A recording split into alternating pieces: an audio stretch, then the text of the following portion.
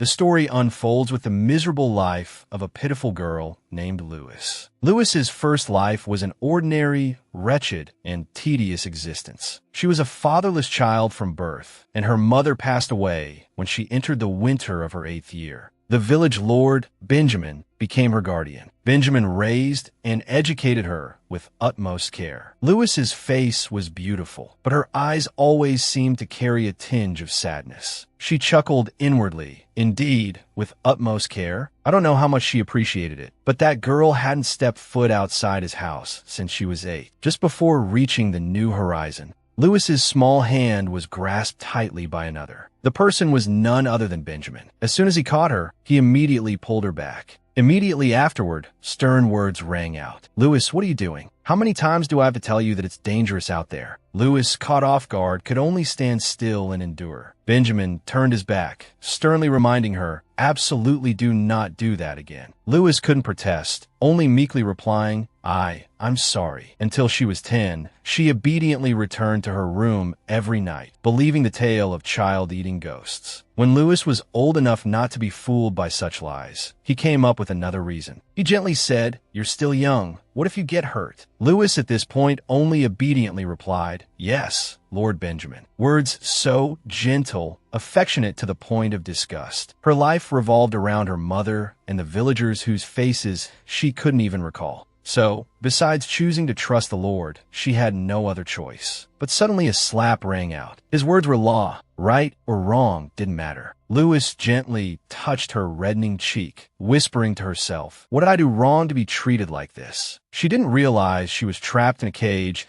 and continued to live like a puppet under his watchful eye. He didn't love me at all. What he saw in me was only the image of Leah, my mother. He used my image to remember my deceased mother all the time. So that's why I forced myself to forget. Myself. Everything he gave me originally belonged to my mother. The food I had to like most was my mother's favorite food. Even when Lewis wasn't feeling well, she had to tell herself, "If I don't eat, he'll get angry." My favorite color was yellow, but my wardrobe was full of green. Looking at the wardrobe in front of her, Lewis couldn't help but sigh. Mother's favorite color. It's out of fashion now. Even her laugh was forced to be changed to resemble hers. Looking at Lewis's reflection in the mirror, Benjamin's face became even more excited that, yes, that's it. The two of them were like polar opposites. One ecstatically excited, the other could only bow their head in silent resignation. Benjamin, at this moment, seemed to have gone mad, rushing to the mirror and shouting, "Leah." He looked at me in the mirror, happy as if my mother had come back to life. He always went on and on about how beautiful and elegant my mother was. Because I was the daughter of such a woman, I was raised to behave and act just like her. Benjamin's words echoed in her head. "Your mother wouldn't say such things. You have to become a wonderful person like your mother, right?" Lewis is becoming more and more like Leah. Every time I look at you, it's like Leah is returning. "Lewis, you won't leave me, will you? Without me, you're nothing but an orphan. You absolutely must not forget the kindness I bestowed upon you, right, Lewis?" Faced with these binding words, Lewis had no other choice but to reluctantly nod in agreement. Receiving the desired response, Benjamin turned away. Only then could Lewis relax a little. She felt a pang of sadness. Now, I don't even know who I am anymore. And then, when I turned 16, he decided to marry me. At 16, though still immersed in that dark and hazy world, I realized I was just a caged bird. Now I could feel the old and disgusting gaze of the man before me. Looking at the cold smile before her, Lewis couldn't help but think, disgusting, so disgusting. How could he turn the daughter he raised into his wife? However, I had no choice because I was nothing but an ignorant orphan with nothing to my name. Dressed in a splendid wedding gown, Lewis's face held no trace of joy. She thought to herself, "I only have one option left. It's the only way he can't control me." As she thought, she looked out the window towards the distant forest. Tears silently fell as Lewis murmured to herself, "The only way is to end my own life." Thinking this, she bit her lip hard to prevent any sound. Immediately after, Lewis slumped onto the bed, silently berating herself, so pathetic. But even so, as she thought, she slightly raised her head, her eyes tightly shut.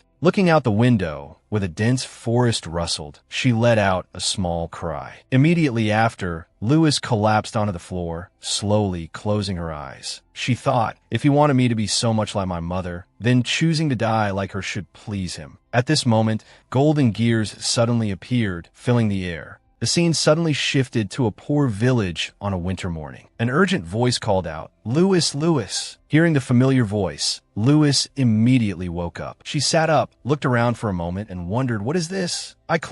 Confusion was evident on her face that I clearly ended my own life. Looking up, Lewis was immediately struck by the light. She frowned slightly, letting out a soft sound. Immediately, she looked around frantically. After a moment, she couldn't help but feel bewildered. Could this place be? Looking at her hands, Lewis murmured, "My hands are smaller too." The more she thought, the more confused she became. Is this real? Could it be real? While still in shock, a familiar voice suddenly rang out, "Lewis, why aren't you answering when Mother calls you, dear?" Along with the warm voice, a figure also appeared from behind her. Hearing the familiar voice, Lewis was startled and immediately turned her head. The person standing behind her was none other than her mother, Leah. She smiled gently and asked, "Has my princess not woken up yet?" Seeing her mother, Lewis couldn't hold back her emotions, and tears immediately welled up. She blurted out, "Mother, when I opened my eyes, I was back in the winter when I was 8 years old." She immediately rushed to hug her mother tightly and cried out, "Mother!" Seeing this, Liao was extremely bewildered and hurriedly asked, "Oh my, what's wrong? Did you have a nightmare?" Lewis hugged her mother tightly, a smile beginning to appear. "Yes, a very, very scary nightmare. Mother, the gods must have taken pity on me, so they let me escape from that place, more terrifying than hell." Liao was now leading Lewis to the church to pray. Arriving there, the little girl immediately clasped her hands, lowered her eyes, and prayed sincerely, "Oh God, if this is a dream that I can't wake up from, please continue to have mercy on Mother and me, so that we won't be hurt by that man, Benjamin, anymore." While praying, she thought of Benjamin's demonic face. Lewis frowned slightly and pleaded with God. Then she looked up at the sky and sincerely said, "Don't let this tragedy happen again." The memories of her mother were still the same as before.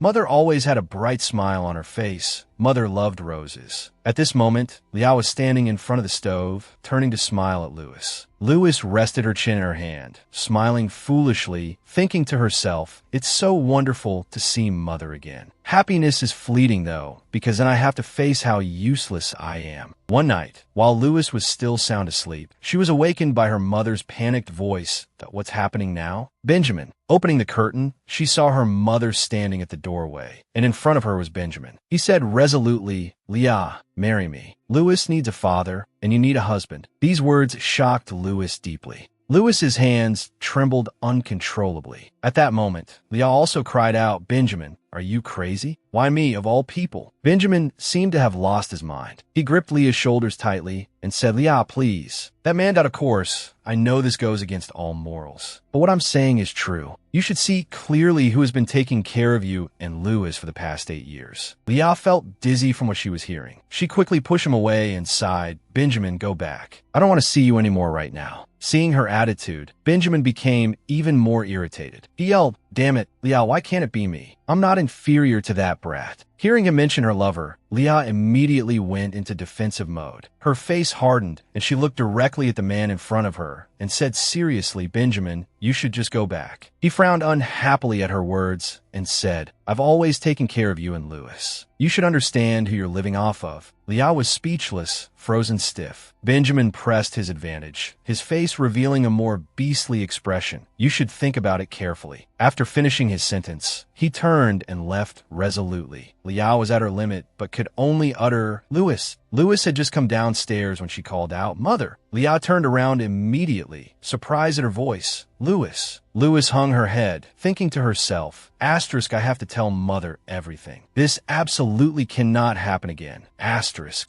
Leah walked over, her voice laced with worry. "I'm sorry. Did I wake you?" Lewis quickly replied, "I'm all right." Then she continued, "Mother, there's something I need to tell you." And so I told her everything that had happened. After hearing the story, Leah immediately embraced her daughter.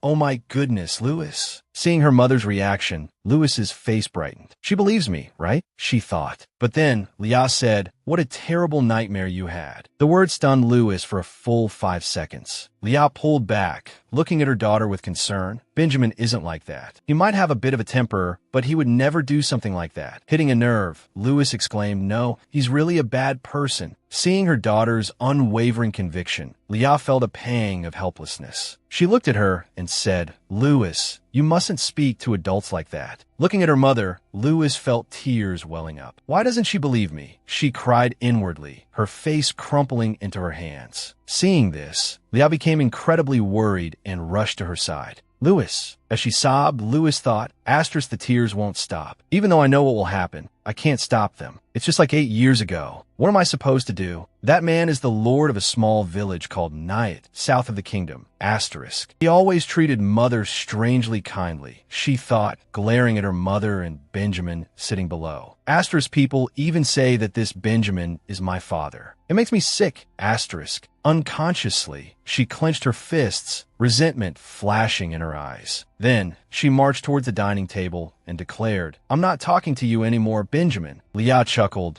"I asked this about the dream where you married Benjamin." Louis immediately retorted, "It's not about that." At that moment, Benjamin spoke up. "Louis dreamt of marrying me." He then laughed. "It would be my honor to marry Louis." Louis watched him, wondering, asterisk, how can I escape him? How? Even though I tried to convince Mother. Asterisk. Leah rushed over and hugged her daughter, laughing, "Oh, my adorable little puppy." Louis looked at her mother, speechless and defeated. Then she hung her head, feigning sadness. "Mother, listen to me. I had another nightmare." Despite her words, her mother remained silent. Asterisk, no matter what I say, she won't believe me. Am I just supposed to let the days pass like this? Asterisk, she thought. Back in her room, Louis continued to ponder. Telling her that I've gone back in time will only make her worry more. Asterisk, I have to study. That's the only thing I can do right now. Asterisk, with that thought, she stood up abruptly, her fists clenched with determination. Immediately, Louis ran towards the village church. Peering around, she thought to herself, the church library must have a lot of books. Inside, a massive book on a lectern immediately caught her attention. Even more intriguing, several pages have been ripped out. Louis opened the book, silently wondering, if I explain it logically, would Mother believe I'm reincarnated? After reading for a while, Louis's brow furrowed. The text was both difficult and dry. I'll have to read this several times to understand it. Despite feeling a little discouraged, Louis reassured herself, it's okay, I can do this. As she was concentrating on reading, someone spoke in a startled voice. Oh my goodness, reading such a difficult book at such a young age. It was one of the nuns from the church. Another nun nearby, overhearing, exclaimed, she's been coming here and persistently reading like this for several days now.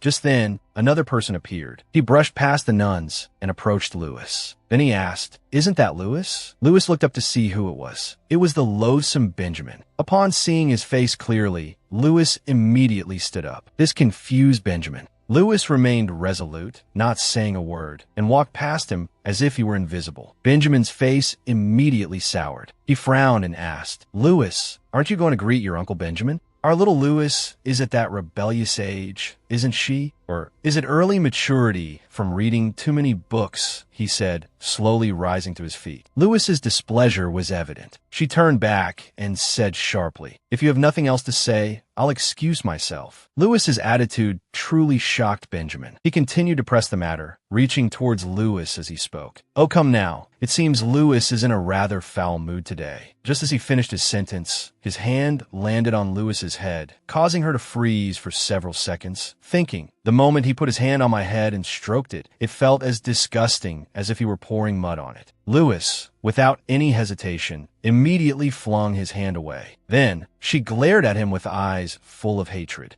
Louis turned to leave immediately, but Benjamin added, Louis, do me a small favor, and I'll give you some candy. These words made Louis pause. Benjamin gave a sly smile and said, it's nothing difficult. Just relay a message to Leah for me. Tell her it's best to reply as soon as possible. Louis immediately understood what he was referring to, but she hadn't expected him to use her as a messenger. Therefore, Louis flatly replied, I don't want to. Benjamin, slightly taken aback, asked why. Louis glared at him and said, if you have something to say, tell her yourself. After saying this, she immediately turned and left. Being so bluntly rejected infuriated Benjamin. He gritted his teeth, cursing under his breath, that spoiled brat. Just as soon as Leah signs the papers, I'll send you to boarding school. If you weren't so much like your mother, I wouldn't have to go through all this trouble. As he spoke, he watched Louis with a meaningful look. Louis's figure grew smaller and smaller. In the distance, Benjamin watched her go, furrowing his brow. The way she glared at me, just like him. Blood really is thicker than water. As he thought this, a face that closely resembled his own appeared in his mind. Meanwhile, Lewis had run outside.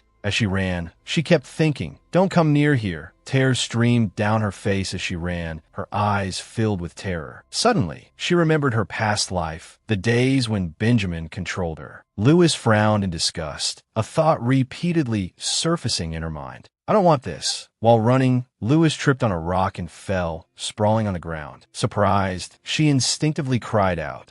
Just then, someone approached. Seeing her, he called out, "Lewis." He immediately knelt down and helped her up, asking, "Are you all right? You should watch where you're going." Recognizing him, Lewis exclaimed, "Father Petchik." After Lewis was fully on her feet, Father Petchik gently inquired, "What's wrong? Why does my little bookworm look so down?" Still shaken from her fall, Lewis politely replied, "It's nothing." Father Petchik frowned slightly and, pointing at her face, continued, "But your eyebrows are furrowed like a dry twig." His playful remark finally made Lewis laugh. A little embarrassed, she said, "What are you saying, Father?" Really? Seeing her usual cheerful demeanor return, Father Petchik's brow relaxed. But then, Lewis's smile turned melancholic. Hesitantly, she asked, "By the way, Father, what would you think if Uncle Ben became my father?" The question surprised Father Petchik. He quickly regained his composure, however, and brought a hand to his chin, pondering. "The Lord?" Lewis asked again. "It's hard to believe, isn't it?" Father Petchik frowned slightly.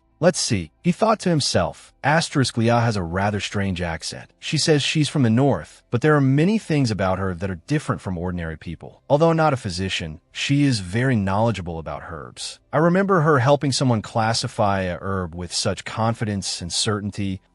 It was the kind that helps with sleep. Another time, she looked up at the sky and said, "It will probably rain tomorrow." She could predict the next day's weather just by looking at the sky. Seeing that, everyone speculated that she was a witch. After hearing about the plan to wipe out the heretics in the north, the villagers came to me and said that she might be a witch. But Leah is a more devout believer than anyone. The more he thought, the more troubled Father Petchik became. A commoner girl, mistaken for a witch, becoming the Lord's wife? What irony. Thinking about that scenario, he also considered the reactions of the other villagers. Looking down at Lewis, Father Petchik thought to himself, "Still, it seems something really has happened to this little bookworm." Lewis continued, "He's not at all like the father my mother always told me about." Father Petchik, not wanting to overcomplicate things, comforted her. "But Lewis, if you have a father, many more wonderful things will happen than now." Lewis immediately replied, "Father, if it's him, those wonderful things won't happen." As she spoke, a visible hatred flashed in Lewis's eyes. Father Petchik, hearing this, became extremely worried and asked, "The Lord is very rich, so he could buy Lewis any book she likes." Lewis immediately replied, "There are also many books at the church, Father." She placed her hand on her chest and confidently declared, "I'm happy enough now."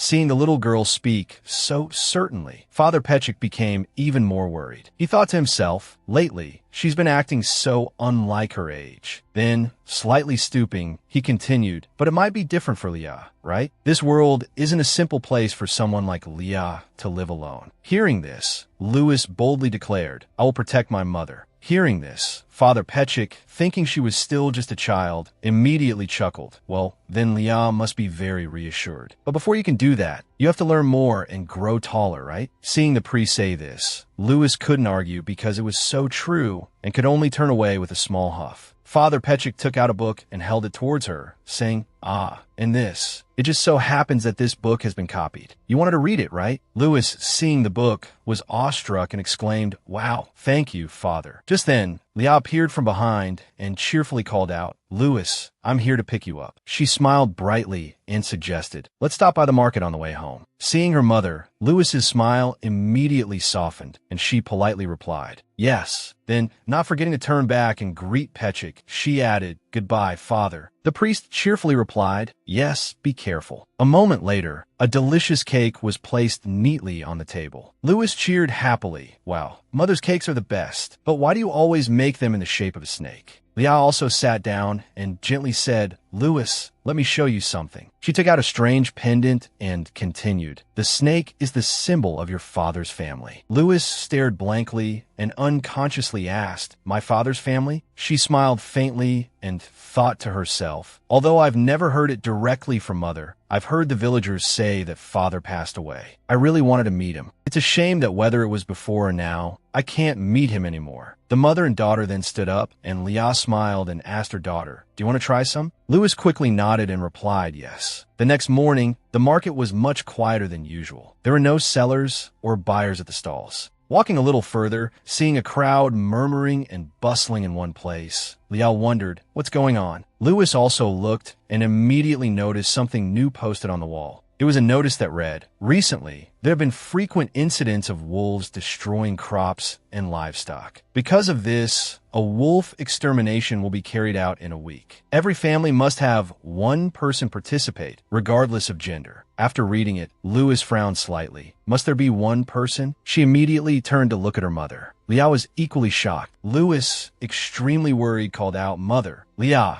though very worried, tried to remain calm and turned to her daughter, saying, "Louis, let's go home quickly." So, the mother and daughter, having bought nothing, dejectedly returned home. That afternoon, a child's voice rang out resolutely, "I will kill all those wolves." Right after that, a woman's voice shouted, "Get over here now." As soon as she finished speaking, the little boy was seen being dragged away by his mother. He cried out, "Ow, Mom, that hurts. This is hopeless." Louis felt incredibly sad and could only look away. The little boy next to Louis turned and asked, "Will your mom go too, Louis?" She replied, "No." Another little girl chimed in, "The Lord always sends knights to protect Louis's house." The little boy, filled with admiration, exclaimed, "Whoa, that's so cool. Knights are the ones who wear armor and swing swords, right? Awesome." But Louis didn't feel the same way. She sighed and thought, "A few days ago, Benjamin came to see me again." Asterisk, he hung his head and said apologetically, "I'm so sorry. I must have been out of my mind at the time." Asterisk, Liao looked at him, frowning without saying a word. Asterisk, Benjamin continued, "You don't have to go on this wolf hunt, Liao. I'll send soldiers in your place." Asterisk, Liao felt awkward and asked, "But Benjamin, about that."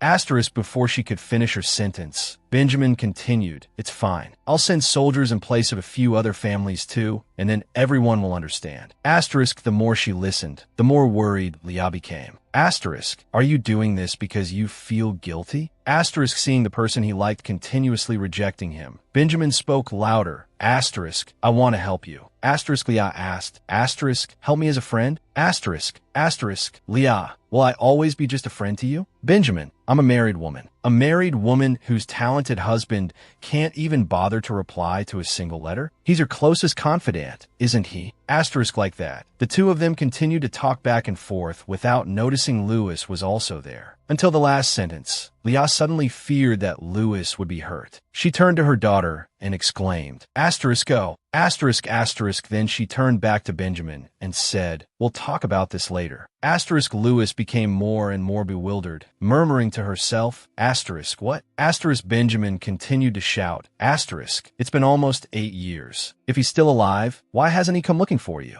You keep sending him letters, don't you? I can make you and your daughter happier. That man has no right to be a father." Asterisk, Leah yelled back, Asterisk, "Stop it, Benjamin." Asterisk, Louis stood beside them, her face clearly bewildered. "My father," she wondered. Asterisk, "Is my father alive?" Asterisk. After hearing Benjamin's words, Louis immediately sank into her thoughts. Asterisk, "Is my father alive? If he's alive, why hasn't he come looking for us? Why is he like this? Asterisk. He'll regret this." By now, Benjamin had finished speaking and was preparing to open the door to leave. Before leaving, he turned back to Leah and said, Asterisk, Leah, "I hope you'll fix that arrogant attitude of yours." Asterisk, she was extremely surprised and immediately asked, Asterisk, what? Asterisk, he showed no mercy and said bluntly, Asterisk, "I'm giving you one last chance." What can a woman who is no longer single but doesn't even have a guardian by her side do? If you continue like this, I can't send soldiers to this wolf hunt. Leah became even more worried when she heard this and exclaimed, Benjamin, the villagers are innocent. Benjamin replied, so think carefully. Then he immediately turned and left, leaving Leah and Louis dumbfounded. Louis watched him go, thinking, I want to know what kind of person Benjamin was, but I thought he would never hurt my mother. I was so wrong. How could he ever be like that? As she thought. She lowered her head, hiding the resentment in her eyes. She looked back up at Leah, calling out, Mom. Leah also tried to compose herself, kneeling down to ask her daughter, are you okay? Louis immediately replied obediently, yes, I'm all right. Leah's voice became even more sorrowful. I'm sorry. But Louis reached out to her mother. She hugged her mother tightly, saying, you don't need to apologize. I'll protect you. Leah hugged her daughter back, smiling as she replied, thank you, my daughter. Not long after, Louis finally fell asleep. Leah sat beside the bed, gazing intently at her sleeping daughter. She looked up, reassuring herself, everything will be all right. I hope everything will be all right. Finally, the day of the wolf hunt arrived. Early in the morning, everyone gathered at the edge of the forest. Some carried axes, others spears. Everyone wore expressions of grief and fear. One of them spoke up, we should start the hunt before it gets any colder. The boy from the other day also arrived. As soon as he saw Louis, he called out, Louis. Approaching her, he looked around for a moment, then uttered, huh? He looked directly at Louis with an angry expression. What's going on? You said the Lord would send soldiers. Were you lying? Louis's face showed her annoyance. She turned and said directly, no, I never said they would come. Then she thought to herself, Benjamin hadn't kept his promise to send soldiers to the wolf hunt to help Leah and the villagers. Not only the soldiers, but he himself hadn't been visiting as often as before either. Leah also stepped forward to explain to the boy, the Lord is very busy preparing for winter, so that's why. I came instead. The boy, seeing a woman come in a hunt, retorted, Leah, do you know how to fight? Leah hesitated, unsure how to respond. About that. Louis immediately stepped in front of her mother and asked back, what are you saying? Just then, a man stepped forward, sadly saying, because we're short-handed, I'll go too. His wife, hearing this, became extremely worried and grabbed her husband's shirt, calling out, honey. She spoke as if on the verge of tears. Your leg is still injured. How can you hunt wolves? Honey, please don't go. Then she turned to Leah and shouted, you're normally so close to the Lord, but when we need him. Leah, hearing this, couldn't say anything more and just hung her head. Louis quickly noticed her mother's sad expression. She ran to comfort Leah, Mom. It's okay. It's not our fault. It's Uncle Ben who made a promise he didn't keep. So don't worry, okay? As she spoke, she tried to smile brightly. But looking closely, Louis was also shivering from the cold weather. Leah, though incredibly sad, looked at her daughter and forced a smile, replying, yes, I'll do my best. The others, overhearing their conversation, immediately started criticizing that shameless woman. She's lost her mind. Hearing these words, Leah, though saddened, told herself, I must stay strong. Seeing the people's words becoming increasingly harsh, Father Petchik had to intervene. All right, stop it now. The ones we should resent are the wolves, not Leah. Hearing this, they finally dispersed grudgingly, muttering amongst themselves, humph, let's go. The man from earlier looked back at Leah. His sorrowful gaze made Leah extremely worried. He walked over and said to Leah, let's go too. And so they, with their rudimentary gardening tools, advanced together with the goal of exterminating the pack of wolves. As soon as the wolves saw the people, they immediately pounced to attack. Seeing this, they immediately panicked. The man also swung his axe and missed. He yelled, run. Immediately after, a wolf lunged at him. Before Leah could do anything, the man's blood spurted out under the wolf's claws. Seeing this, she couldn't help but scream. The man, in the end, naturally didn't survive. His wife sat beside him, tears streaming down her face, blaming herself, saying, it's all my fault. Then she turned to Leah and criticized her. If the soldiers had come, my husband wouldn't have died. Leah could only lower her head and stammer, I'm truly sorry. She closed her eyes, her expression full of sorrow. But the woman didn't stop there. She lunged forward, grabbed Leah's hair, and yelled, you think an apology is enough? Leah could only cry out in helplessness. Seeing the commotion, the other villagers rushed over to intervene. Margaret, stop it. You know this isn't Leah's fault. Louis could only helplessly watch everything unfold. Margaret was still furious. She pointed at Leah and screamed, let go of me. Let go. She should follow my husband to the other side. I said let go. Liao was utterly helpless and immediately burst into tears. Lewis watched, blaming herself. I should have helped Mother. But why couldn't I move? As she thought this, Lewis's tears also began to flow. Why? She thought, sobbing. Ever since that day, under Margaret's direction, Mother and I began to be subtly ostracized in the village. At first, even though the prices were the same, they sold us smaller quantities, differences too subtle to notice easily. Clearly, they'd sell to others, but when it was Mother's turn, they'd say they had nothing left. Even in church, everyone left space around Mother and me. Lewis frowned, thinking to herself, no one sits near us. The affection the villagers usually had for Mother instantly changed to hatred. Lewis sat down, looking off into the distance, thinking, coming to a place like this makes me feel a little better. I'll read a book for a while. As she thought this, she opened her book. But suddenly, someone came up and kicked Lewis. Caught off guard, she fell to the ground, crying out in pain. At that moment, a group of children gathered around her. They started taunting her. Lewis, all you do is read books. What good is reading for a brat like you?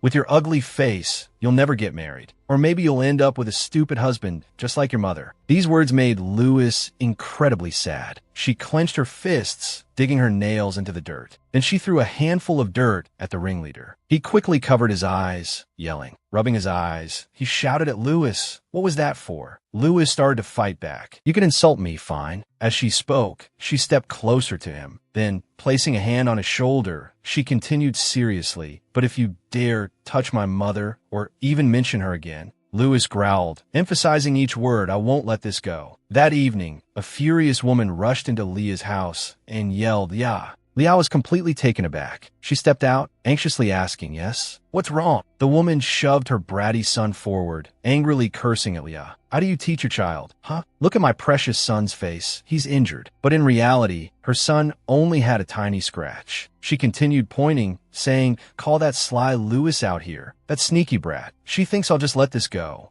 Leah, not wanting to argue, offered a solution that I'm so sorry. I'll pay for the medical expenses. But the woman scoffed, saying condescendingly, you have money to pay? I'll tell my husband, and you two won't even think about setting foot in the store again. After the woman left, Leah went back inside and got a cool cloth. She then placed it on Lewis's forehead because she was running a fever. Looking at her daughter lying in bed, Leah frowned slightly. Lewis. Earlier that afternoon, Lewis had come home without turning around, saying as she reached the door, I'm home. Leah, seeing her daughter, brightened up and immediately replied, welcome home. But right after, she noticed something unusual. Lewis's face was covered in dirt and scratches. Leah froze, anxiously uttering this. But she didn't ask anything, just slowly sat down and said, how about we clean your wounds first? But her daughter had a high fever. Leah shed tears, silently calling out in her heart, Alext, I miss you so much. As she thought, she burst into tears. The eyes of the villagers followed Leah and Lewis like a frenzy of madness and rage. What those people witnessed was Father Pekik lost in thought when a hand reached out, offering a cup towards Lewis. She saw clearly who it was and politely accepted it, smiling and saying, thank you, Father. Pekik also sat down, placing his things on the table, and said, these are the books and herbs I brought for you today. But immediately afterward, he looked saddened that I can't give you more. I feel so guilty. He then asked, Leah, is your mother doing all right? Hearing this question, Lewis lowered her head, her expression incredibly awkward, but she still politely replied, for now, she doesn't seem to be doing very well. Although she doesn't have a cold, but Father Pekik responded, I hope your mother recovers quickly. As he spoke, he lowered his eyes, looking deeply sympathetic. Worried about her mother, who could only lie in bed, she had to quickly seek out a doctor. However, both the doctor and pharmacist, due to the threats from the villagers, refused to treat her mother. Fortunately, the doctor, plagued by his conscience, came to their house that night. But he warned, this is what will happen if you help them. As if it were a warning, you won't even be able to afford a piece of bread. Lewis tried to smile, saying to Father Pekik, I'm very grateful that you haven't ignored my family, Father. Pekik, looking at the little girl, trying to be strong, frowned slightly, wondering to himself, how long is this village going to continue like this? He lowered his eyes, continuing to think, God teaches us to love those around us and to share our compassion from our hearts. Why do they hate people and cause them such suffering? Lewis was still incredibly sad. Father Pekik, sitting across from her, also felt heartbroken by her and her mother's situation. As he saw her out of the church, Pekik asked, "Lewis, you don't resent the villagers, do you?" The little girl frowned, lowered her head slightly, and then frankly said, "I hate them very much." But then her face softened. "But if I had time to hate those people, I would rather spend that time taking care of my mother." Hearing this, Father Pekik felt somewhat relieved and even managed to smile. He reached out and patted little Lewis's head. Then, bending down slightly, he said to her, "Shall we go back now?" Lewis politely replied, "Yes, father." Lewis thought to herself, I lived a miserable life. I died and came back, but what's the point? When I was little, I couldn't do anything. Will that life just repeat itself? At least she had learned how to identify medicinal herbs for her mother. The more she thought, the sadder she felt. Lewis pursed her lips. If so, even if it's just a little, I can still help mother. Even though I want to find father right now. But her steps faltered. Thinking of her mother, who was seriously ill and in critical condition, Lewis felt that this life was so unfair. Lewis gritted her teeth, wondering, if it's going to be like this, why did they let me live again? Lewis clutched her skirt, tears streaming down her face. Lewis felt helpless. I'm just a plaything in Benjamin's hands. The next day, Father Pekik also came to visit. As soon as he entered the room, he asked, "Leah, how are you?" Seeing someone had come, Leah forced herself to sit up, her voice tinged with surprise. "Oh." Although Leah was still coughing, she forced a smile and replied, "Thank you for your concern, Father. I'm much better now." Seeing Leah's condition, Father Pekik frowned slightly, thinking to himself, it seems she hasn't recovered yet. In fact, she looks worse than before. Then he looked toward the outside. The window had been smashed by someone, and the wind was constantly blowing in. Inside the house, paper and stones were scattered everywhere. It was obvious who had caused it. Pekik frowned. This is too much. Just then, Lewis came in from outside, carrying a cup of water, and said to her mother, "Mother, this is the herbal water I made. Please try to drink some." Seeing her daughter's thoughtfulness, Leah smiled and replied, "Thank you, my dear daughter." Father Pekik didn't just stand by. He took some wooden planks and boarded up the window to keep the wind out, thinking to himself, I hope spring will come soon so that everyone's wounds can heal and they can atone for their mistakes. As he thought, he looked towards the distant sky and make amends for the wrongs they have inflicted on these people. On the other side, Liao wearily shook her head and said to Lewis, I can't drink anymore. Lewis was extremely worried, thinking to herself, Mother hasn't even drunk half of it. Then, suddenly, Liao began to cough violently and fainted. Seeing this, Lewis was extremely panicked, crying out, Mother! Father Pekik, who was downstairs, heard her. He rushed upstairs, asking in alarm what happened. Lewis could only watch as Liao lay unconscious on the bed. Lewis was now beside herself with fear and could only keep calling out, Please, Mother, wake up, Mother! But despite her cries, Liao remained motionless, her face pale. Liao remained unresponsive, leaving Lewis utterly helpless. She collapsed onto the bed, sobbing, Mother! Father Pekik, understanding the situation, immediately thought, I must call a doctor right away. But then he hesitated.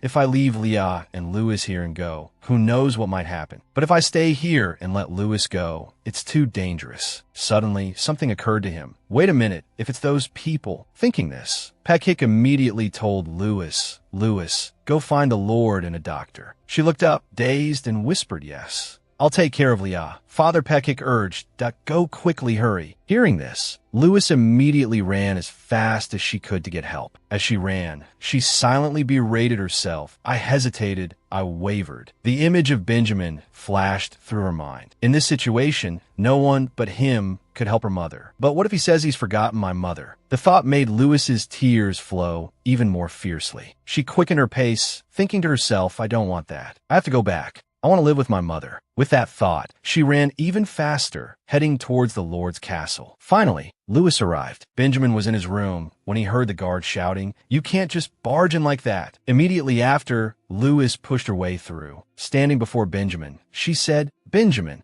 Benjamin smiled and replied, Lewis, it's been a while. Tears welling in her eyes, Lewis pleaded, Please, help me. But Benjamin, preferring to play it cool, feigned indifference. I'm sorry, he said, but I'm off duty right now. If there's something you need, come back tomorrow. Before he could finish, Lewis cried out, My mother is sick. Please come with a doctor to my house. Her words made Benjamin frown. Lewis continued, If you don't, you'll regret it for the rest of your life. Seeing Lewis's desperation, Benjamin realized that something was seriously wrong. He glanced to the side and asked a servant, "Is everything ready?" Soon after, they boarded a carriage and headed straight for Leah's house. Throughout the journey, Benjamin remained silent, staring out the window. Lewis, worried sick about her mother, was in tears. Benjamin glanced at her, frowning. Isn't Leah just suffering from common cold? Why is she crying like this? He wondered. They quickly arrived at Leah and Lewis's home, and the doctor immediately examined Leah. Anxious, Lewis asked, "Doctor, is my mother going to be all right? Will she recover?" After the examination, the doctor's face was clearly saddened, making Leah's condition obvious. With a heavy heart, the doctor said, "I'm very sorry." Those words struck Lewis like a blow to the heart. Her head bowed. She pleaded, No. Surely you can do more than this. I beg you." As she spoke, tears streamed down her face. Just then, Leah's weak voice called out, "Lewis." She reached out to her daughter, managing a weak smile. "Come here." Hearing her mother's voice, Lewis rushed to her side, crying out joyfully, "Mother!" The doctor then went over to Benjamin and Father Peckhick and whispered, "My lord, father, could you please step aside for a moment?" "Over here," Lewis resolutely said. "I don't want to." She sadly asked, "Will mother leave me like this too?" Then, hugging her mother tightly while crying, she said, "I don't want this. I can endure anything, but not this." Leah, at this point, had also realized Benjamin's true colors. She stroked Lewis's head, whispering, "Lewis, I'm sorry for not believing you. I even lied to you." As she spoke, Lewis coughed violently. Then, she continued, "At that time, even though I noticed Benjamin's words, your father was still alive. Go find your father, Lewis." Hearing these words, Lewis was incredibly shocked, her eyes wide. She quickly sat up, saying to Leah, "Then, come with me, mother. You have to come with me, right?" Leah, incredibly saddened, replied, "I'm afraid I can't." Hearing this, Lewis burst into tears that "I don't want to go alone. I won't go anywhere." Leah was heartbroken, tears slowly streaming down her face. She forced a smile at her daughter. "Lewis, being your mother has made me so happy. I love you so much, my daughter." As she spoke, she tried to wipe away her daughter's tears. Then, Leah's body went limp, her hand stroking Lewis's head, losing its strength. Lewis was stunned, unable to comprehend what was happening. She shook her mother's hand, softly calling "Mother." But Leah didn't react. In despair, she cried out, "Mother!" The people downstairs, having heard the commotion, all looked up at the attic. Father Peckhick was the first to reach Lewis. He asked worriedly, "Lewis, are you all right?" Lewis was now sobbing, covering her face. She blamed herself. "I'm so useless.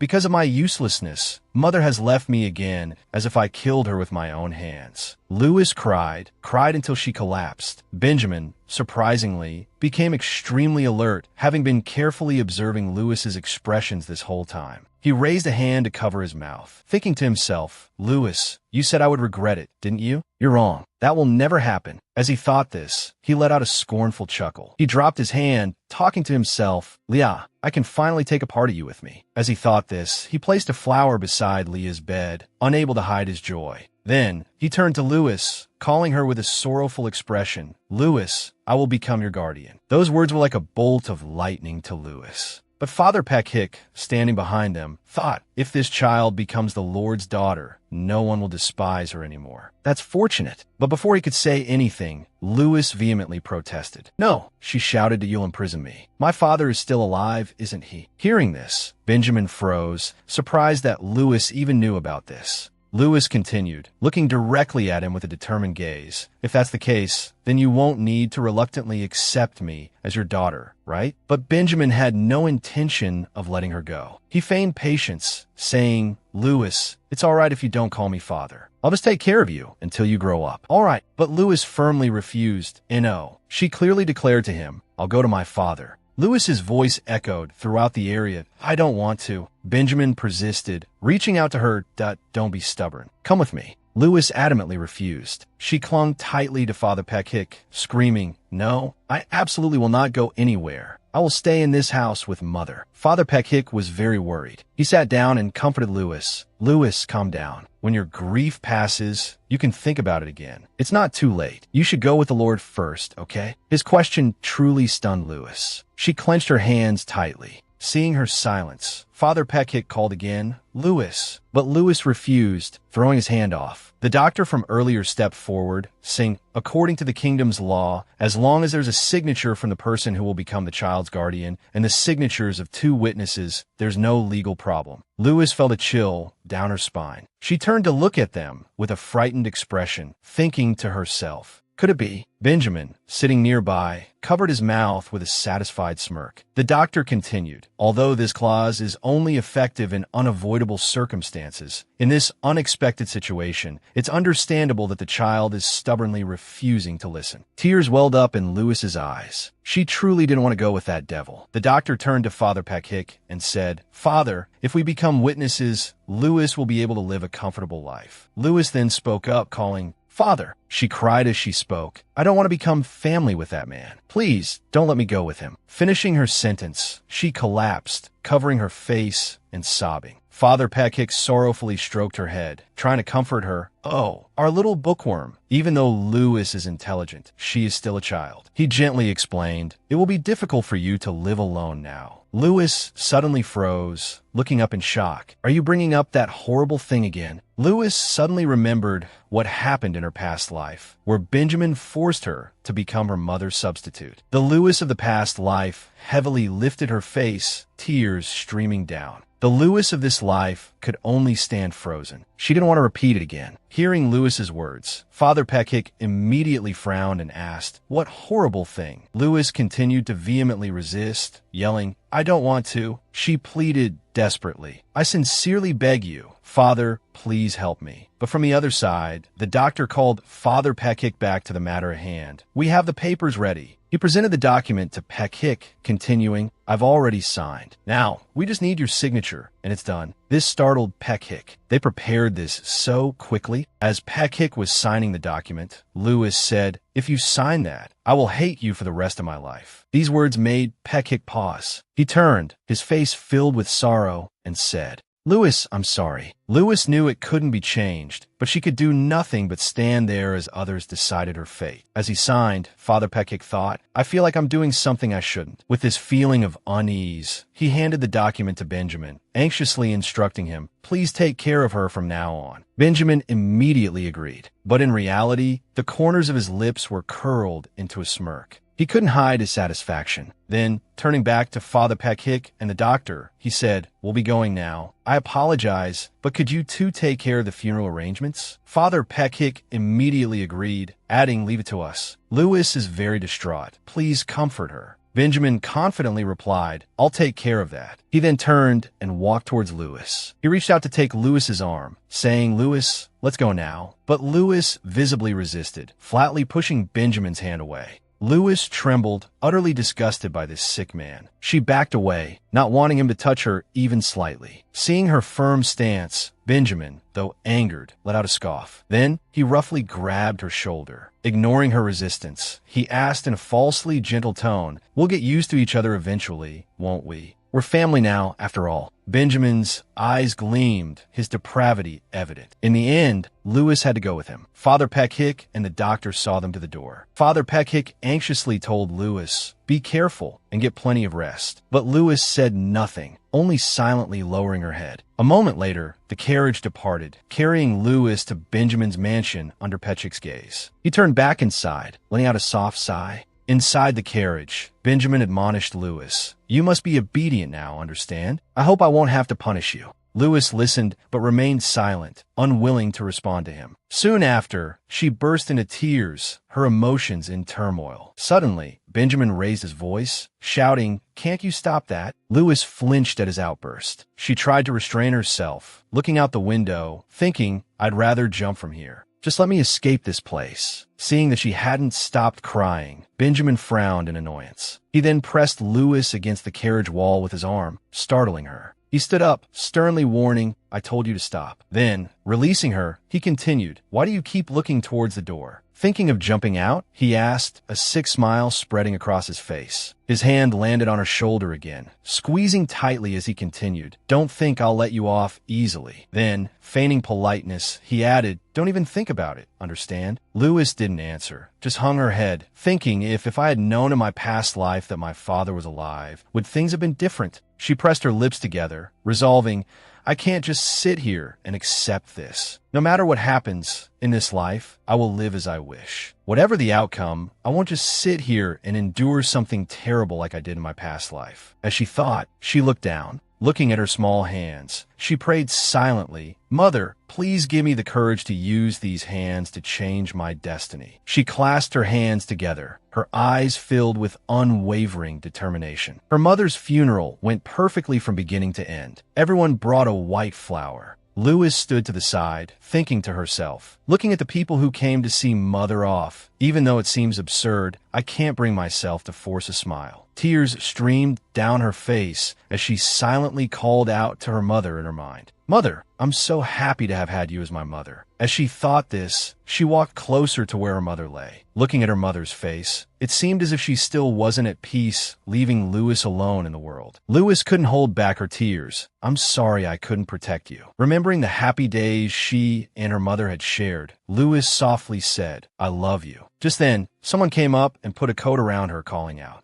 Lewis, you'll catch a cold. Put this on. It turned out to be Benjamin. His demeanor at that moment truly made him seem like a genuinely good person. Lewis immediately dodged him, pursing her lips and thinking to herself. The moment the news of Benjamin becoming my guardian spread, the whole village of Nyaat was in an uproar. The villagers wouldn't even dare to look me in the eye. You've become the Lord's ward. After the funeral, Lewis bluntly asked Benjamin, everything went according to your wishes. Are you satisfied? Benjamin froze at her words. Dumbfounded, he asked, satisfied? Oh. Lewis lowered her gaze and replied, the Lord who governs an entire village doesn't know the situation within his own village? How can you say such a thing? If you had just intervened, things might have been different. Benjamin raised an eyebrow and asked, why does it sound like everything is my fault? Lewis, her pain struck a nerve, looked up and said directly, if it's not your fault, then whose is it? Benjamin, naturally unable to bear such criticism, began to explain, you should listen to my explanation first. Everything I did was for Leah's happiness. Lewis frowned, hearing this. No, it was for your own happiness, not Mother's. Then Benjamin uttered something unbelievable. You and your mother are both equally ungrateful. Lewis was startled by his words and immediately asked, what? Benjamin stepped closer, lightly tapping Lewis's head, and said with a smile, you read books every day, yet you still haven't realized anything? No matter how hard you try, without my help, you're nothing. Lewis was utterly disgusted by his feigned concern. She turned away, avoiding him, and shouted, I don't need your help. Despite Lewis's resistance, Benjamin grabbed her hand and yelled back, don't be absurd, come here. Lewis struggled desperately, shouting back, let go, let me go. I will never forgive you. She closed her eyes, screaming, tears streaming down her face.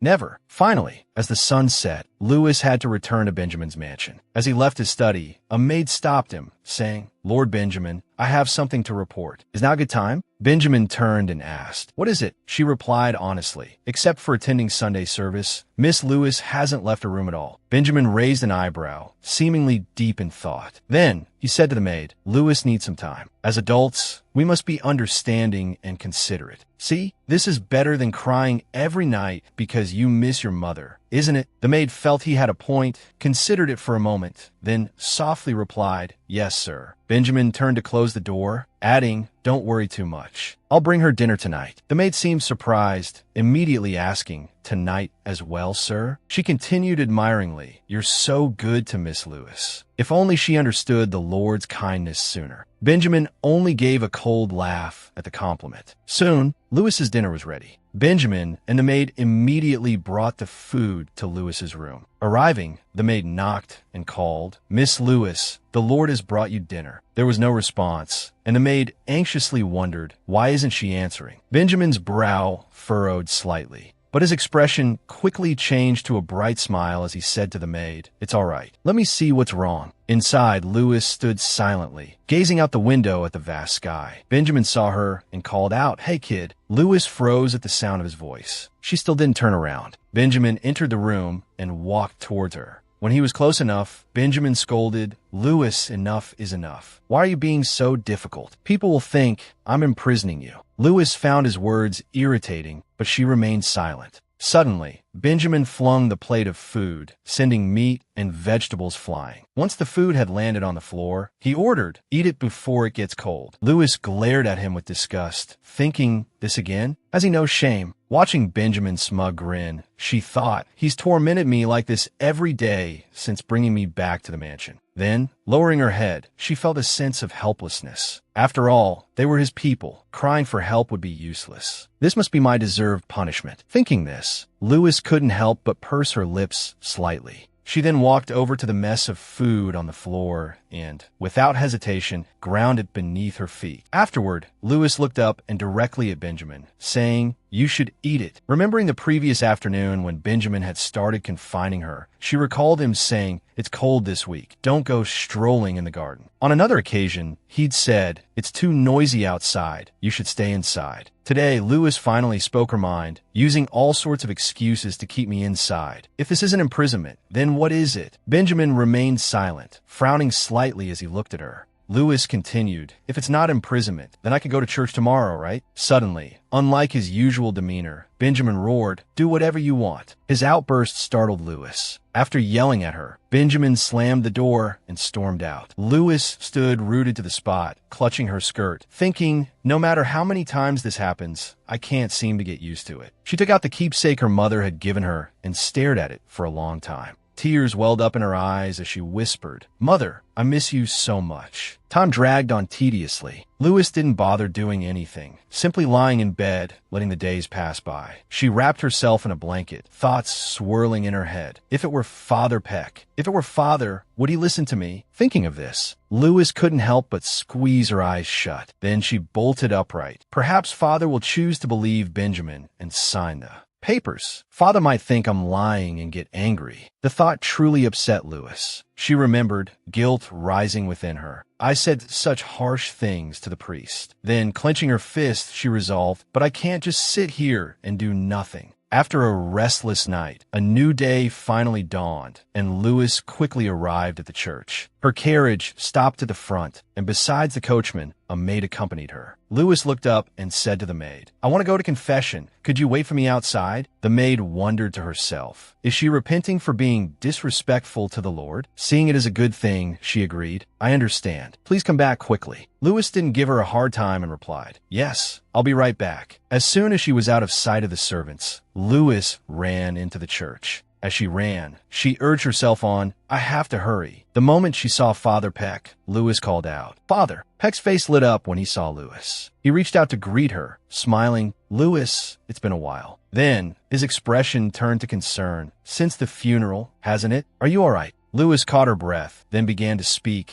each word measured. "I have something to tell you, Father." Before she could finish, she collapsed from exhaustion. Seeing this, Father Peck said, "Oh dear, calm down, calm down. Let me get you a glass of water." Hearing Peck about to leave, Louis clutched his sleeve tightly, pleading, "Father, don't go. I don't have much time." Her words startled Peck. After hearing everything, Father Peck exclaimed in astonishment, "The Lord? How could he do such a thing?" Louis replied sadly, "I know it's hard to believe, but it's true. Father, please believe me." As she spoke, she looked at Father Peck with pleading eyes. "I don't know about others, but I thought you would believe me." Her words pierced Peck's heart. Louis continued, wiping away her tears, "I thought you would believe me." When she finished speaking, a strange silence fell between them. He was worried about Louis, but didn't know what to do. After observing her for a moment, Father Peck frowned slightly, but he looked at Louis's thin frame, thinking, she's lost so much weight. Even grieving for Leah shouldn't have caused this. Then he noticed the bruises peeking out from beneath her long gloves. Despite her dress partially concealing them, many injuries were visible on her body. He thought back to the day Leah died, a thought surfacing in his mind. Furthermore, at that time, it was when Benjamin suddenly smiled. Cunning. After realizing Peck was watching him, he immediately extinguished that smile and looked at him with a cold face. Thinking of this, Father Peck couldn't help but shudder. Recalling that smile, Father Peck couldn't help but think, that uneasy feeling. He looked at Louis again, thinking to himself, she certainly has no reason to lie to me. There must be some reason why she's only cold to Benjamin. Thinking of this, his heart sank and unease was evident in his eyes. Seeing that the priest had no reaction, Louis also began to feel discouraged, and her mood couldn't improve. She forced a smile and said, "Well then, I'll be going." Just as she was about to leave, Peck immediately stood up and called out, "Wait a minute, child." Lewis, thinking all hope was lost, didn't turn around. She just turned her head slightly, trying to stay calm, and replied, "It's okay. There's nothing else that can be done now. Just forget what I said today." But Father Peck came closer, continuing to call, "Lewis, wait a moment." As he approached, Peck reached out his hand, intending to stop her. But Lewis, as if by reflex, put her hand in front of her face, fear evident on her face. Seeing Lewis's reaction, Father Peck became even more worried. He knelt down on one knee and softly called, "Lewis." Lewis was now completely helpless. Tears just streamed down her face. "I'm sorry. I know that anyone looking at me would see that I need the protection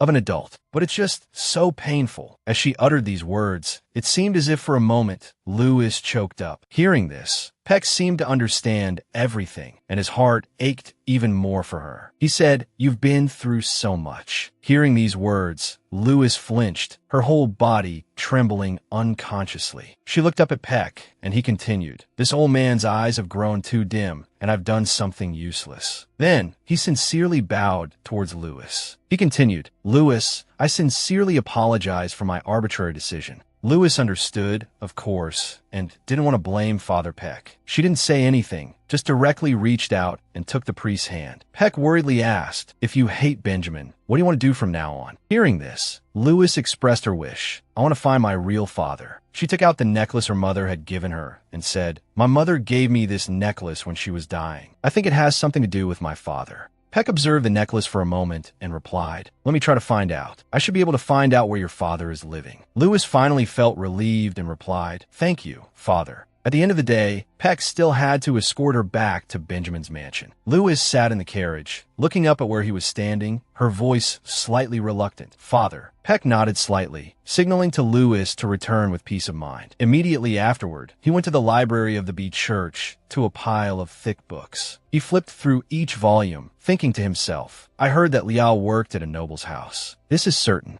While searching, Peck muttered to himself, "The family that uses a snake as its symbol." And finally, he found it. After reading the information, he immediately exclaimed, "This place is so far away." Looking outside, he wondered to himself, "Can I get her there safely?" Then, Peck put the book down, silently blaming himself. "My misjudgment has caused that child so much suffering." He stood up, silently determined. This kind of stupidity cannot happen again. A few days later, at Lord Benjamin's mansion, Benjamin leaned against the wall, raising an eyebrow at Lewis. "You say you're going to confession?" She didn't answer, silently reading the book in her hands. Benjamin, naturally annoyed at being ignored, taunted her. "Look at you. It seems you don't intend to reflect on your arrogant attitude, do you?" Then, with a seemingly affectionate smile, he said, "There's a boarding school perfectly suited for ungrateful little girls like you. In the spring, you'll attend that school. Remember that." This news was like a bolt from the blue for Lewis. Wait. Before Lewis could speak, Benjamin slammed the door shut and left. His action truly startled Lewis. She closed her eyes, thinking to herself, "This life is clearly different from the previous one, but I still can't be certain." She looked at her palms, telling herself, "I must escape from here before spring arrives." One day, Benjamin suddenly announced, "From this weekend, I've decided we'll attend the larger church, not Nier anymore." Lewis was astonished and immediately asked, "What?" She was extremely worried, thinking to herself, "I had planned to leave Nier with Father Peck tonight." Thinking this, she immediately retorted, "I don't want to." That statement greatly annoyed Benjamin. He turned and gestured to the servants. Soon, all the servants had left the room. Now, Benjamin could be his true self, and he sneered. Then he directly grabbed Lewis's shoulder tightly, yelling, "This is absolutely insane. I told you to like it, so you have to like it. How dare you refuse?" Lewis didn't back down, struggling to remove his hand while shouting back, "If you have faith, you can pray anywhere. God is everywhere." Benjamin sneered again, saying, "Very well." Lewis moved away from him slightly, then said, "If it's not in your church, I absolutely will not go." Benjamin, of course, wouldn't compromise easily. He turned his back to leave, saying fiercely, "You will go to the larger church regardless. Otherwise, enjoy being confined to your room for the rest of your life." Before he stepped out of the room, Lewis saw the key hanging from his wrist. Lewis instantly recognized it and was filled with panic.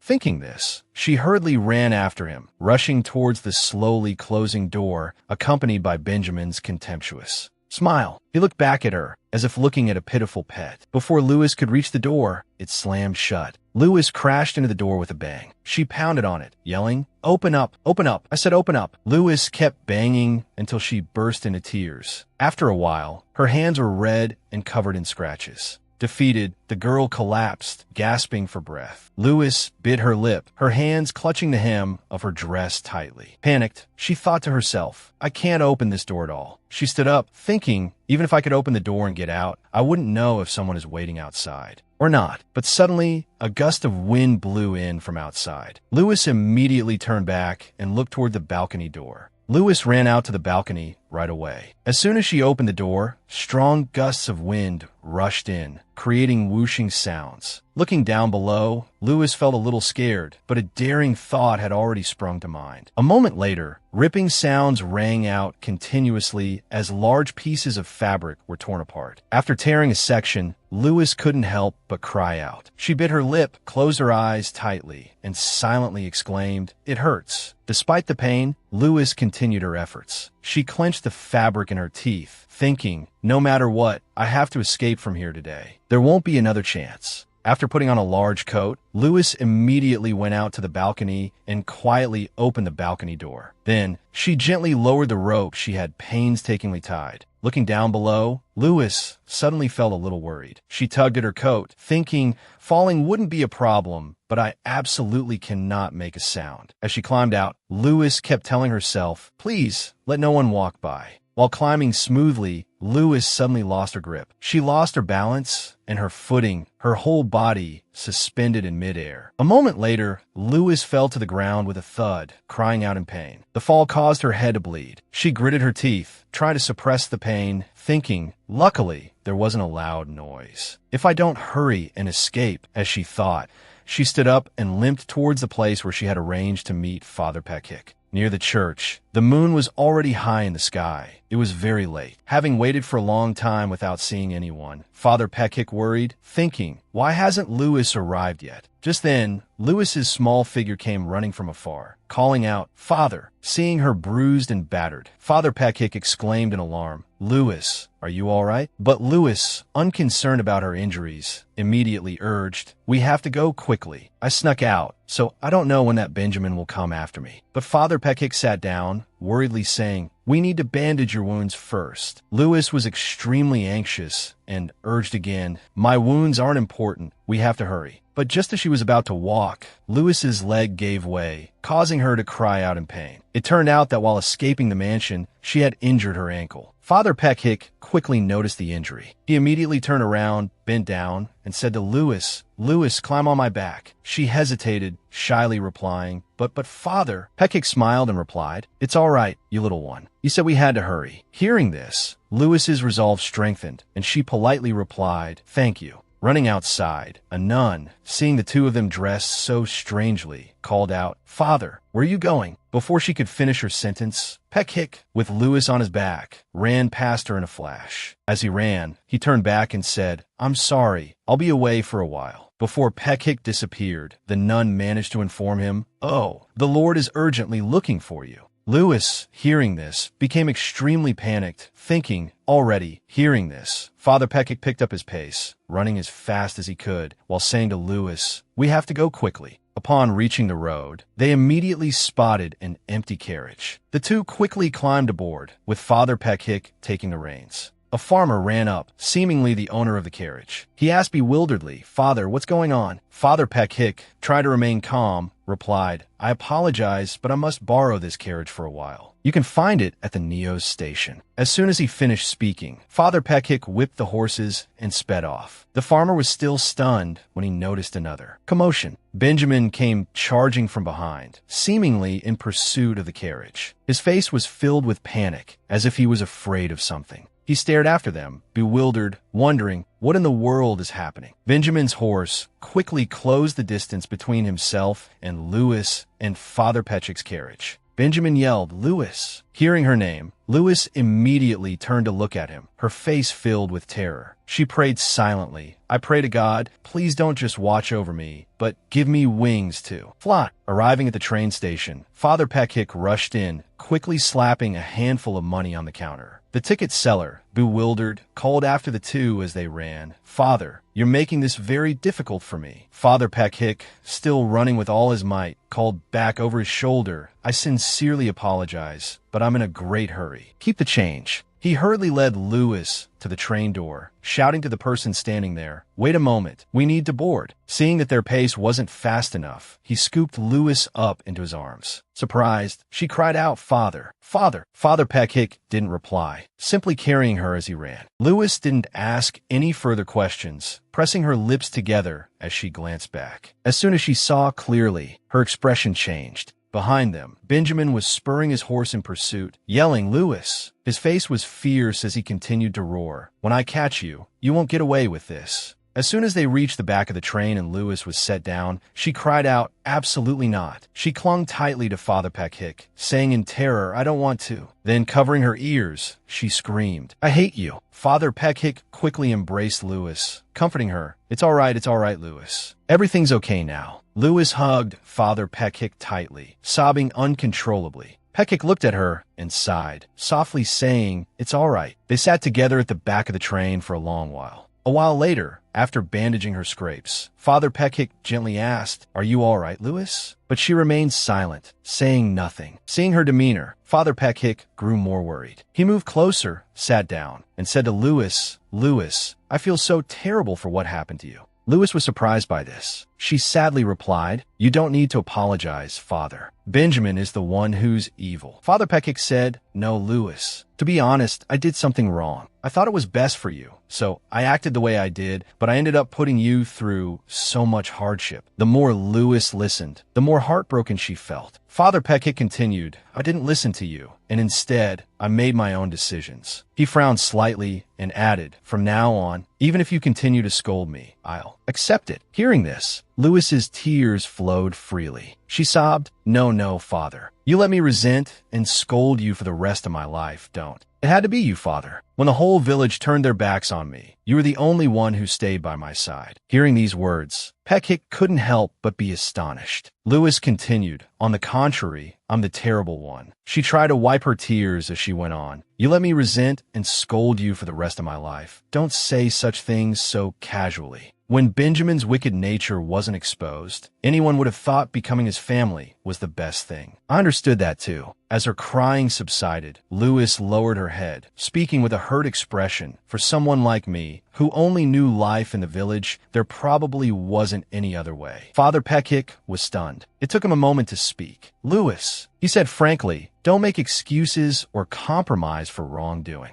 Wrong is wrong. Nothing more, nothing less." Lewis was taken aback by his words. He continued, "Lewis, you did nothing wrong." Hearing this, Lewis's tears welled up again. Someone finally understood her grievances. Thinking this, Lewis burst into tears once more. After a while, Father Peck asked, "Are you calmer now?" After a good cry, Lewis's eyes were red and swollen, but she managed to smile and politely replied, "Yes, I'm all right now." Then, with a worried tone, she asked, "But Father, we don't have tickets, is that all right? The ticket inspector is coming soon. What should we do?" Hearing this, Father Peck also became worried. Just then, the ticket inspector arrived, announcing loudly, "Tickets, please." He quickly approached Father Peck and politely asked, "Could you please show me your tickets?" Father Peck could only lie, "I'm sorry. While I was looking after the child, I seem to have lost them. I'll pay the fare again. Could you issue us temporary tickets?" He thought to himself, as long as they don't chase us off the train like they did outside, it'll be fine. The inspector didn't give him a hard time. Handing Peck 2 tickets, he said, "Please be more careful next time. Here are your temporary tickets." Peck took them, saying, "Thank you." Then, the inspector looked at Lewis with a surprised expression. He had noticed the injury on her leg, as well as the scratches in her red, swollen eyes. He hesitantly asked Peck, if you don't mind me asking, where are you headed?" Peck replied, "We're going to Sylvester." The inspector hesitated for a moment, then offered, "You have quite a journey ahead of you. If you wouldn't mind, perhaps you'd like to change seats?" Looking down at Lewis, he asked with concern, "The little girl seems quite injured. What do you think?" Hearing this, Father Peck was grateful and replied, "That would be wonderful, thank you." And so, the train sped on through the night. Soon dawn broke. Lewis sleepily opened her eyes and looked out the window, thinking to herself, the sun's already rising. Then she turned to Peck and asked, "Father, we still have a while before we reach Neo's, right?" He nodded, gently saying, "Yes, we still have a bit further to go, so you should rest a little longer." She tried to smile and replied, "Thank you, father."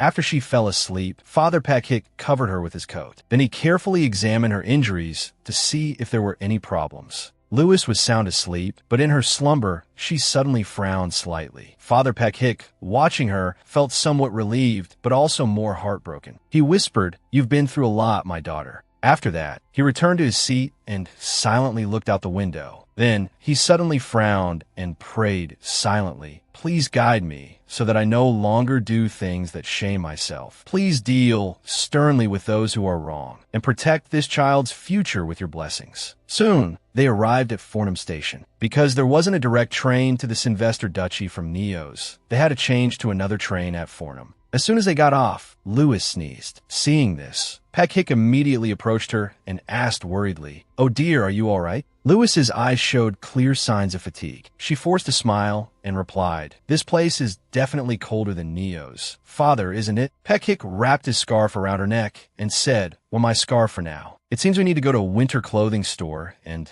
buy you a shawl." Lewis politely replied, "Thank you, father." A moment later, they arrived in front of shop. The door quickly opened, accompanied by a voice. "Please come in." As soon as Lewis stepped inside, she noticed a brooch. She walked towards it and exclaimed, "Alouette." Father Peck smiled. "Alouette, that's a skylark. Speaking of which, Leah used to call Lewis that, didn't she?" Lewis turned around and smiled, her voice tinged with nostalgia. "Yes, Mother said my singing voice was just like a skylark's." The shopkeeper, hearing this, chuckled. He glanced at her and said mockingly, "Did you hear that just now? Alouette, little girl, don't tell me you're from Mess." People in Mess used to pronounce words fully like that to get food when they were hungry. Lewis's face flushed with anger. She glared at him. Hey, her attitude made him frown. Lewis stood up straight and said bluntly, "Your way of belittling others is disgusting." Hearing this, the shopkeeper immediately flew into a rage. He walked towards Lewis, shouting, "What did you say, you insolent little brat?" Father Peck hurriedly intervened. "Hey, you started it." Just then, someone appeared from inside the shop and said, "That little girl makes a good point." Looking towards the door, the newcomer was a woman with a very elegant demeanor. She crossed her arms, looked directly inside, and asked sternly, "You all must be very busy, aren't you?" The shopkeeper, upon seeing the woman, exclaimed, "Dame Ailey." Ailey looked at him and sneered. "If you keep mocking every customer's pronunciation, 24 hours won't be enough for you." Huh. Having said that, she noticed Lewis's presence. She smiled and winked at Lewis. Lewis was still bewildered. She wondered to herself, asterisk Dame Ailey. I read about her in the newspaper Benjamin threw away. That woman is the owner of the Ailey Trading Company. She received an honorary knighthood from the Queen for her foresight and decisive action. Asterisk. Ailey continued to reprimand the shopkeeper. "You're ruining Erie's reputation. This place isn't just for people within the kingdom. It's the first place foreigners arrive. Could you be a little more welcoming?" The shopkeeper was speechless, unable to say anything further because it was true. Ailey continued, "I think those people would be much more beneficial than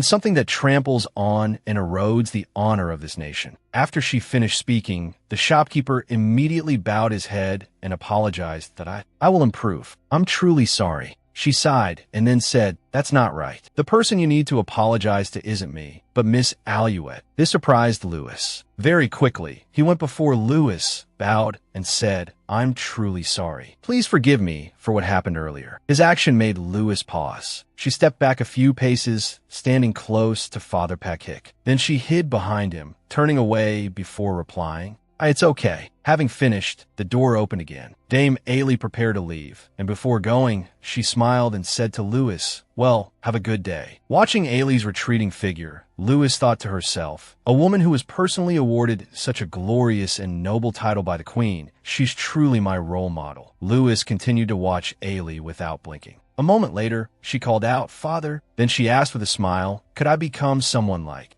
that?" Peck led her out the door, smiling as he replied, "Of course, but Lewis, don't forget, you're already pretty cool now." They quickly returned to the train station. The ticket seller suddenly announced, due to inclement weather, the train to Sylvester has been delayed. The passengers immediately gathered, talking over each other. The train can't run because of snow? What's going on? I have to get to Sylvester immediately. Some people even yelled, "Damn it, give me my money back." This frightened Lewis a little. Suddenly, Dame Ailey stepped out from the crowd. She spoke clearly now. Everyone, please calm down. The ticket seller, upon seeing her, exclaimed, Dame Ailey. Ailey approached him and replied, It's you. Long time no see. This doesn't seem like the right situation for greetings like this, though. The ticket seller looked melancholic. He replied, Yes, as you know, the weather in this region is very harsh. Ailey rested her chin on her hand, thought for a moment, and then said, This is troublesome. I'm on my way to Sylvester for an important contract, but then she asked, What about a temporary train? He replied, If the railway is repaired now, a temporary train can operate early in the morning, but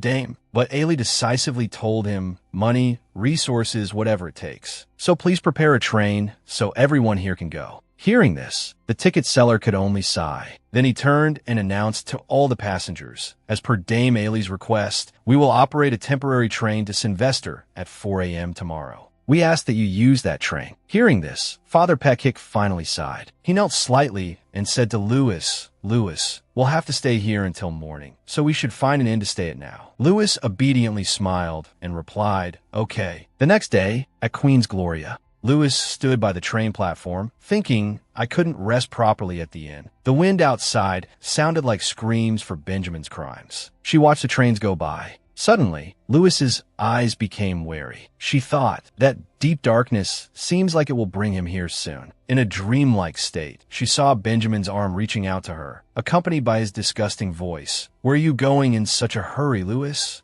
It's time to come home, he said, squeezing her shoulders tightly. Terrified, Lewis was speechless and unable to move. Lewis clutched her head, reassuring herself, No, he's not here. He could never catch up to the train. She gritted her teeth and hugged herself tightly. Closing her eyes, she repeated in her mind, It's okay. Suddenly, a voice startled her. Lewis? It was Dame Ailey. Why are you here all alone? Lewis was surprised. It took her a moment to respond, Hello. Then she quickly explained, Father Peck is coming back soon, so I'm waiting here for him. Just then, Father Peck's voice called from the distance, Lewis. He ran over, saw Dame Ailey, and said, Oh, hello. Aren't you the lady from yesterday? Then he whispered to Lewis, have you thanked her yet? Lewis remembered that, the person at the shop. She turned back to Ailey, embarrassed. Thank you so much for yesterday. Dame Ailey bent down slightly and replied with a smile, It wasn't anything that deserved such thanks. She patted Lewis's head. Thank you, Mississippi. Ailey then asked, If you don't mind, may I ask your name? Lewis immediately replied, My name is Lewis. Ailey smiled warmly. That's a beautiful name, Lewis. She then asked, Are you two also on your way to Sylvester? Lewis looked up politely and answered, Yes. Are you going there too, Dame? Ailey extended her hand. Yes, if you don't mind. May I have the honor of traveling with you? Peck, overhearing their conversation, smiled to himself. Lewis seems to like her very much. Lewis blushed. She stammered, I like that very much. Then she worried, But your seat is different from ours. What should we do? Ailey smiled, Don't worry. Because there are few passengers, I was able to reserve seats in first class for a comfortable ride. Lewis was astonished. She thought one first-class seat costs as much as a common family's food for a week, and she rented the whole compartment? Dame Ailey stood up and led the way, looking back at Lewis and Peck. Come to our seats. Ailey smiled and said, Please, come in. Lewis gaped at the interior. Wow, is this first class? It's even bigger than my mother's house. Just then, another person entered. Dame, you're back? The newcomer, dressed in elegant attire, bowed formally upon entering. Dame Ailey immediately stepped forward and introduced him to Lewis and Peck. Oh, this is Peter Wilson. Lewis froze for a moment, then remembered her manners. I must greet him. She quickly bowed. Hello, my name is Lewis. He seemed surprised, frozen for a moment before stammering a reply.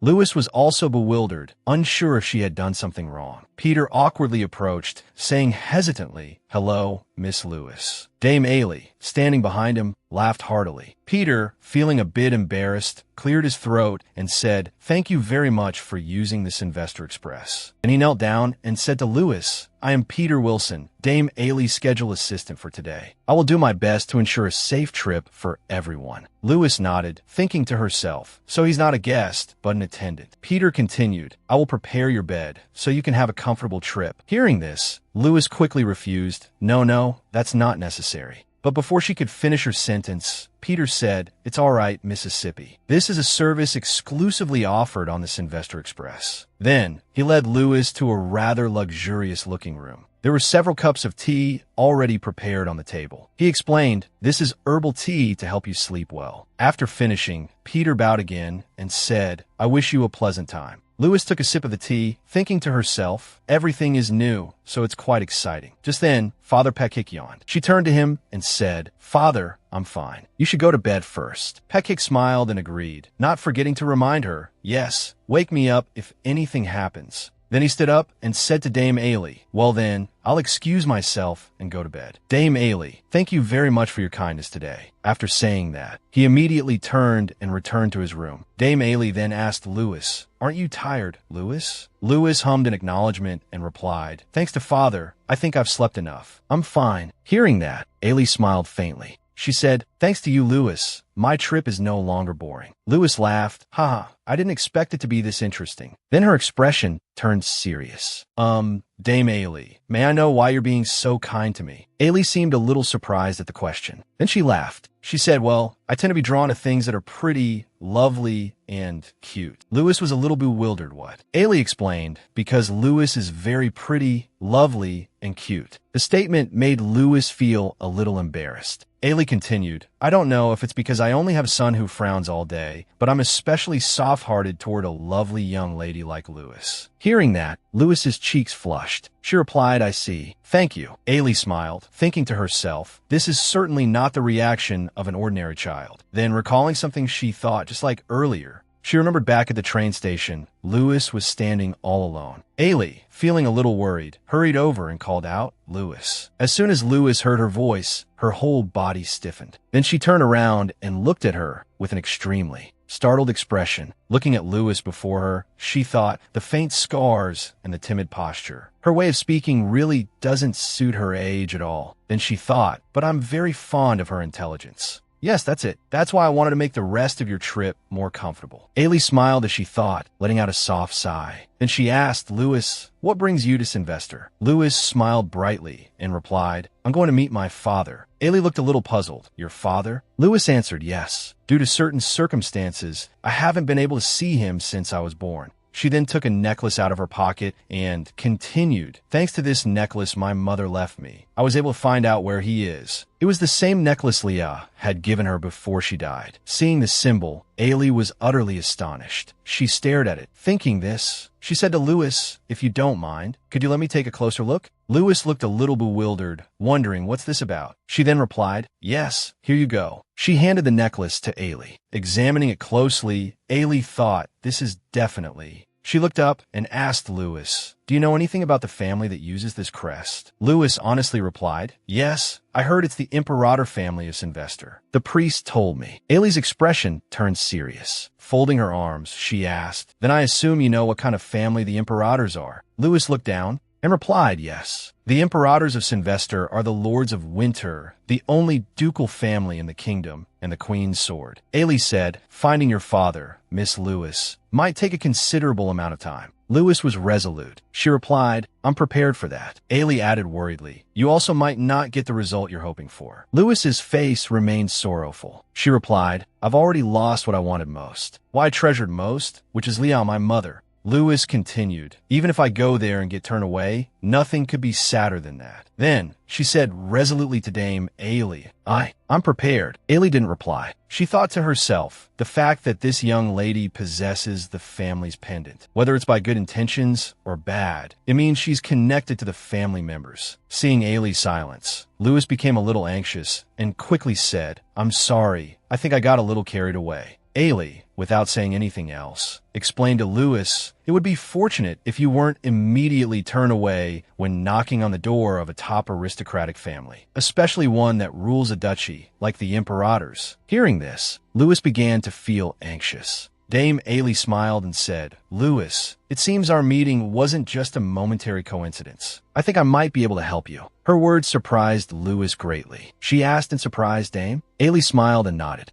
Dame Ailey said with a smile, "I happen to have some business with that family, so I'm heading there myself. I can put in a word for you when I see Duke Imperator." Lewis was astonished. She then asked, "Now that I think about it, you mentioned having an important contract at the station earlier. May I ask what kind of contract it is?" Ailey immediately replied, "To be precise, We're on our way there to receive compensation from the contract. Lewis, hearing this, was a little bewildered and asked, compensation? Ailey explained, the things we're selling aren't merely objects. Lewis will understand the meaning of these words soon enough. Lewis remained bewildered, truly not understanding what she was saying. Along with the girl's cryptic words, the train rolled northward in the early morning, heading towards the kingdom. The train arrived in the Duchy of Sylvester, surrounded by pure white snow. I was shivering in the cold, incomparable to the cold in Nyack, so she gave me a coat as a hand-warming gift. Lewis stared at the new coat in a daze, and after a moment, finally managed to say, "Thank you, Miss Ailey." Ailey smiled and replied, "You're welcome. It's just a small gift." Just then, a luxurious carriage arrived, and a person stepped out from inside, calling Miss Ailey. Ailey, upon hearing this, immediately recognized them. Ah, so these are the people here to pick us up. Lewis stared at the luxurious carriage, her mouth agape in astonishment. The carriage was made of marble. As she boarded the carriage, she thought, this is the first time I've seen a carriage roll like this. A carriage that even wealthy people might not be able to possess. But Dame Ailey didn't get inside. Instead, she walked around to the front of the carriage. Lewis asked in bewilderment, "Why are you sitting in the driver's seat?" Ailey didn't answer, but simply instructed Lewis and Father Peck. Lewis, Father Peck, hold on tight. Sitting up top, Ailey said with a smile, "Because I'm going to speed up a bit." Finishing her sentence, Dame Ailey immediately pulled the reins and sped forward. Lewis, sitting inside the carriage, silently looked outside. She thought to herself, so fast. Looking over at Father Peck, it seemed he was feeling quite unwell from motion sickness. Seeing this, Lewis couldn't help but cover her mouth and giggle softly. Then, looking at her own hands, she thought, it's really almost time now. I'm about to see Father. Thinking this, she unconsciously gripped her knees tightly with her hands. She smiled and looked out the window again.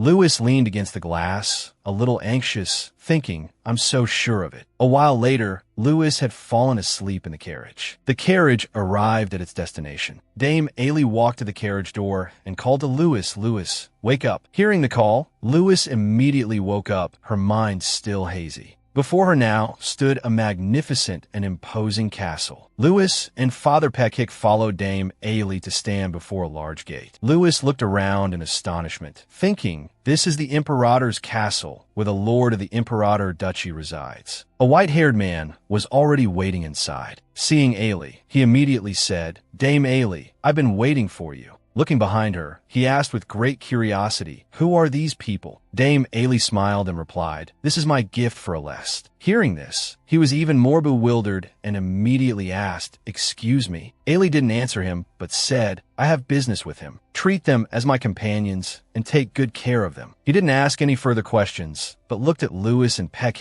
and said, "I understand. I'll prepare some warm tea. Please come this way." Then he turned to the other servants and said, "Prepare the second reception room." Inside, the furnishings and decorations all looked expensive and high quality. Not only that, but the living room alone was several times larger and more magnificent than Benjamin's former mansion. Lewis gazed at it, mesmerized, thinking it's so cold outside, but it's as warm as spring in here. Is it because of the marble? It's the same weight, but twice as expensive as the diamonds that are everywhere. I can't even sit casually. Thinking this, a worried expression appeared on her face. She looked up, wondering, can I even sit here? I don't know if it's because the scenery here is so dazzling, but I've actually become calmer. The moment I stepped into this castle, I knew this place wasn't for me. I can't believe Mother worked here. Lewis stood still, staring at the luxurious chair, not daring to move. A bewildered expression was clear on her face. When Father Peck approached, Lewis sadly confessed, "If you don't acknowledge me as your daughter, I'll return this necklace to this family." Peck frowned slightly and said worriedly, although it's not good for an aristocratic family heirloom to be out in the world. "But if you have to return the necklace, what do you think you'll do?" Lewis didn't answer, just worriedly lowered her head. After a while in the study, Dame Ailey stood up and said, "Well then, the contract concludes here, and I have a gift for you." The man, intrigued, tilted his head slightly and asked, "A gift?" Ailey glanced away and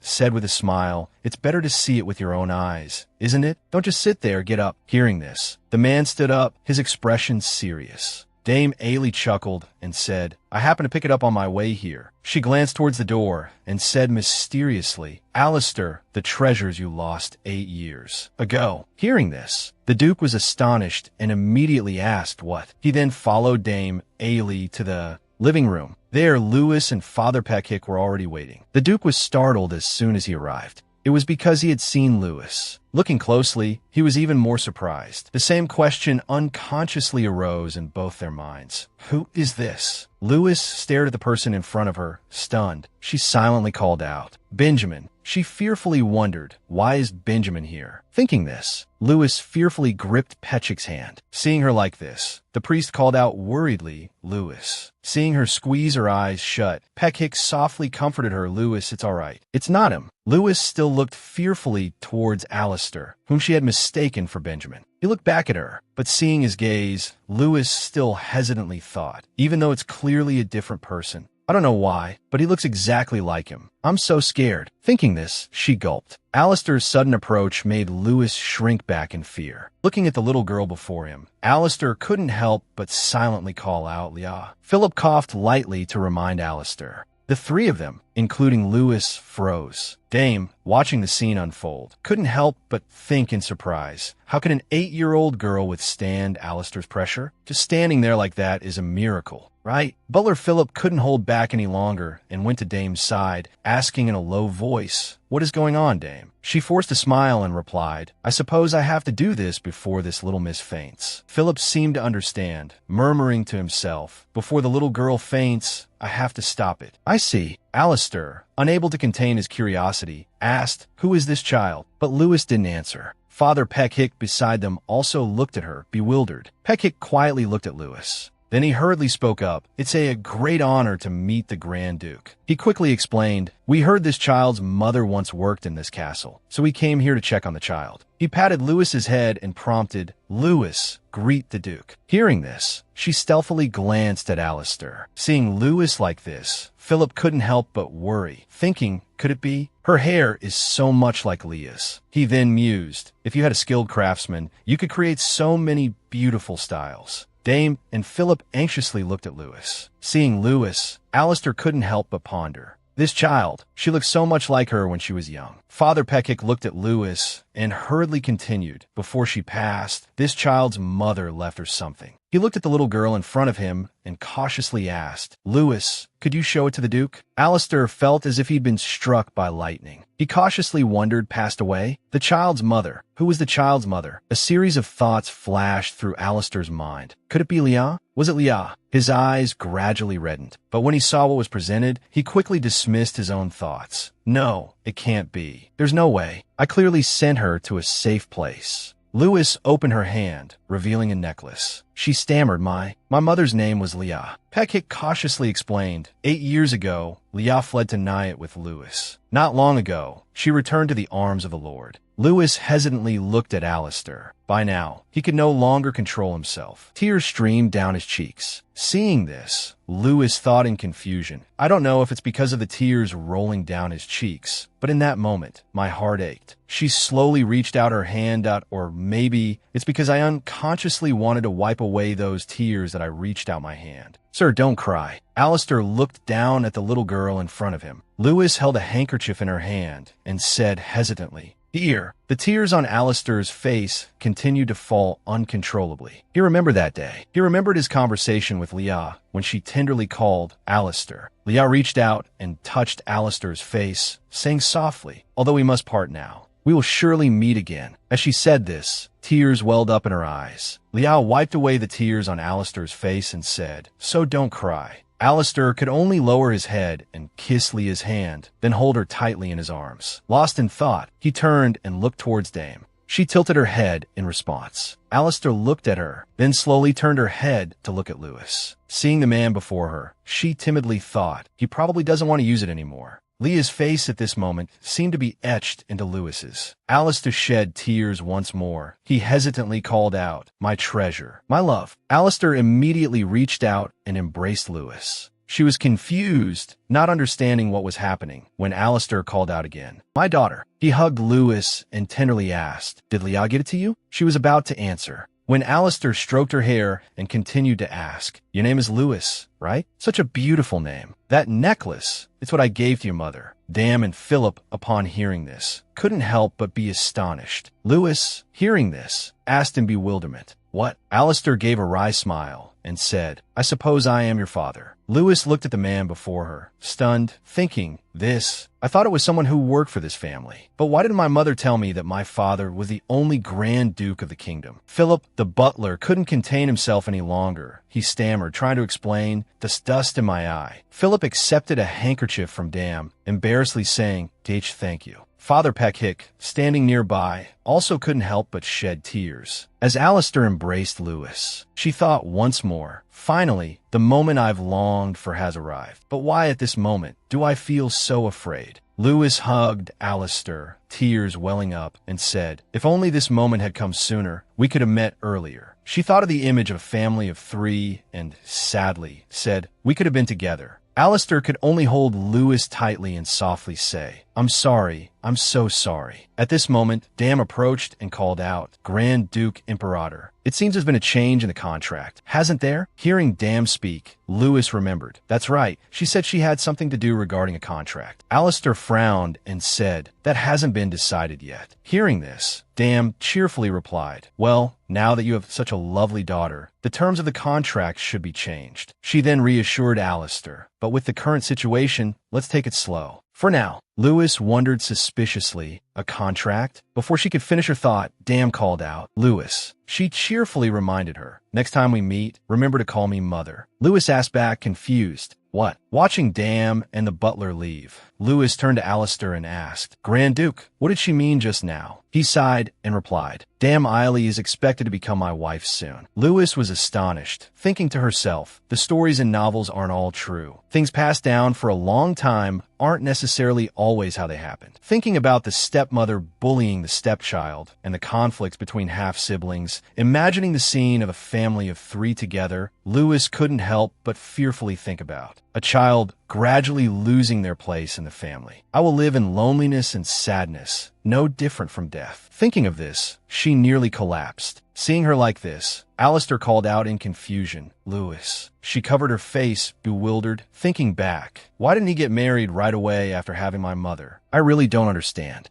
Lewis couldn't hide her panic, wondering, will I be kicked out of here now, or will I be sent back to Benjamin's place? The more she thought, the worse Lewis's mood became. She thought to herself, in this moment, I can only think of myself. She unconsciously looked up at Alistair. Seeing her like this, he became even more worried and called out, "Lewis." Looking at the man before her, Lewis's inner turmoil intensified. Even though God had given her the opportunity she longed for, Lewis lowered her eyes, her whole body trembling. She silently passed judgment on her own life, now lacking the strength to overcome this adversity. Alistair continued to look at the child before him with concern. Suddenly, Lewis knelt down. Alistair still didn't understand what she was doing. Father Peckhick started to approach, but Lewis spoke in a serious tone, assuring him, "I will try to live discreetly so as not to be discovered." She clasped her hands in prayer. "You can send me anywhere, but please don't send me back to that place." At this point, the little girl's tears couldn't be held back. Trembling, she pleaded, "I beg you." Alistair, not understanding what Lewis wanted, replied, "Why would I send you away?" Then, he declared loudly once more, "No one can drive you out of this place." "Lewis, I've already said, nothing has been decided yet, so if you have any questions, I'll explain it to you. So please just stay by my side." As he reassured her, Alistair placed his hand over his heart. Lewis looked up at him in surprise. She clenched her hands and asked, "Is that true? Is it really all right?"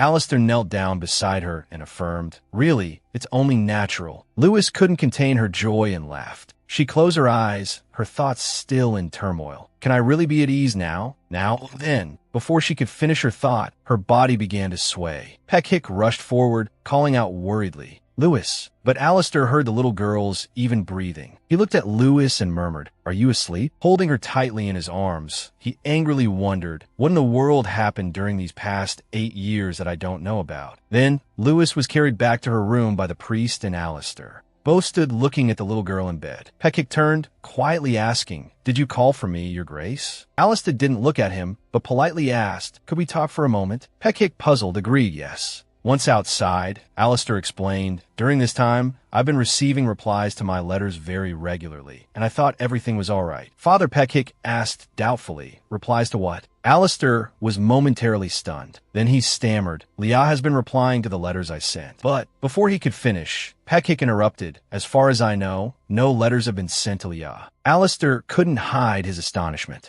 He muttered in confusion, "Something isn't right, is it?" Alistair recalled the letters and said, "I definitely received letters from her. Although the replies were only short, saying that everything was fine, there was no mention of me having a daughter." At this, Peckhick voiced a suspicion. Could it be that someone else wrote them? Alistair, still bewildered, asked, "Who would do such a thing?" He suddenly realized something. Remembering Benjamin's face, Alest couldn't help but be suspicious. Could it be that his brother was such a person? Recalling that handshake, Alest couldn't help but think, 8 years ago, I didn't want her involved in the family's inheritance struggle. Thinking about the farewell embrace with Leah that made him secretly grateful. In the end, my only brother decided to become an adopted son in a family without an heir to escape. One day before the succession ceremony began, I entrusted my beloved Leah to my brother, the only person I could trust. Because if the succession ceremony began, I wouldn't know when I would be able to open my eyes again. And even if I did open my eyes, there was no guarantee that my life would be spared. But for the sake of the one I loved, I swore to win that fight. If I became someone no one could treat carelessly, then I could officially bring her back. Alest angrily punched the doorframe, silently vowing, "Benjamin, if you insist on doing this, I will make it impossible for you to live and breathe in this world." Peckhick, seeing him like this, hesitantly said, I don't know if saying this is disrespectful or not." Then he didn't hesitate to speak his mind. "I see Lord Benjamin doesn't treat Lewis well." Alest was stunned upon hearing this. Peckhick looked at him and explained, "Before bringing Lewis here, she had quite a few injuries." Alest, as if going mad, smashed the window pane. He angrily shouted,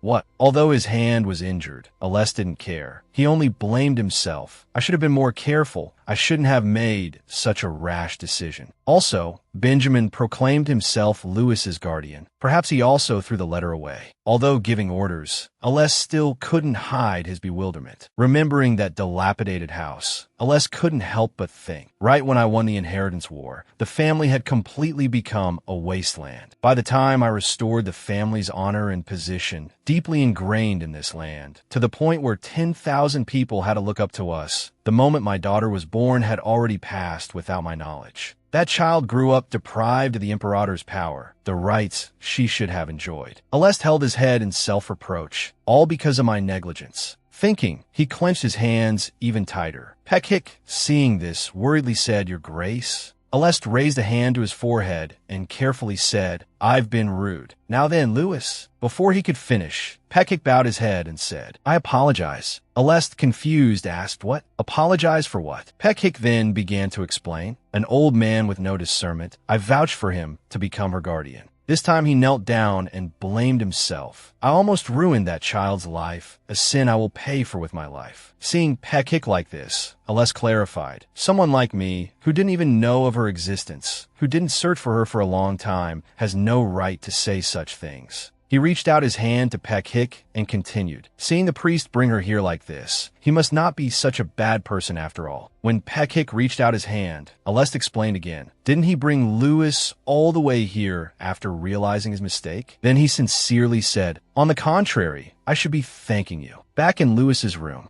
as soon as she opened her eyes, she was startled and sat up. Lewis was stunned for a moment. Looking at her surroundings, she murmured, "Where is this?" Taking in the scene inside the room, she breathed a sigh of relief, thinking, so it wasn't a dream. Just then, a knock at the door caught Lewis's attention. She looked towards the door and stammered, Who is it?" 2 people entered, and a maid cheerfully said, "So this is Leah's daughter." Saying so, she hugged Lewis, who was still bewildered in bed. After releasing Lewis, she excitedly turned to the others and said, "Look at this hair. It's exactly like Leah's." Seeing this, another maid reminded her, "What kind of disrespectful behavior are you showing towards the young miss?" Looking at the people in front of her, Lewis asked innocently, "Do you all know my mother?" The maid who had just hugged her explained, "We worked with Leah, the young Mrs. Mother at this castle. Then everyone introduced themselves one by one. I am the head maid of this castle, Anna Campbell. You can call me Mrs. Campbell or Anna, whichever you prefer. The maid who had hugged Lewis also introduced herself. I'm Leisha. I used to work with Leah. Please call me Leisha or simply Letty. The other two also introduced themselves. I'm Maya. I work in the young Mrs. Laundry room. I'll be the one in charge. I'm Chef Meeson. Young miss, do you have any favorite dishes? The Duke has ordered you to have a meal first, so I prepared some simple dishes. Lewis was surprised. She pushed herself up, jumped out of bed, bowed her head, and politely said, I'm Lewis. She looked at all four of them and hesitantly asked, You were all friends with my mother, weren't you? It's a pleasure to meet you all. Maya couldn't help but exclaim, Oh my, she's so polite for such a young child. Meeson happily chimed in, Maya, that's wonderful. Isn't she adorable? At that moment, a servant announced, Our breakfast is ready. Meeson looked at Lewis and respectfully said, This way, young miss. She looked at her and cheerfully said, I hope these dishes suit your taste. There was already a plate of cookies on the table. Lewis couldn't help but exclaim, Madeleine's. Seeing her recognition, Meeson excitedly said, Please try them, young miss. Upon taking the first bite, Lewis froze.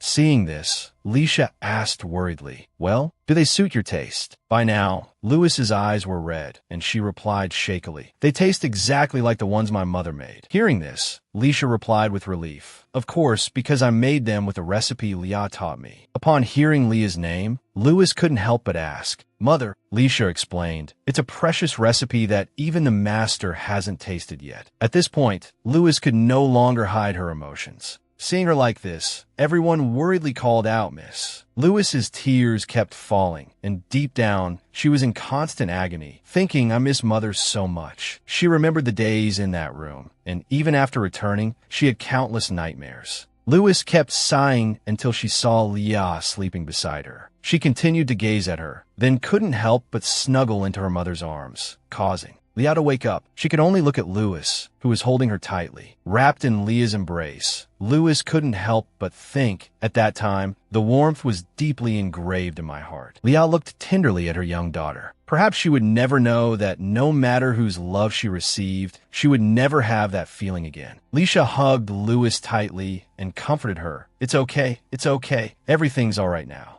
Anna also looked at Lewis tenderly and said, That's right, this is Mrs. Home. With us here, no one can hurt you. Lewis, hearing this, whimpered, Thank you. Hearing this, she explained with even more concern, Miss is Leah's daughter, so you're like our granddaughter too. Leisha also assured her, We will protect you. Then she softly said, Please rest comfortably, Mrs. Sippy. Lewis kept thinking, I wonder if it's because of all the fatigue I've accumulated since birth, but my eyes closed once again in a warmth just like Mother's. At that moment, two people appeared outside. The two children, Aless students, couldn't help but whisper curiously, Is that her? I heard it's her. The two of them stood staring at the sleeping Lewis. They just stared blankly, until Karina said doubtfully, She doesn't look like Master at all. Kars agreed, Yeah, not at all. Then the two fell silent again, watching Lewis sleeping on the bed, but she suddenly stirred. Karina reached out and touched Lewis's hair, causing Kars to panic. He whispered, Wait, what if she wakes up? Karina stopped. She still said suspiciously, This is fine, but is she really Master's daughter? At that moment, Lewis suddenly turned over. Karina panicked and asked, is she awake? Then she turned to Kars, Should we run? Knowing the situation, he seriously said, Let's run. Karina tiptoed after him, saying, Hey, wait up. But before they could leave the room, Kars bumped into someone. He yelled and fell down. Karina, seeing the other person, also stopped abruptly. Looking at Alest in front of them, the two panicked and said, My master. Alest, seeing this, said in confusion, You too. The two children were frozen with fear, thinking anxiously, Are you going to scold us? Then they seemed to realize something. Both of them bolted out of the room, not forgetting to say, Good night, Master. Good night, Master. Aless thought with a headache, I had a feeling when I heard the twins had arrived. He sighed and wondered, Should I send them back? He was so lost in thought that he hadn't even picked up his drop coat. Aless stood in front of Lewis's door, thinking. It was still dark outside. Butler Philip muttered to himself as he walked. This place isn't used often, so it's quite cold. Then he thought, I should probably have more firewood brought in. When he saw Aless standing in front of Lewis's door, Philip asked in surprise, Master, what are you doing here? Aless calmly replied, I'm keeping watch. Philip asked, puzzled. Who are you watching, sir? Looking at Aleste, he couldn't help but ask suspiciously, You're not planning on standing guard like this every night, are you? Aleste didn't deny it, simply saying, If necessary, I'll consider it. He glanced at Philip and said dejectedly, If I were to lose even this child, I wouldn't have the face to see Leah, even in death. As he spoke, Aleste's emotions became difficult to contain. Philip looked at his master with concern. Aleste continued, I also don't want to wake a child who's finally asleep. Philip agreed, Of course, sir. He then added, Having someone clinging to you and staring at you first thing in the morning wouldn't exactly be a pleasant way to start the day, would it, sir? Aleste paused, a little embarrassed. Before he could respond, Philip's voice rang out again, Don't worry, sir. He reassured him, Isn't this your castle? He also affirmed, Who could possibly harm the young miss here if we don't let them? Then Philip sighed and muttered, Goodness, that stubborn man. I'll have to tell most of the staff to stay away. By now, the sky had begun to lighten. Aleste outside seemed to sense something. Louis yawned, thinking to herself, I slept too much. There was a knock at the door. Louis wondered, Who is it? She called out, Who's there? As soon as she stepped outside, she saw Aleste. He stammered, I was wondering if you'd like to have breakfast with me.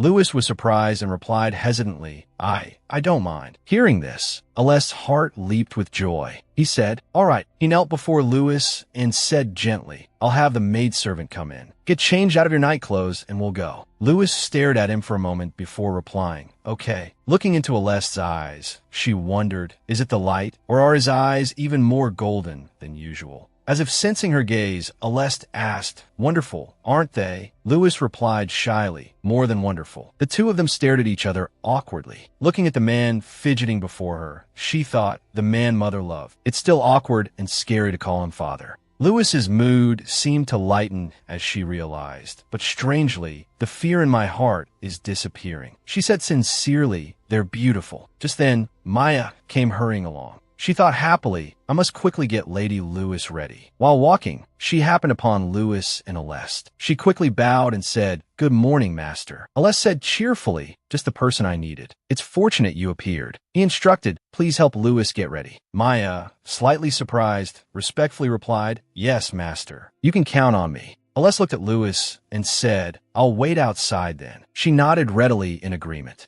As Aleste turned to leave, Maya couldn't help but watch him. She thought in surprise, Unlike with Leah, this is the first time I've seen him smile while talking. Then she quickly said to Louis, Let's go to your room, Mississippi. Before they got far, Aleste paused and called out Louis. Confused, she still replied, Yes. He recalled their earlier conversation and said, About that, what you said earlier. Thank you. As he spoke, Aleste could hardly conceal his happiness. Hearing this, she happily replied, You're welcome. Watching Aleste's retreating figure, Maya wondered, what did they talk about? But then she focused on getting Louis ready. As soon as she finished, Maya asked, How do you feel, miss? Louis, hearing this, stared at herself in the mirror, speechless. She couldn't help but exclaim, Wonderful. Maya quickly reminded her, Hurry to your father, Mississippi. You'll be late for dinner. As she stepped out, Aleste excitedly gazed at his little princess. He cheerfully praised, So cute. Aleste extended his hand and politely asked, May I have the honor of escorting you? Louis also extended her hand and obediently replied, Yes, of course. By now, the dinner table was set. Aleste and Louis entered together. Seeing Petrich, Louis greeted him enthusiastically. Father, he also cheerfully called to her. Louis. Watching her run towards him, Petrich complimented, You look beautiful, Louis. He beamed at her and said, It's good that your complexion is better now. Looking at the table laden with food, Aleste spoke up, Dinner is ready. Let's eat. Petrich couldn't help but formally say, Thank you, Grand Duke. Hearing this, Aleste reminded him, Just call me Aleste. Aleste personally pulled out a chair and said, Well then, Louis, come this way. The priest, seeing her just standing by him, called out in confusion, Louis? Only then did Louis notice Aleste. His face was tinged with sadness. She worriedly thought, I didn't even realize I was sitting next to the priest. Louis's maids, seeing this, were stunned. They anxiously wondered, Has the Grand Duke been rejected? Looking at Aleste, Louis was still flustered, thinking, seeing his youthful appearance, I'm not scared anymore. But those years of distance and lack of closeness can't be filled. She felt a pang of sadness. I couldn't even talk much when I was with him. She began to clench her hands. She thought, but because I've already mustered up all my courage. So, Louis looked up at Petrich and said, Father, I'm sorry. At this point, no one understood what she was about to do. Only after Petrich nodded did Lewis quickly run off. She ran to Ales's side and politely asked, "May I sit next to you?" Without a moment's hesitation, Aleste agreed, of course. Just then, the door opened. The twins, seeing Lewis and Aleste, asked, "Did everyone sleep well?" Karina yawned and said, "Good morning." Kars pretended to be surprised and asked, "Oh, is this the teacher's daughter?" Hearing him ask this, Lewis was startled. The two children quickly said, "So this is Lewis. I'm Kars. This is Karina, and you're Lewis, right?" After the two introduced themselves, they surrounded Lewis and asked, "You're the teacher's daughter, right?" Seeing that she didn't answer, Kars quickly said, "I thought the teacher would never date again." Hearing this, Karina reminded him, "What are you saying? A well-behaved cat always climbs up on the berth first." Lewis, seeing this scene, couldn't help but shyly say, So Karina leaned closer to Lewis and complimented her, "You're so pretty." Then she hugged Lewis tightly and said, "Let's be good friends." Hearing this, Kars cheerfully said, "Me too." Lewis then raised her hands and clapped them together, a cute smile playing on her lips. The long-haired boy with a blue hair tie in the back froze. At the same time, the short-haired boy standing nearby had a similar expression. Finally, both boys went pale and whispered, "So cute." Witnessing this, Lewis just chuckled softly and thought awkwardly to herself, "They're cute too. From a different perspective, they're also 8 years older than me, huh?" Nearby, Aleste sighed and said, "Let's talk later, eat now." Sitting near Aleste, Lewis gracefully brought the food to her mouth with a fork. Aleste just sat there, resting his chin on his hand, watching Lewis eat. Then he gave a gentle smile. Seeing Aleste just sitting there looking at her, Lewis turned to him in surprise. Then she spoke up, "Sir, aren't you going to eat anything?" Aleste, sitting there, froze after hearing the question. After asking, Lewis also sat quietly, staring ahead, thinking, "I wish I could call him Dad." Then she looked back at Aleste, who was smiling wryly, and thought, "I can't say what I really want to." But still maintaining his posture, Aleste tilted his head and replied, "I've already eaten." After answering, Aleste showed a relieved expression and sighed softly. Receiving the answer, Lewis replied blandly, not very cheerfully, "I see. Guess I shouldn't have asked." Then Lewis looked over at the servant standing near Aleste and continued thinking around the Duke. At this moment, on a table, the plate that had held food was now empty. The two boys who had been sitting at that table, having just finished eating, said gleefully, "We ate very well, sir. We're so full." Then, suddenly, the two boys turned and looked at Lewis, making her jump. Then the short-haired boy whispered into the long-haired boy's ear with a mischievous grin. Witnessing this, Lewis looked at them with a questioning look. Watching from afar, Aleste thought to himself, "These kids are messing around again." He sighed, put a hand to his chin, and said, "Karina, Kars, starting today, you'll have 10 extra laps of martial arts training." Upon hearing this, both Karina and Kars asked back with worry and surprise, "10 laps? Teacher?" But ignoring their pleas, he calmly added, "If you start running now, you won't be late for training." Finally, seeing that they couldn't plead any further, both Karina and Kars returned to their table, put their hands on it, and sighed. Then they both went over to Lewis and hugged her simultaneously, saying, "Goodbye, Lewis. See you later. See you later." Seeing this, Lewis could only watch them with concern. "Good luck with your training." She watched them walk out the door, waving goodbye. After the two of them left, Lewis turned to Aleste and asked, "Who were those people?" Seeing Lewis's question, Aleste readily replied, "They are Count Andrine's children. I'm training them to be knights." Lewis's expression quickly became worried, just as Aleste added, "No need to get too close to them." Hearing this, Lewis gave a sweet smile and said, "They seem like well-behaved children." Hearing this, the nearby servants could only think to themselves, "That's not true, Mississippi." Then they thought about the image of the two young Karina and Kars. Adding to their thoughts, "Those kids are actually little devils." Just then, Aleste cheerfully changed the subject. "There are many places in this city that Liao likes. Let's go see them." Hearing this, Lewis's smile widened, and she thought to herself, "The places Mother likes. I want to go too." Suddenly, Philip approached with a worried expression and said, "Although the master's garden is paved with marble, wearing a thin dress will be cold." Maintaining the same expression, Philip continued, "It's cold outside, so please dress warmly." Seeing Philip's concern, Lewis, sitting beside him, looked up and asked, "Wouldn't that be too much trouble?" Hearing the question, Maya came forward and replied, "It's no problem, Mississippi. I'll change you into a warm and beautiful outfit." Many people change their clothes many times a day. Hearing this, Lewis brightened and instructed, "Then let me know when you're ready." Maya, standing next to her, replied cheerfully, "Yes, Mississippi." A while later, Lewis emerged from the room wearing a beautiful outfit. Upon seeing her, a blonde maid happily praised,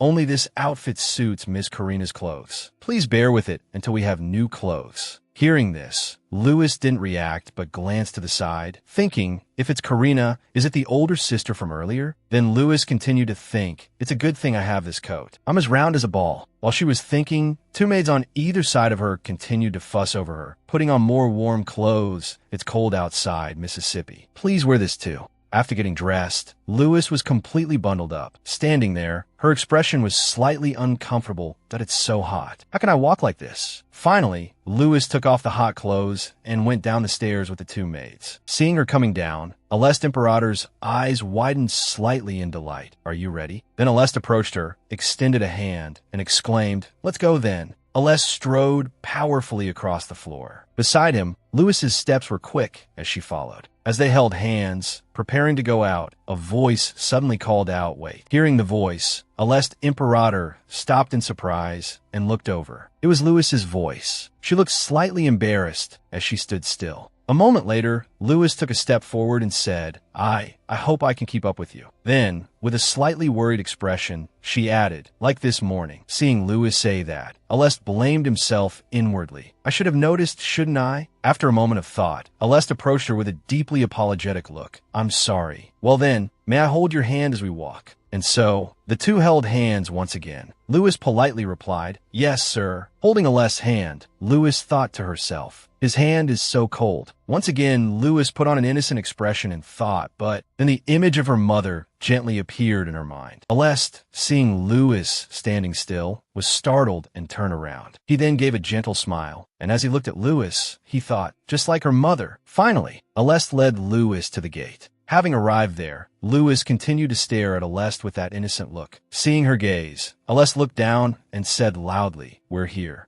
Looking at the garden before her, Lewis simply stood in silence for a moment. As they walked through the beautiful garden, Aleste looked at her with a bright smile. "This is the garden your mother used to love." The two of them stood in the garden, admiring the beautiful scenery. Standing there, holding hands, Lewis wore a very innocent expression and thought to herself, "I can understand why mother liked this place." Just then, Aleste turned his head slightly and said, "The fireplace is at the foot of the walls, so the summer flowers can still bloom in winter." He stood there, looking into the distance, and continued, "Leah especially loved the rose garden." Having said that, Aleste looked down at Lewis and suggested, "It's close by. Shall we go see it?" Hearing this, Lewis's cheeks flushed with happiness as she replied, "Yes." Aleste, still looking down, said, "Let's go." As soon as he finished speaking, he swiftly and gently scooped Lewis up into his arms. Taken by surprise, Lewis let out a small cry. Realizing what had happened, Aleste was once again taken aback as Lewis looked at him and said, "You don't need to carry me like this, sir. I can see the rose garden." But despite Lewis's words, Aleste continued to hold her as if nothing had happened. Then, with a slightly disappointed look and a few beads of sweat on his face, Aleste asked, "Are you uncomfortable?" Asked this, Lewis, still with her hesitant look, replied, "No, that's not what I meant. Of course, it's not uncomfortable being held like this by you, sir." Relieved by her answer, Aleste replied, "If that's so, then that's good." They continued through the garden toward a gate adorned with beautiful roses and vines. Inside, Aleste still held Lewis in his arms, his eyes slightly downcast as he looked into the distance. His voice was soft as he said, "It would have been nice if our family could have come here together." He fell silent for a moment, his face clearly saddened. Lewis, in his arms, saw his expression and thought to herself, "Indeed." Then, Lewis lowered her sparkling eyes, feeling a little sad as she thought, "If our family could have come here together." Leah's figure gradually became clearer. She was incredibly beautiful, standing in the garden gazing at something. As for Lewis, she continued to dwell in her sadness, thinking that even though she had been able to be with her mother one last time. But a moment later, Aleste and Lewis suddenly stared at each other, both with heads full of question marks. Then, Lewis reached out her small hand and clung to Ales's chest. After a moment, Lewis, with her sweet face, whispered her innermost thoughts. The roses are the same color as my mother's hair. Finally, Lewis mustered her courage and said, "Father." Hearing this, Ales's eyes widened in surprise. Then, he finally gave a happy smile, his cheeks flushing. Ales then extended his large hand. He pulled Lewis into a tight embrace and said with a happy smile, "That's right." Then, Ales extended a hand towards a nearby flower. He picked a beautiful white rose and held it out. Seeing the sharp thorns on the stem, Lewis became worried and exclaimed, "Oh, what if you get hurt?" Seeing her concern, Ales calmly brought the rose closer to Lewis and reassured her, "It's all right." Lewis obediently accepted the flower and politely said, "Thank you."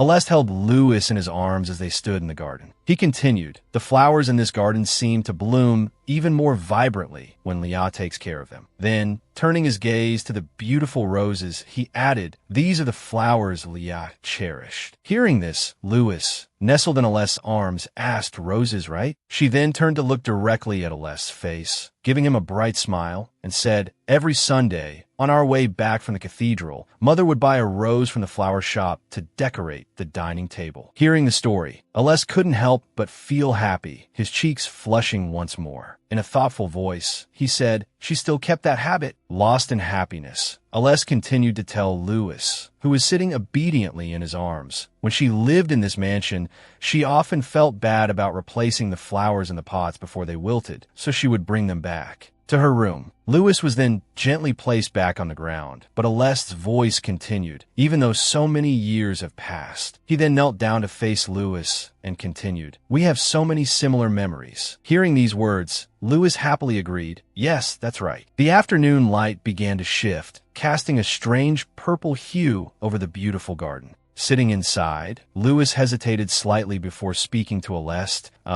There's something I'm a little curious about." She then mustered her courage, pointed towards the distant mountains, and asked, "Are those mountains part of the village?" Aleste didn't hesitate to answer. "Mount Aegina is originally the Imperator's territory. I've heard that dragons live in those mountains. Hopefully, we won't encounter them." The image of several enormous and arrogant dragons appeared, standing menacingly on the mountain. Given this explanation, Lewis became frightened, raising a hand as if to cover her mouth. She asked, "Dragons?" Aleste then added, "Lewis, everything I have, I will leave to you." As soon as Aleste finished speaking, Lewis, sitting there, startled with a surprised expression. Then, regaining her composure, Lewis softly said, "I want something even more than that." Finally, the little girl lowered her head, her cheeks flushed as if embarrassed, her hands fidgeting with each other as she spoke. "It's to have someone stay by my side for a very long time." Lewis's voice continued, "That's enough for me." As she spoke, Aleste just sat there, his face frozen in surprise. Then, he extended his large hand towards Lewis's small face. Finally, Aleste hugged Lewis tightly, filled with affection. Holding her like that, Aleste, the Imperator, spoke in a sweet voice, "I promise to always be by your side." Lying in Aleste's arms, Lewis felt relieved and closed her eyes, leaning against him as she thought, "I know that promises don't last forever." But then, in the faint purple sunlight of a late afternoon in this garden, Lewis stood on the ground facing Aleste, who was kneeling and looking at her. Lewis's thoughts lingered. "I hope this promise will last forever." Suddenly, Aleste placed his hand on her shoulder and called, "Lewis." Then he smiled gently and continued, "Let's not worry about anything anymore."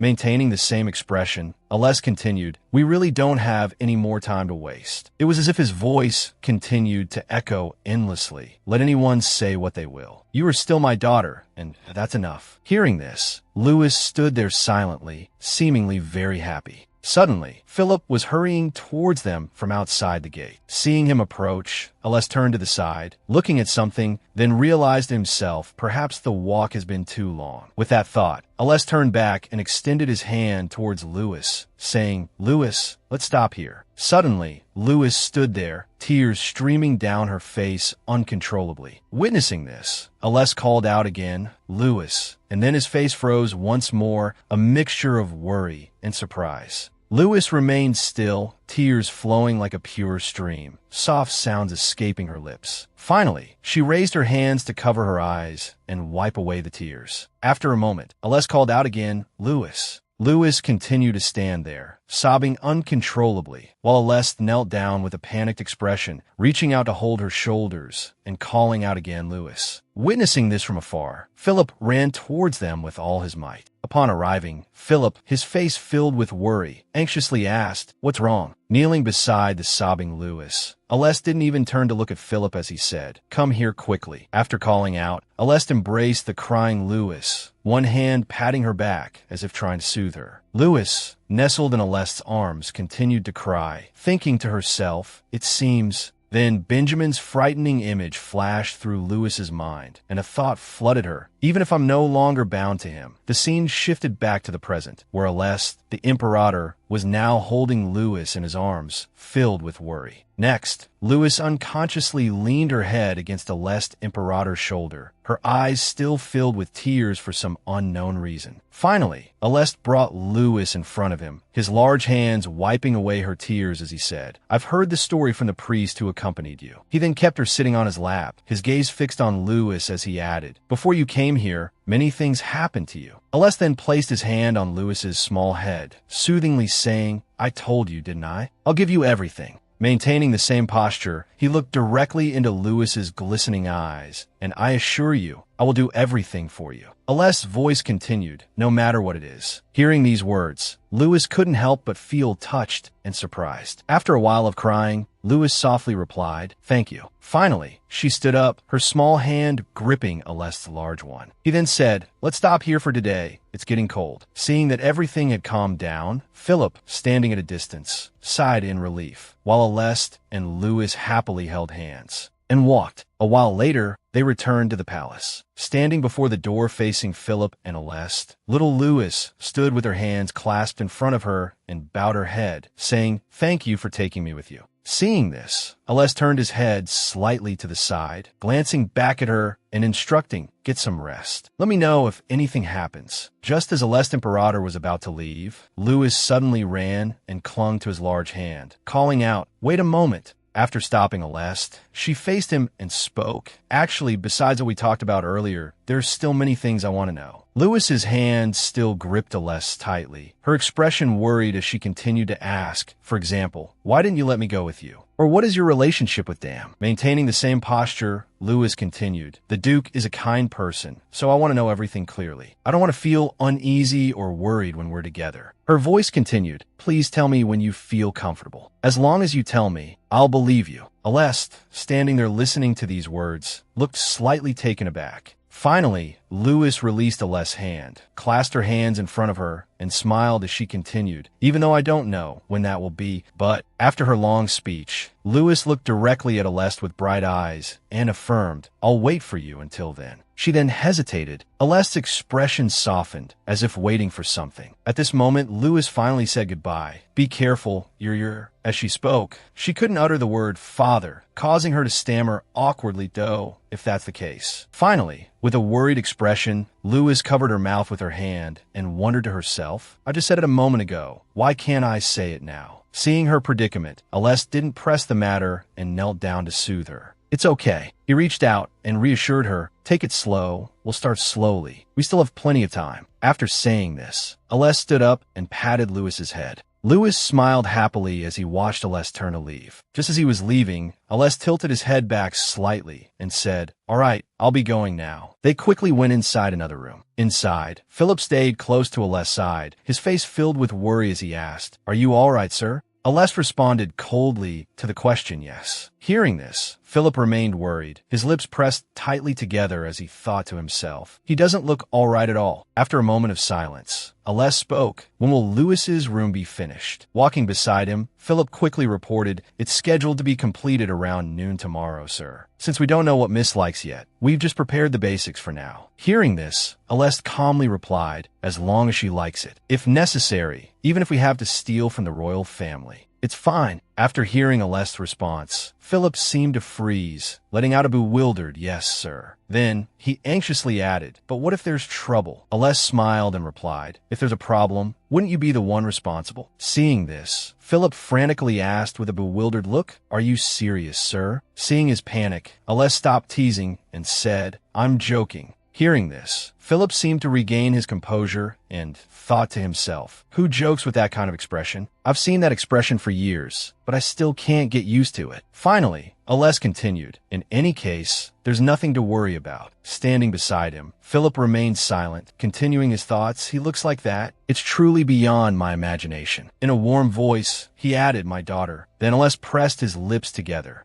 Aless then lowered his head, his voice filled with sadness as he praised, she's a very understanding child. Seeing Aless like this, Philip forced a smile and said, ever since Colia passed away, Miss hasn't had anyone to rely on, so she's matured like this. Philip walked beside him, placing a hand on Aless' back as if to comfort him. From now on, Master, you'll have to work very hard. Back in the other room, Louis was leaning against the door, feeling somewhat frustrated as she thought, I said useless things again. Then, she lifted her head with determination, telling herself, no, I can't just talk like this. Next, Louis glanced down with her sparkling eyes, a hint of fear in them. Even though I'm afraid of hearing those answers, I'm also afraid that he'll forget about me and Mother. Standing still, she continued to ponder, whatever the answer or reason, I'm not sure I'll fully understand. After a moment of thought, Louis remained in the same spot, expressing her desire, but I still want to hear it now. I want to hear the answer directly. Only then can I move forward. Suddenly, as she was thinking, a hurried voice called out from afar. Oh, miss, could you come over here for a moment? Hearing this, Louis startled and lifted her head. At that moment, Maya and Anna Campbell came running towards her. As they ran, Anna Campbell kept saying, why aren't you inside your room? What are you doing standing out here? Receiving this attention, a few beads of sweat trickled down Louis's flushed cheeks as she replied, it's nothing. At this moment, inside Louis's room, the surroundings were beautifully and glitteringly arranged. Inside the room, Louis sat on a large bed, surrounded by attentive maids. Sitting right next to her, Anna Campbell spoke up, Colia's embroidery skills are very famous in the city, aren't they? Although it's not really a comment, but Anna Campbell's voice continued, full of praise for Leah. She's truly gifted with a needle and thread. Mixed with her voice, an image of Leah sewing, pricking her finger painfully, appeared. Then, Leah, wearing a maid's uniform, held a needle with a troubled expression. I really don't know how to sew. What should I do? Mixed with this image, Anna Campbell added, besides that, we'll see her blood and tears constantly, won't we? Hearing these words, Louis, sitting on the bed, smiled and replied, I know. I can also sew, so I often do it in place of my mother. Hearing this, Leisha, standing nearby, clapped her hands repeatedly and asked, as if surprised, oh, really? Being asked this, Louis innocently raised a hand and replied, yes, although I'm not very skilled, I can now follow a complex embroidery pattern. Finally, Leisha, standing there, expressed her wish, you must show me your skills sometime, Mississippi. Still sitting on the bed, Louis readily replied, of course. After answering, Louis sat silently on the bed with a happy expression. After a moment of silence, Louis spoke softly. If only I could say that to my mother. Seeing Louis finish speaking, Leisha and Anna Campbell glanced at each other with troubled expressions. Finally, Anna Campbell raised her hand and cheerfully announced, oh, right, your room will be ready tomorrow, Mississippi. Please wait a little longer until then. Hearing this, Louis asked in surprise, wait, isn't this my room?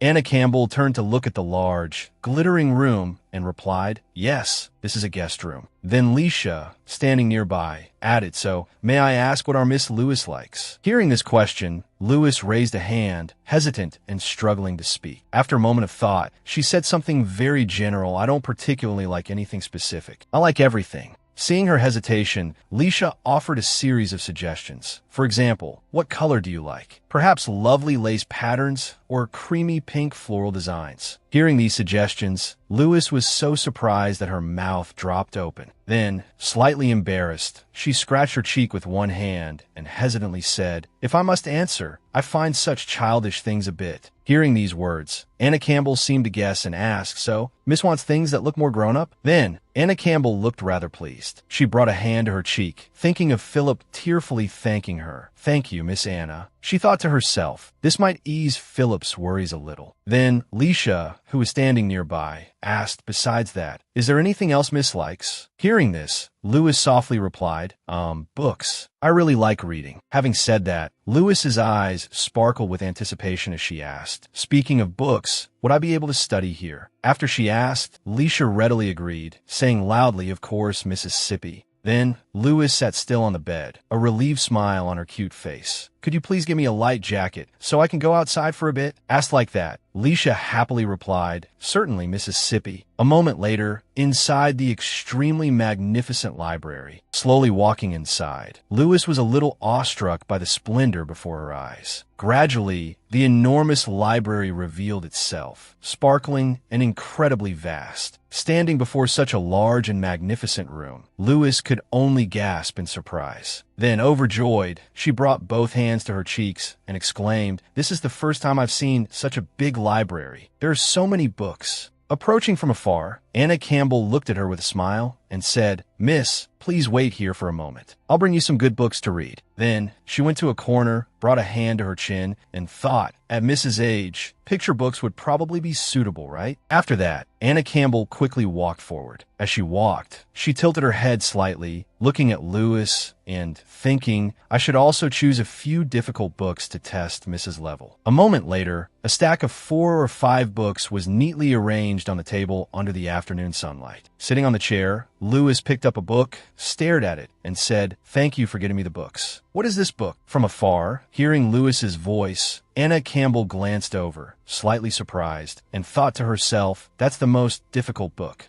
Having thought that, Anna Campbell froze like a statue, unsure what to do. Meanwhile, Lewis sat at the table, opened the book, and looked intently inside. Seeing her reading intently, Anna Campbell smiled gently and prepared to leave. "I should quietly go outside, so Miss won't be distracted." Just like that, the window in the room reflected the incredibly beautiful afternoon sky. Quickly, the sky outside the window changed to a starry night sky. Sitting inside, Lewis still had the open book on the table, silent. Finally, Lewis hugged the book happily and exclaimed to herself, "So this is how to survive a maze. I want to try it sometime." Suddenly, at that moment, Lewis was startled and looked out the window. It turned out that at that moment, outside the window, the moonlight was incredibly bright, accompanied by a night sky sparkling with beautiful stars. She stared out the window, mesmerized and praised, "Wow, it's already this late. It's so beautiful." Then, Lewis used her small hand to fumble for something on the table. Quickly, Lewis's hand found a delicious plate of cookies nearby.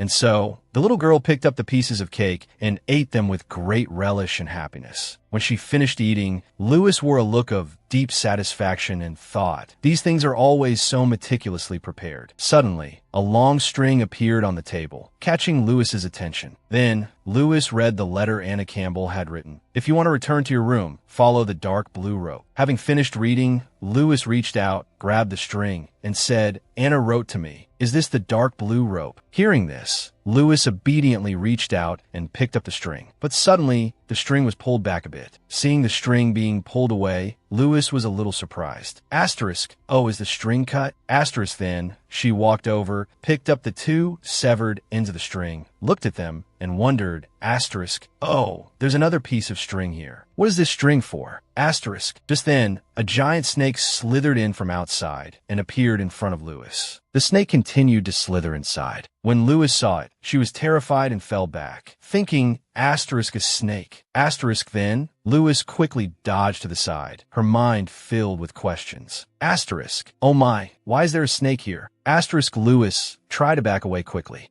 At that moment, in the dark hallway in the middle of the night, Anna Campbell rushed to Aleste Imperator and cried out, "Your Grace." Seeing Anna Campbell, Aleste Imperator quickly asked, "Is Lewis here?" "I went to her room, but she wasn't there." Anna Campbell respectfully replied, "Yes, Miss is reading right now. I left a rope to guide her back. She probably hasn't left the reading room yet." Suddenly, just as she finished speaking, a loud scream echoed from the reading room throughout the palace. Hearing the noise, Aleste Imperator quickly rushed into the reading room, calling out in alarm, "Lewis." But when he saw the scene inside, Aleste Imperator froze, his voice softening. "Lewis?" Sitting inside, Lewis continued to breathe heavily, her face filled with fear, letting out a small cry. Seeing everyone gathered, Lewis, holding the snake in her hand, took a few steps forward. "I'm sorry for the noise. I disturbed everyone, didn't I?" Anna Campbell then held up the snake in one hand. Seeing the snake in her hand, Aleste Imperator became even more bewildered and asked, "That's not a real snake?" Lewis, still holding the snake, smiled innocently and replied, "Yes, at first I thought it was a real snake, but it turns out It's not. Alest Imperator approached Louis with a worried look, repeatedly asking, "You didn't fall, did you?" "Let me see." Receiving such concern, the little girl softly replied, "No, I'm fine." Then, Louis looked at everyone a little awkwardly and apologized. "I'm sorry for disturbing everyone." Holding the snake in his hand, Alest Imperator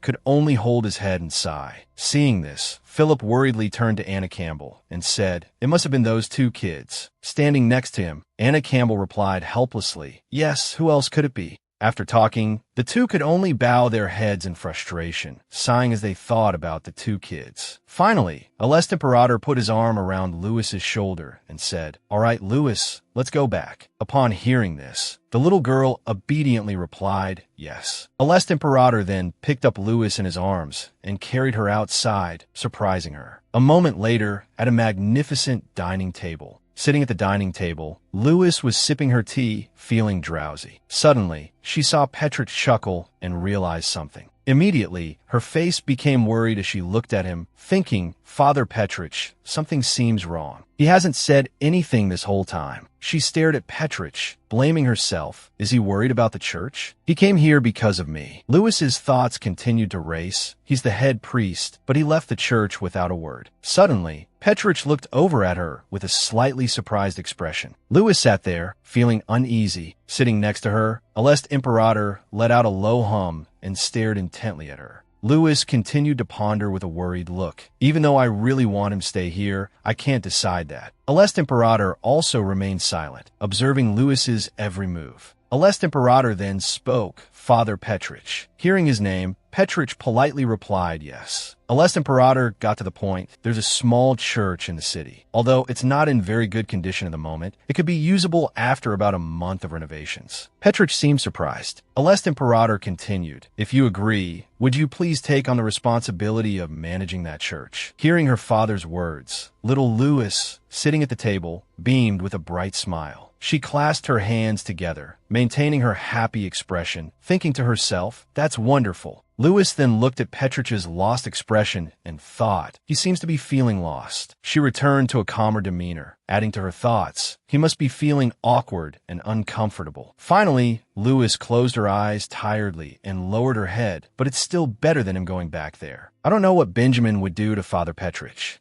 As for Petrich, after hearing this, he spoke hesitantly, a troubled expression on his face. "Please forgive me, Grand Duke, but..." Finally, he said, "Could you give me some time to think?" Hearing this, Louis looked at him in surprised disappointment. Louis's image appeared in Petrich's mind. "Nothing would be better for me than to be able to protect Louis until she grows up." Then he thought about the church he was managing, "But I've left behind the responsibility of managing a church." He then thought about a new church and added to himself, "And if I want to become a priest at a new church now, I need the approval of the church." Snapping back to reality, Petrich looked at Louis with a melancholic gaze and continued, "Now, it wouldn't be surprising if I returned to the church and was dismissed from my position." After a moment of thought, Petrich lowered his head, hesitating. So, he trailed off. He then looked back at Louis's expectant face, wondering, "Do I still have the right to be by this child's side?" He sat in silence, lost in thought for a long while. Seeing his contemplation, Alest Imperator spoke up, "I understand your worries, Father." Then he offered reassurance, "But please don't worry too much, as this is my territory." Hearing these words, Petrich quickly expressed his gratitude. "Thank you for your concern." Sitting still, Louis, startled by her father's voice, turned to look at Alest Imperator's plate and thought, "That's a relief." At that moment, she noticed the plate in front of Alest Imperator was empty. Seeing this, Louis became worried, muttering to herself, "Even the Duke isn't eating." She then brought a hand to her chin, a look of surprise on her face. "Now that I think about it, I've never seen Father eat." Suddenly, as she was thinking, Alest Imperator called out to her, as if about to ask something, "Louis?" Following this, he added, "Aren't you going to eat?" Being asked this, Louis smiled gently and replied yes. A while later, still in the dining room, both of them left the table. Nearby, Louis tugged on Philip's sleeve with her small hand, calling out, "Philip!" Philip, caught off guard, froze, unsure of what was happening. After hurrying after Louis, he asked, "What is it, miss?" Standing there, Louis whispered into Philip's ear, "I wanted to ask why the Duke isn't eating." Upon hearing this, Philip hesitated, finding it difficult to speak dada about that. Lewis, facing him with an expectant look, thought to herself, he always notices when I don't eat. Finally, Philip knelt down, looking apologetic. That I'm sorry, miss. There's a reason why he isn't eating, but I can't just say it. Hearing this, Lewis simply replied, oh, it's okay. I was just worried about my father. Then, she lowered her head, slightly disappointed, thinking, I knew he wouldn't tell me. Seeing her like this, Philip apologized again. I apologize for not being able to answer your question. Shortly after, Lewis looked up and inquired tentatively, is it because he's sick and can't eat? Hearing this, the kneeling Philip held up a hand and replied, no, miss, that's not it. Relieved by this answer, Lewis sighed, that's good then. Just then, Aleste Imperator's voice called out from afar, Lewis, let's go. She skipped out, replying cheerfully yes. As she ran, she thought, since I came here, there are so many things I don't understand, but everyone is still so kind to me.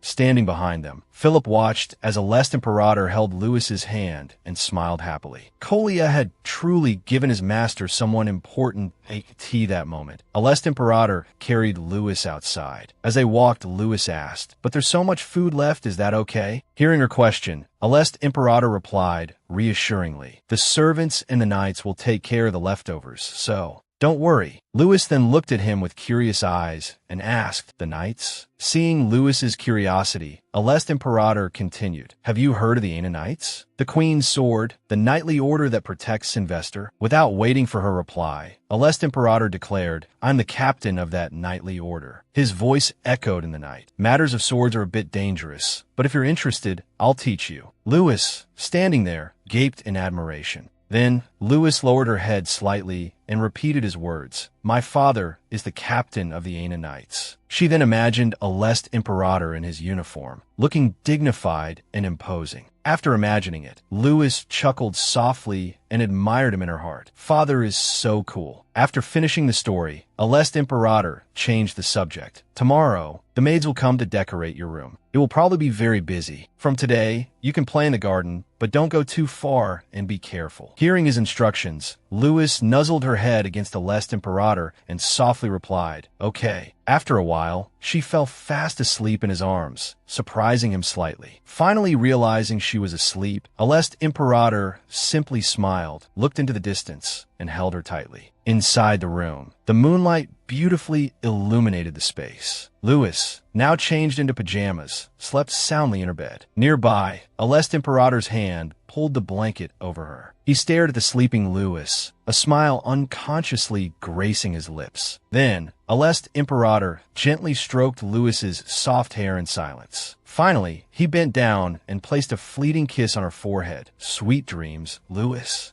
The morning sunlight quickly streamed into Lewis's room, gradually growing brighter and more intense, as if about to engulf the entire space. Inside the room, Anna stood facing Lewis, giving her instructions. Miss, please promise me you absolutely will not go to dangerous places. She then raised a finger in warning. The Imperial Palace is very large, so even we sometimes get lost. Anna continued. Moreover, for now, you should only go to places accompanied by His Grace. Promise me. Hearing this careful admonition, Lewis obediently nodded repeatedly. Yes, I'll just stay in my room anyway. Suddenly, Karina and KAC's feet appeared, tiptoeing into the room. Quickly, both children moved behind Lewis. Karina placed a hand on her shoulder and spoke, you don't have to worry about that. Lewis, quite surprised by the situation, let out a small oh. Seeing this, Anna was so shocked her face contorted as she exclaimed, oh my goodness, Miss Karina, young Master Casey. The two of them surrounded Lewis. Seeing Anna's reaction, Casey asked mockingly, why are you so surprised, Anna? Sitting between the two of them, Lewis glanced nervously at Karina. Karina leaned her head forward and added, we'll look after Lewis, so don't worry. Then, Casey put an arm around Lewis and asked affectionately, you trust us, right, Lewis? Anna stood before them, holding out her hands. Miss, young master, she pleaded, please put your hands on your hearts and think again. Don't your hearts feel uneasy? Karina and Casey answered in unison, not at all, and laughed loudly. Lewis, sitting between them, could only manage a weak chuckle. Seeing they didn't understand, Anna held up a finger. It's good that the three of you are playing together, she said, but Miss and young master mustn't go to dangerous places. She looked directly at Karina, making the girl look back at her. Especially Miss Karina, she cautioned. It's winter, so the trees are brittle. Please don't climb them. Then she looked at Casey and young Master Casey. If you see any frozen ponds, please don't go onto them. Anna was about to continue, and also especially, but Karina and Casey interrupted her, saying in unison, "Oh my, do you think we're children? We're all grown up, aren't we? Louis, let's go." Louis's hand was then placed in Karina's. Surprised by the sudden hand-holding, Louis stammered, "Oh." She was pulled out of the room. As she followed them, she wondered, but where are we going?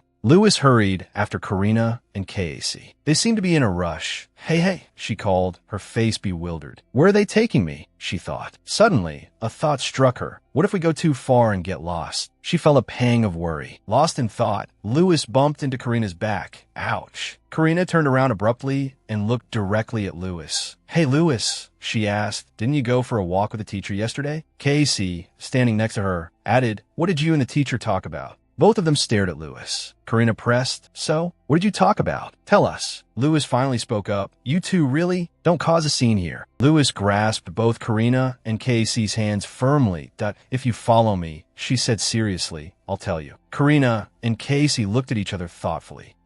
Seeing their reaction, Louis breathed a sigh of relief. All right, then I'll tell you what you have to do. Outside, the atmosphere was peaceful. Louis cheerfully recounted a story to Karina and Casey. Yesterday, I went for a walk with the Duke and talked to him about my mother. The two siblings listened intently as she continued. He said that my mother really loved flowers and she often felt sorry for discarded ones. Louis continued, her voice is soft as a young girl's, so she used to keep them in her room. After listening, Casey asked Louis, then why didn't the two of you go together? Karina shared Casey's curiosity. That's right, why? Louis smiled gently and warmly, but her eyes were filled with thought. She spoke again, her tone unclear. I don't know how to feel. God was so cruel that he didn't give my mother a chance. As she spoke, Louis unconsciously clenched her small hands tightly, to the point where she added, even though she wanted to be with me. She gently rested her hands on her knees, her face slightly bowed. The thing she wanted most, she couldn't do. But then, very quickly, Louis gave a gentle smile. Right now, even though I can't completely forget, I'm still trying to get over it. Seeing that smile, both Karina and Casey were momentarily stunned. They both walked towards her in unison and sat on either side of Louis. With great affection, they both nuzzled their heads against her. Sensing their love, Louis smiled as oh cute. Casey suddenly spoke, his eyes distant. When we were born, our mother also passed away. Karina added, so we understand how you feel, Louis. Karina continued, putting on a pitiful expression. Since Louis is the teacher's daughter, we'll always be by your side from now on. You mustn't hate us, okay? Louis, sitting between them, smiled innocently. With rosy cheeks, she glanced down at Karina, thinking to herself, they like to tease, but they're still good kids. Karina suddenly had another question. So why are you still using honorifics? Casey echoed the question. Yeah, why are you still using honorifics? Louis, thus questioned, was a little flustered.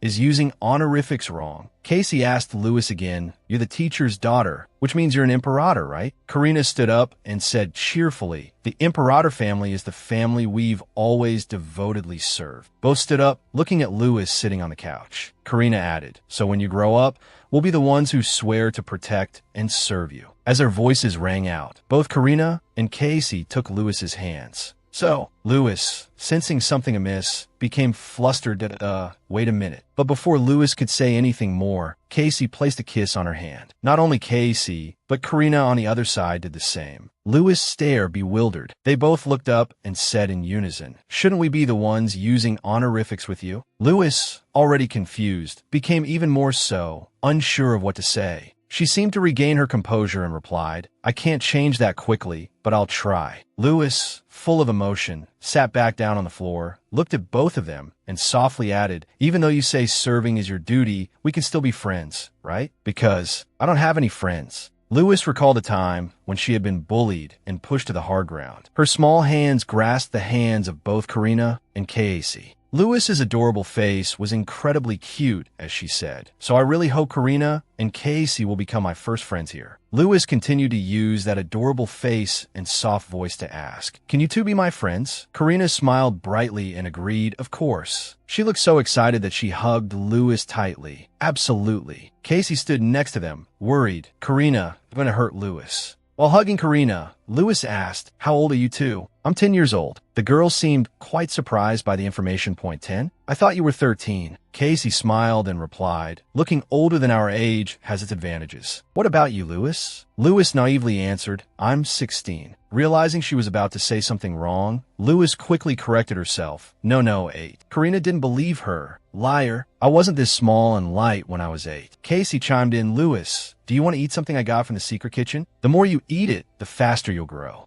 Lewis reached out and took the pastry Casey offered. "Thank you, Casey." Suddenly, a voice called out, startling all three of them. "Miss, young master, it's time for practice." "Where have you been?" A maid entered, surprising them. "Oh, everyone's here. Come on, let's go." Karina took Lewis's hand to say goodbye. "Lewis, we can't take you with us. Will you be all right?" The girl smiled brightly and replied, "Yes, I'm fine." They both smiled back at her. Suddenly, Lewis felt herself being lifted up. Whoa! It was Karina and Casey. They said in unison, "Then we'll take you with us." Seeing the three of them running away, the maid yelled, "Ah, miss, young master." Lewis, perched in their arms, didn't know how to react. "Oh my goodness." Karina and Casey laughed and ran. In her head, Lewis was thinking, "Please, just let me walk normally." Karina and Casey cheerfully said goodbye. "See you later, Lewis." Lewis replied, "Let's play again next time." Lewis smiled back, but thought with exasperation, "They're such energetic kids." A maid's voice from behind her made her turn around. "Miss Lewis." The maid looked worried. "Are you hurt anywhere?" Lewis smiled gently and replied, "No, I'm fine." They walked and chatted along the hallway. The maid followed behind. "Your room is ready now, Mississippi. Please come this way." Lewis walked ahead, not turning back. Yes. A little later, in the main hall of a very luxurious house, Lewis was now wearing a dazzling, brightly shining dress, her hair adorned with equally beautiful accessories. Suddenly, someone appeared, making her stare in surprise. "Wow!" A last Imperator walked towards her. "What do you think?" Satisfied, Petrich followed behind him, slightly out of breath. Lewis nodded repeatedly in response to her father. "Yes, it's beyond my imagination." Aleste reached out and patted her head. "That's good then." Lewis looked at him, slightly bewildered. He suddenly spoke, as if he had something more to say, and also, Aleste looked at Petrich and nodded, as if giving a signal. Lewis listened seriously as her father said, "Lewis, I have something important to tell you." Outside the carriage, the two horses pulling it slowly came to a stop. Petrich stood there when suddenly Lewis's voice rang out. "Father Petrich." Aleste Imperator, holding Lewis's hand, slowly stepped out. The little girl, her face full of worry, asked Petrich, "Father, can't you stay?" Petrich slowly replied to the innocent girl, sadly murmuring to himself, "If I return to Nyack, I don't know what Benjamin will do to me." Lost in thought, Petrich slowly extended his hands. "Worst case scenario, what if I can't see you again?" "My child." Petrich smiled gently and patted her head as if comforting her. With utmost tenderness, he knelt down and spoke to little Lewis. "If fate allows, we will surely meet again. Until we meet again, you must listen to your father and live a happy life." Hearing this, Lewis couldn't hold back her tears any longer, sobbing, "There's no reason for you to leave. Why are you leaving so suddenly?" Petrich wanted to soothe her, but didn't know what to say. Lewis pleaded desperately, trying to hold Petrich back. Father, there's no reason for you to abandon everything and leave." Petrich looked at Lewis with a thoughtful gaze. Lewis unconsciously clutched the hem of her dress. With a pitiful expression, Lewis said to Petrich, "I'm sorry. I've never talked about such a sensitive issue." Her small hands grasped Petrich's large hand affectionately. Looking innocently at Petrich, Lewis poured out her heart. "It seems like there are more and more things I want to keep by my side, and Father Petrich, you are one of them." Lewis recalled the moment when Father Aleste embraced her. "I thought that if I stayed here, nothing would change." Or the times when the maids were so surprised to see little Lewis appear. This might sadden those who care about me here, but it still can't erase the thought in their minds that an unrelated person suddenly appeared. There were times when little Lewis stood alone, gazing into the distance. Even if the people of Nyack treat me coldly, even if Benjamin has hurt me many times, the image of her mother emerged in Lewis's every word. That's still the place where mother and I live. Each moment of affection between mother and daughter, even though I'm trying to bury those memories deep in my heart. Returning to the present, Petrich's emotions were turbulent as he listened to Lewis's words. I still can't forget that village. As she spoke, her small hands again clutched the hem of her magnificent dress. You misunderstood me, father. Looking at her small face, he saw that Lewis was on the verge of tears, as if feeling very wronged. You told me not to forgive them. Lewis clasped her hands as if pleading with Petrich. If so, please don't go. Lewis's next words made Petrich's eyes widen. I definitely won't treat you like a stranger, because in that village, you were the one who treated me the best. Each word from Lewis seemed to make Petrich reconsider. He smiled gently. Now, I don't want to forget you like the people in that village. As the little girl spoke, saying if her father returned, Benjamin would definitely. Before young Lewis could finish, Father Petrich embraced her tightly. In Petrich's arms, Lewis sobbed, pleading, Father, please don't go. Petrich looked directly at Lewis and softly said, Lewis, thank you for thinking of me. Despite this, he still decided to refuse her. But there's something I must take care of now. I'm sorry. Lewis's eyes widened with a pitiful look. Petrich stood as if to leave,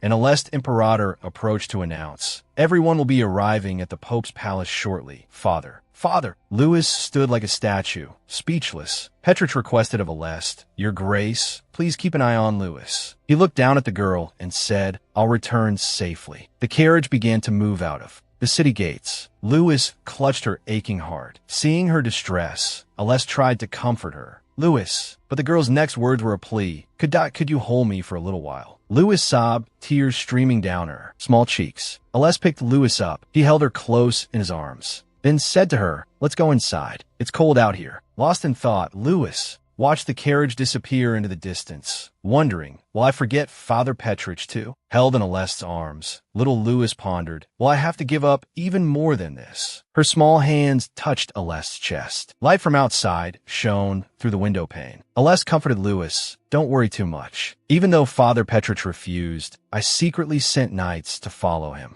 Aleste Imperator spoke gently. If anything happens, they'll report back to me. Lewis calmed down, feeling the warmth of Aleste Imperator. That's good. Lewis breathed a sigh of relief and smiled in Aleste's embrace. Really, that's such a relief. Aleste stroked Lewis's head. You should go back to your room and rest for a bit. Lewis suddenly stirred, making Aleste Imperator curious. Lewis innocently asked, Your Grace, could I come to your study with you today? Aleste paused as if in thought.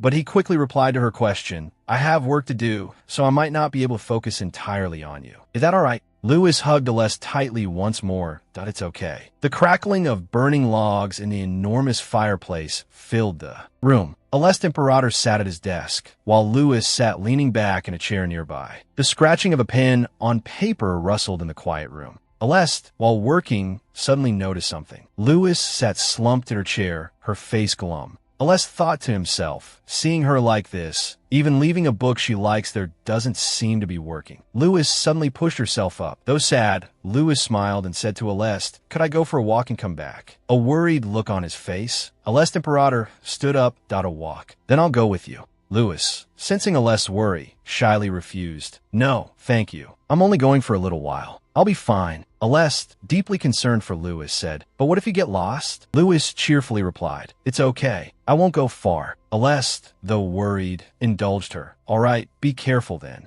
Aleste sighed heavily. She probably needs some time to think. The door slowly opened. Lewis left the room and gently closed the door behind her. She smiled sheepishly. I feel bad for making him worry while he's working. As she walked, Lewis told herself, I shouldn't be like this. I can't just keep following my instincts. She paused, considering where to go. Maybe I should go to the garden for before? It's Mother's favorite place. Maybe it will help me clear my head. The image of the magnificent garden appeared in her mind. Having decided where to go, Lewis quickly set off. All right, let's go. A while later, she stood before a large bush with lush green leaves. Lewis froze, seeing the bush instead of the garden. This place. She looked around in confusion. Where is this? The sun was beginning to set. Now, Lewis didn't know where to go. Only looking around, I only see forest and mountains. She told herself, calm down. The mountain is over there, So, if I go this way, I should reach it. From where she stood, she could see the mansion in the distance. If I go back, I should be able to return to the mansion. Lewis started to run, but she ran and ran, unable to escape this maze. She kept running, seeing only walls and no exit. That's what it said in the books I read. The sound of her footsteps echoed. Click, click, click, click. It would be nice if there were footprints left behind. Maybe I can't see them because of the stone slabs. Despite running for a long time, she got nowhere and worry began to show on her face. Lewis was filled with panic and fear. How much longer do I have to walk? In front of her was a dark path with no end in sight. Lewis thought hazily, I can't see a way out. Exhausted and helpless, she sighed. Lewis wearily slumped to the ground. She looked very pitiful. When she looked up, the sky had grown dark. Lewis hugged her arms. The sun had disappeared behind the large trees. Very quickly, the dark night began to emerge. It got dark so fast. After resting for a while, Lewis stood up. I definitely can't just sit here. She turned around resolutely and whispered, I have to get out of here before it gets completely dark. In the darkness, the small figure of Lewis ran quickly. Even if I'm found like this, I won't be able to stand the cold. The little girl rushed into the tall grass, creating a rustling sound. Rustle, rustle, rustle. Even if I have to dig my way out, I have to escape from here. Lewis's small body was weak, and after running for a short while, she felt exhausted. She stopped, panting. Lewis was very tired. Suddenly, she mustered all her strength and shouted, Is anyone there? Her voice was tinged with fear. Someone's here, but all that answered her was silence. Scary. Lewis looked ahead fearfully. Suddenly, rustling sounds came from the surrounding bushes. Lewis weakly asked, Who's there? Only the whistling wind answered her. Lewis bent down and picked up a small branch. Holding the small branch out in front of her defensively, Lewis said, I asked who's there? She wondered to herself, why isn't there any sound? When Lewis turned around, she saw something. She realized it was fur. Even more surprising, behind Lewis was a wolf, taller than her, staring at her. The wolf bared its teeth, making Lewis fall back to the ground in fear. A wolf. The wolf's eyes seemed unusual, her small body trembling with fear. She wondered, why is there a wolf here? The wolf started to run, its large body lunging towards Lewis. Lewis's face was pitiful, the corners of her eyes turning red. It was unclear what happened, but Lewis's scream could be heard echoing loudly through the air. Alest slammed his hand on the table in anger. Philip, standing nearby, had a worried and bewildered expression. Alest seriously asked the servants and Philip, when was the last time anyone saw Lewis? Philip, frightened but quick to respond, answered, just a while ago. The maid said they saw her heading towards the rose garden, sir. Alest seemed to go mad, his eyes widening as he ordered, send the knights to find Lewis immediately. His eyes looked as if they could devour someone. We must find her. Everyone standing around bowed their heads. Alest, exhausted, rubbed his temples. Back in the dark forest, Lewis's scream shattered the silence. Lewis's whole body trembled as she squeezed her eyes shut in terror. But when she sensed the silence, she opened her eyes in bewilderment. The wolf wasn't attacking her. Instead, it looked at her with gentle eyes, its nose sniffing at her. The wolf suddenly nuzzled against Lewis, making her giggle. Hee. Looking at the large wolf, Lewis suddenly noticed something. It was the collar around the wolf's neck. Lewis suddenly spoke to the wolf in front of her. Lena, is that your name? Both the wolf and Lewis nuzzled each other. You're so big. Lewis's small hands stroked the wolf's thick fur. The wolf glanced at Lewis as she petted it. The more she stroked, the more Lewis felt the warmth from the wolf's fur. So warm. As she petted the large wolf, Lewis thought to herself, if its name is on the collar, it must be kept here. Although a little scared, Lewis thought that if she went with the wolf, she might find shelter from a cold. A little worried, she said to the wolf, Lena, help me out a bit. The large wolf, as if understanding what Lewis said, immediately nodded. Lewis and the large wolf proceeded together down the dark path. Ahead.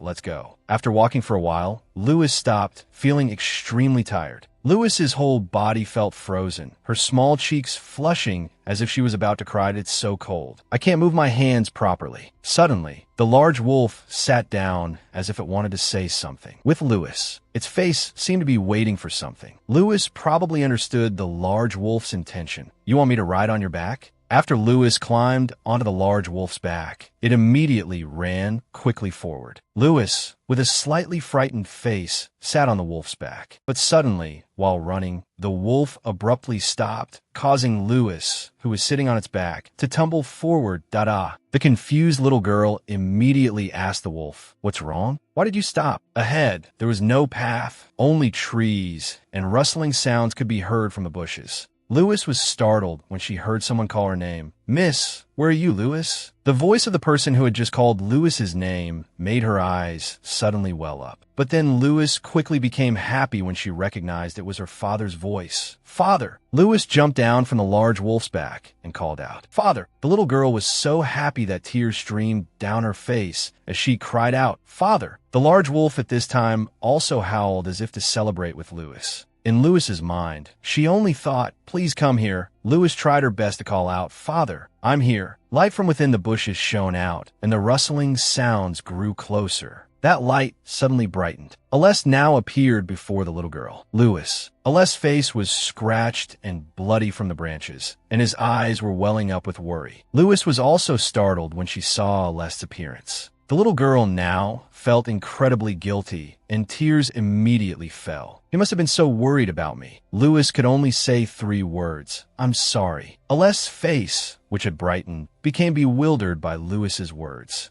Alest slowly stepped forward. He hugged Lewis tightly. Alest very gently comforted Lewis. "It's good that you're all right." The space seemed to be filled with love. Lewis, still feeling guilty in his embrace, sobbed an apology. "I'm sorry. I'm sorry." Alest hugged Lewis tightly and gently comforted her. "You don't have to apologize to me. You didn't do anything wrong." Alest continued, "It's all right now." The large wolf, seeing that everything was all right, turned and left. Alest closed his eyes, his face full of exhaustion. "Let's go home." The shadow of the mansion appeared in the dark night. The maid said to Philip, "Please raise the temperature in Mrs. Room a bit." Philip, worried, nodded in agreement. The maid then continued, speaking to the cooks, "And you too, please prepare some hot soup for the miss to eat, so she can warm up." Anna Campbell sighed, "I think I need to make a map of the mansion." In a very quiet room, Alest sat beside Lewis's bed. The little girl was sleeping, but her face looked very pained. In her dark dream, there was still someone calling, "Lewis, Lewis, Lewis." Light from the sky shone down like falling crystals. Lewis reached out, her eyes wide open, looking at her hand. In an unknown space, Lewis was wearing a different dress. "Where is this?" Then again, she heard someone calling, "Lewis, Lewis." Lewis recognized the voice and immediately turned around, tears streaming down her face. This voice, a very beautiful woman in a black dress. It was Leah, Lewis's mother. "Mother?" Lewis took her mother's hands, rested her head against them, and looked up joyfully. "Mother!" But she was met with a cold stare. Lewis didn't understand. "Mother, what's wrong?" Leah gripped Lewis's shoulders tightly, her voice filled with anger. "Lewis, have you forgotten? You killed me. You killed me." Asterisk, that's right. I killed Mother. There was a chance, but I couldn't do anything. While I was in a warm place where no one hated me, I forgot about it. Asterisk. Asterisk, how could I forget? How could I talk about it like a gentle memory when it hasn't even been that long? Asterisk. Asterisk, how could I smile like that? It's so wonderful to see you, Mother. Asterisk. Asterisk, looking at Mother in front of me. I hope this dream doesn't end. What should I do? Asterisk. Lewis reached out and took Leah's hand, thinking, asterisk, I must be a bad daughter. I'm sorry, I'm sorry, I'm sorry. But at least like this, asterisk. I'm so happy to see your face. Leah was startled by her words. Then, releasing her grip on Lewis's shoulders, she said, "Then it's best if I disappear from your sight forever." Her words filled Lewis with confusion and fear. "No!" Lewis woke up in a panic. Alest, who was beside her, asked Lewis, "Are you all right? Did you have a nightmare?" Tears streamed down her face as she heard him. "Father, father." She threw herself into his arms, burying her face in his chest. Sobbing, she said, "In my dream." Lewis clung to him tighter as she continued. "In my dream, I saw Mother there. I've been happy these days, but I forgot. Because of me, Mother is gone. I don't have the right to be happy." She continued to sob. Alest was taken aback by her words. He tried to comfort her. "Lewis, you shouldn't think like that. You're a good girl," she protested. "But in my dream," he cut her off. "Lewis, if anyone is to blame, it's me. Because I didn't go to you and your mother." Alest wrapped his arms around Lewis. His face was etched with weariness, but he held her close. His voice was slightly strained as he said, "Louis, you don't have to feel guilty about anything." Louis's small hand touched Ales's large arm. Ales's voice continued, even and steady, as he wiped away the tears that had tracked down her cheeks. "As long as you're safe, that's enough for me." Silence fell over the room once more. Ales sat there, his large frame enveloping Louis as he continued to soothe her in her sleep. He sighed, his face haggard. His hand gently stroked Louis's hair. "Get some good rest today." He continued to watch her, a pensive look in his eyes. Aleste Imperator. Suddenly, images of both Aleste and Leah flashed through Aleste Imperator's mind. "I miss you so much, Leah." The image of Leah smiling happily at Aleste, like a princess smiling at her prince. "I should have kept you by my side." Back in reality, little Louis was still fast asleep. Lying beside her, Aleste continued to think. "Louis, I wish I could make you stop feeling guilty." He seemed to be lost in a void, alone with his thoughts. He whispered, "Leah, I promise." His hand slowly reached out, as if to embrace little Louis. "I will protect our child." Dawn had broken, and the blue sky could be seen through the window. The closed door remained silent. Louis, asleep, suddenly frowned. She sat up with a worried expression on her face. "Father." She looked around the empty space beside her. Aleste Imperator was gone. Little Louis thought sadly. Has father left? Suddenly, Karina and KAC's voices came from outside the door. "Is Louis still asleep?" "Louis, open the door." Louis was startled. Hearing them, she slowly walked, then ran to the door. Karina, KAC. Both Karina and KAC, dressed beautifully, stood before Louis. Karina spoke cheerfully. "We miss you so much, Louis." Casey looked inside and asked, "Is this Louis's room?" As they spoke, they looked around in admiration and amazement. "It's amazing. It looks much better than our room." Karina, a cheerful idea springing to mind, asked Louis, "We want to share a room with you." Louis smiled brightly and agreed. "I'd be very happy to share a room with Karina and KAC." Hearing her answer, they both grinned. Suddenly, in the midst of their laughter, Karina and KAC froze. Seeing their expressions, Louis looked back in confusion. There stood Aleste, his face frighteningly stern, his eyebrows furrowed. He spoke, "Why aren't you two training?" Aleste crossed his arms as if to question them. Karina, KAC. Karina and KAC hugged each other, their faces filled with panic. "We finished all our training." Karina quickly explained to her teacher as soon as she saw him standing before her, looking extremely panicked. She continued, "We trained very hard, teacher. Even the knights praised us for training diligently today." Fearing that his twin's explanation wasn't convincing enough, Casey quickly added, "Yes, that's right. We trained so hard, we didn't even realize the sun had set." Aleste looked at the two children before him, speechless. He just sighed, his eyebrows furrowing slightly. His expression hardened in thought. "If these two weren't here, I would have taken Louis to my office." He seemed somewhat flustered by his two students. Karina and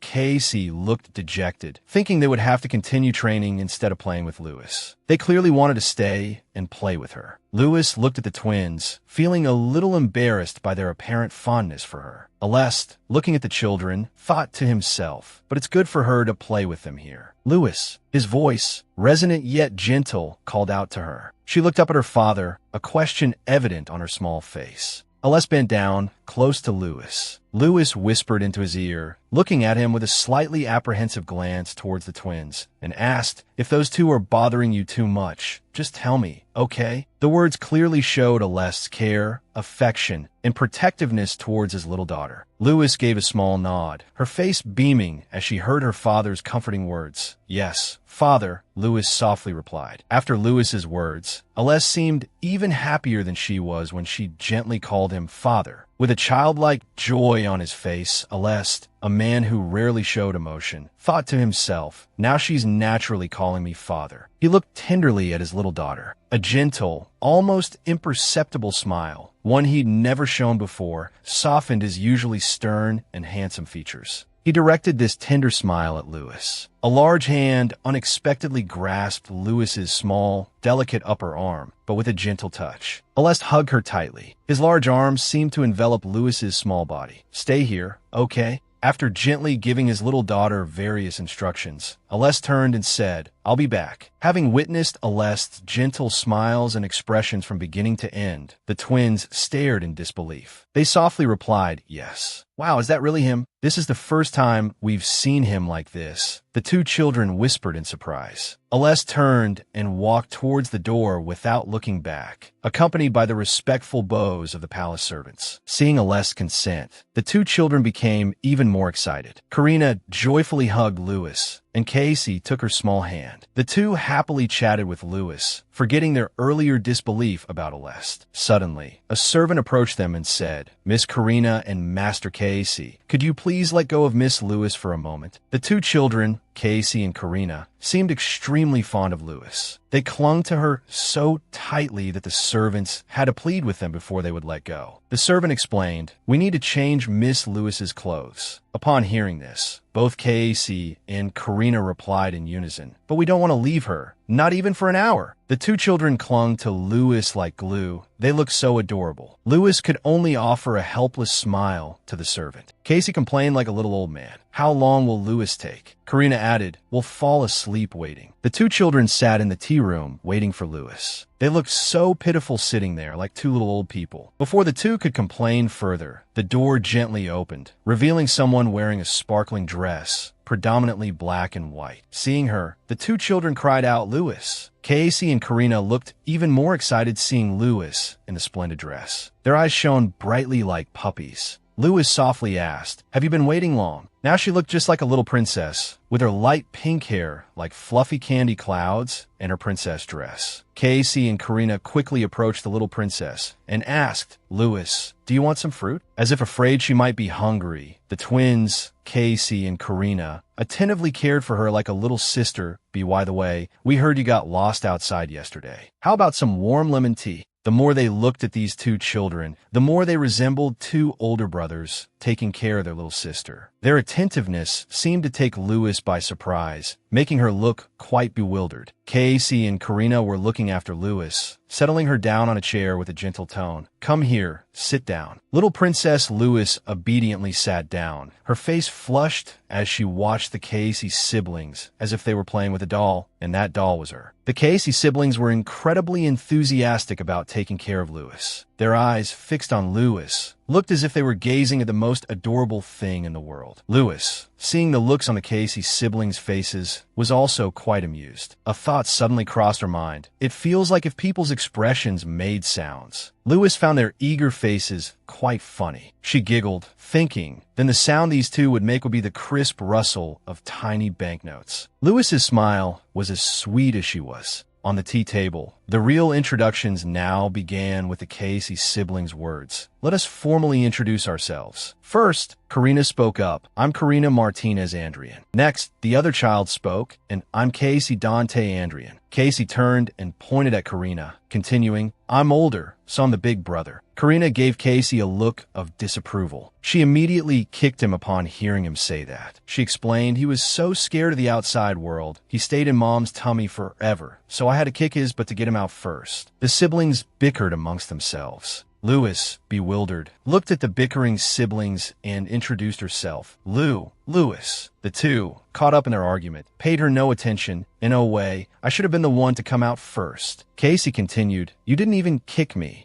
Louis quickly tried to mediate between them, but before she could, she was addressed. "That's right, Louis." She quickly replied, "Oh yes." Suddenly, both of them bowed their heads and apologized to her. Much to Louis's surprise, "We're sorry about the snake. We're really sorry." The two children, taking turns apologizing, left Louis confused. She tilted her head, wondering what was going on, and softly replied, "Huh." Casey quickly explained, "We heard you were playing in the study and got really scared." Karina added, "We forgot about the toy snake we were playing with in there." The two children, their eyes welling up, explained, "So, teacher scolded us, and we think Ms. Campio lectured us for 3 hours straight too." Louis giggled at the twins. Karina said, "We're really sorry, Louis. We won't do that again." Once again, Casey said, "Sorry, Louis." Louis smiled gently. She softly asked, "Did you know I was really scared?" The Casey siblings looked bewildered. Louis recounted, "My heart was pounding so hard, it felt like it was going to jump right out of my chest." Karina and Casey instinctively apologized again. So sorry." "No, it's okay. Lewis softly declined. Huh? Huh? Casey and Karina were surprised. Lewis continued, but you can't do that again, okay? The two children were overjoyed that Lewis had forgiven them. Really? Karina playfully asked, are you an angel, Lewis? Casey invited her. Lewis, let's explore the garden inside the castle. Karina added, yeah, it's really fun there. Lewis, flustered, explained, but I got lost yesterday, and it caused a big problem. Anna gave me a map, but it's still hard. It's so confusing. Casey reassured her, don't worry. With us around, and since we'll stick to places with the knights, you'll be fine. Finding his words reasonable, Karina added, that's right, you'll learn the way by walking around more. And in the days that followed, Casey and Karina showed Lewis around, helping her familiarize herself with the castle. Casey enthusiastically explained, if you don't want to get lost in that maze, we should take this route. The siblings showed her many interesting places. This is the ice pond. Lewis was extremely happy spending time with Casey and Karina. A smile constantly graced her face. At the palace, a maid asked her, did you have fun yesterday, miss? Lewis politely replied, yes, we played by the lake yesterday. She excitedly recounted, that lake is magical. The water sparkles like a mirror. The maid cheerfully responded, is magical, isn't it? The ice in the lake, if it's thick enough, is cut and stored for use in the summer. The maid added, but please don't play on the frozen lake, Mississippi. It's very dangerous.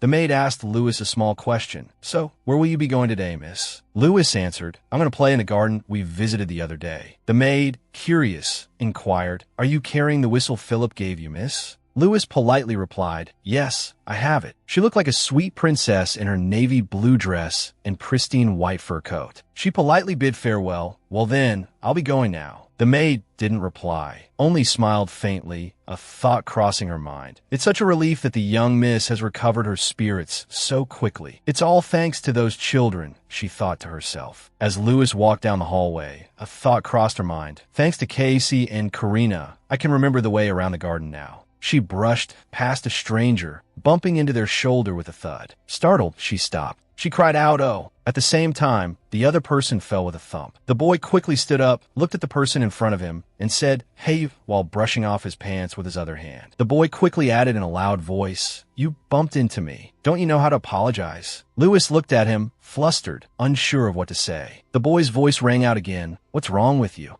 After a moment, Lewis finally regained her composure and stammered, I'm sorry. She fumbled, trying to stand up, but her dress made it difficult. Seeing this, the boy sighed. He then extended his hand and kindly said to Lewis, take my hand. Then he urged her, get up. Looking at him, Lewis couldn't help but feel surprised and embarrassed. But a moment later, she reached out and took his hand. He pulled her up and reminded her, are you all right? Be careful next time. He quickly turned to leave, but Lewis suddenly called out, excuse me. He turned back, a puzzled look on his face. But Lewis simply wanted to say, thank you. Hearing this, his expression didn't change. He just nodded in response. Seeing his coldness, Lewis didn't dare to ask anything further. She could only wonder to herself, but who is he? A moment later, she hurriedly turned and left, a sudden realization hitting her. Now that I think about it, I heard there's a special guest arriving today, so I have to be extra careful. I even had to change into these clothes. However, as she walked, Lewis couldn't help but be curious about the cold yet kind boy. Suddenly, she had a bright idea. Maybe he was one of the special guests. She decided to ask her father. Immediately, Lewis went to her father's room. Inside, her father, Aleste, was talking to a woman. Suddenly, he heard a knock at the door and looked towards it. A moment later, Lewis entered and said, Father, I have something to ask you. Seeing her, he was surprised and called out, Lewis. Just then, the woman in the room, sipping her tea, spoke, come here, dear. It was none other than Dam. Seeing Lewis, she warmly asked, how are you? Lewis, stunned, could only utter the name in her mind, Dam. The two looked at each other. Dam's expression was cheerful, while Lewis looked somewhat bewildered. Before she could understand what was happening, Dam said, as expected, Lewis is Aleste's daughter. Then she turned to Aleste and said, thanks to this, the contract between us is progressing so well. Though, it's not that important to me. Hearing these words, Lewis couldn't help but ask contract, but in her mind, she was thinking, I actually know what she's talking about, but part of me doesn't want to hear it. Hearing her question, Dam suddenly realized with alarm, oh my, I haven't told you about that, have I? A moment later, Dam informed Lewis, my wedding with the Grand Duke is scheduled for next spring. Hearing this, Lewis remembered her birth mother. Unpleasant images flashed through her mind. She felt a little broken and scared. But Lewis could only stammer, oh, I see. Dan moved a little closer to her and said cheerfully, "Today, before officially becoming your mother, Lewis, I wanted to get to know you, so I came to see you." She didn't forget to add a jab at Alest. "The person I wanted to see was Lewis, not you." Lewis finally spoke. "Congratulations to you both." Hearing this, Alest looked at her. Dan quickly replied, "Thank you. Why don't you come sit with us, Lewis? Is that all right?" Lewis replied yes, while clutching Alest's hand tightly. Then Dan said, "While we're at it, Eric, come here." But Lewis was very anxious, her whole body trembling slightly. Seeing this, Alest couldn't help but worry and feel sorry for his daughter. Suddenly, a young boy appeared outside. He entered and greeted them. "Hello, everyone. Let me introduce myself. I'm Eric Herback, AC." He added, "I will be Lewis's only brother and adopted older brother." But Eric suddenly looked surprised when he saw Lewis. "Huh? What?" Seeing her, he immediately asked in bewilderment, Why are you here?" After hearing Eric say that, Lewis thought to herself, "Those are my lines." Before he could recover, Dam punched him on the head. "How can you speak to your sister like that?" Eric cried out, "Ow, that hurt, Mom." Dam immediately reminded him, "This is the first time you've met her. You should be more polite." Eric, a little angry, asked, "Why did you hit me so hard? Is she really my sister?" Eric immediately received a few more hits from his mother. How could he? I told him to be respectful. He could only cry out helplessly, "Ow, ow, ow. That hurts." Lewis couldn't help but be taken aback by this scene. After being reprimanded, Eric finally explained, "Oh no, I thought she was the Luz that mother mentioned." Hearing him say that, Dam couldn't help but smile. A moment later, she placed her hand on Lewis's shoulder, then sat down and asked Eric, "She's adorable, isn't she?" Eric seemed a little embarrassed by the question, but still replied, "She is quite cute." Hearing his reply, Lewis was surprised, thinking to herself, he said that without any hesitation. Then, feeling a bit anxious, she tightly gripped Alest's hand. Seeing her like this, Alest spoke up, "Have we chatted enough?" Dam immediately replied, "All right, but we should go outside and give the children some space to talk to each other." Before leaving, Dam didn't forget to instruct them, "Eric, play with Lewis. Be good. Lewis, look after Eric for me." But suddenly, she seemed to have a thought and said, "That's right. How about I give you two a task?" Dam then took out a piece of paper and said, "Today you two spend all of this money. That's all you have to do." Holding the paper in her hand, Lewis was stunned, a blank check. Dam still carefully reminded her son, "Eric, she's younger than you. Remember to take good care of her." Eric obediently replied, "Yes, mother. We'll be back soon." After Dam and Alest left, Eric spoke first, asking, "By the way, I don't know your full name yet." Lewis seemed a bit hesitant, but still replied, "I don't have a last name. You could just call me Lewis." Hearing her answer, Eric was curious, thinking to himself, there's no way a noble doesn't have a family name. He became a little worried, wondering, could it be that I was too rude earlier, so she doesn't want to tell me? Then, Eric reassured himself, that's probably not it. She responded politely when I bumped into her earlier. Looking at the petite Lewis, he thought to himself, now that I have a little sister, I have to look after her. Immediately after, Eric called out to her, "Hey, Lewis." She looked up at him, seemingly worried. But Eric gently bowed his head and said, "I'm sorry about earlier." Seeing this, Lewis waved her hand and replied, "It's okay." Eric mustered his courage, extended his hand, and asked, "May I escort you?" Lewis didn't hesitate to take his hand and reply yes. Furthermore, she asked Eric, on the way, "Could you tell me how to use this check?" He immediately nodded in response. Then, Eric said, "Let's go then." At this point, Lewis asked him, "So, how do you use this check?" She seemed a little embarrassed as she confessed, "Actually, I don't really know what's in Sylvester." After hearing her, Eric stood silently for a moment, thinking to himself, Mother giving us this check can't be just a simple errand. Looking at Lewis, who was also deep in thought, Eric pondered, Mother said we should do well. If I ask someone for help, it should be fine, right? Suddenly, a familiar voice rang out, "We know." Lewis and Eric immediately turned to look. It was Karina and Casey. They gave a bright smile and offered a suggestion, go to the best shop in Sylvester, the one at the end of the alley. We know that shop very well. Hearing that, Lewis excitedly asked, "Really?" Eric asked the twins, "Have you two been eavesdropping this whole time?" Immediately, the twins retorted, "No way. We were just passing by and overheard. We saw Lewis and just came over to say hi." Eric sighed in exasperation, thinking, there's never a peaceful moment when I'm with these kids. I should have found a way to subtly get rid of them.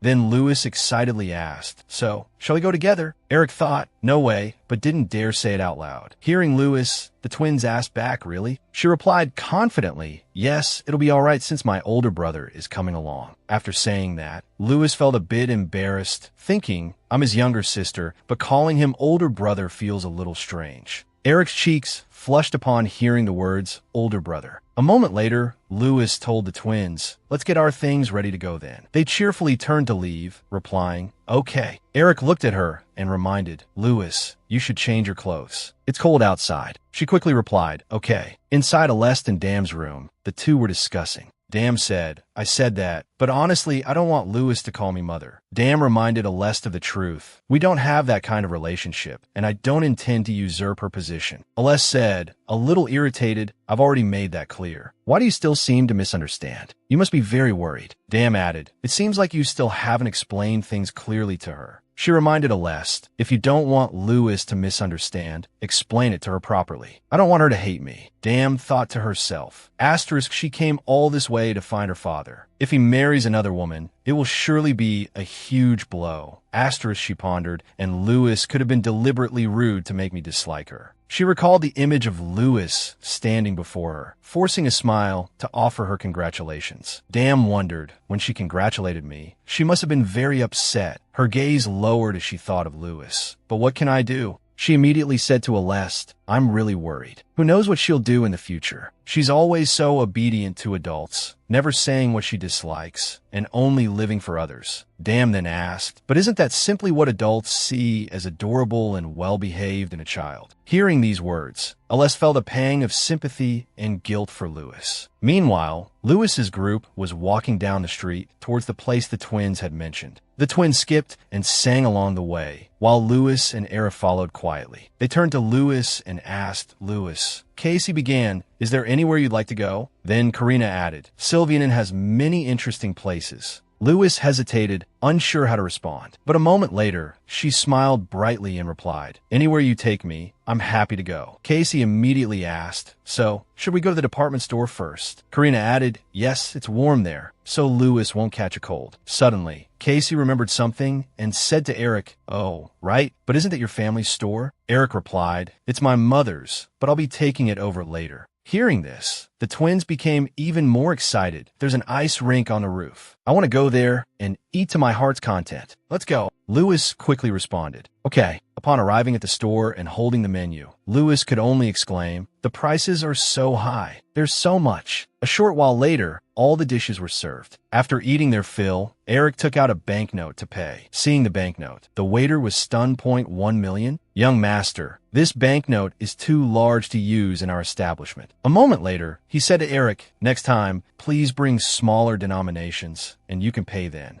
The waiter said kindly, "Even if you forget, it's all right. You are the heir of the Eiley family. Your visit here is already an honor." The four of them then left the store. Lewis then spoke up, "We ended up eating for free." Eric immediately replied, "Mother said we had to spend all this money, right? But I wouldn't spend it all at once." Hearing this, Lewis asked worriedly, "Is that okay? We have to spend all of it." Eric reassured her, "It's fine, because Mother likes special things." Glancing at Lewis, Eric thought to himself, "Especially, Mother hopes you will be the one to do something special." Then he pondered, "But Mother said that." Suddenly, he heard the twins' voices, "Let's go, let's go." Lewis looked up. The two of them were skipping hand in hand. Seeing the potential danger, Eric turned to Lewis and said, Hey, they're going to cause trouble. Let's go." Lewis quickly replied, "Okay." The two quickly sped up to catch up with the twins. But due to her small stature, Lewis was getting a little tired. While passing by a group of people, Lewis accidentally bumped into a boy. Because she was small, Lewis was knocked off balance and was about to fall. The boy immediately reacted. In the blink of an eye, he caught Lewis and asked with concern, "Are you all right?" Lewis quickly replied, embarrassed, "Thank you for catching me." Seeing this, the boy continued to check on Lewis. "Are you hurt anywhere?" She smiled and replied, "I'm fine, thank you."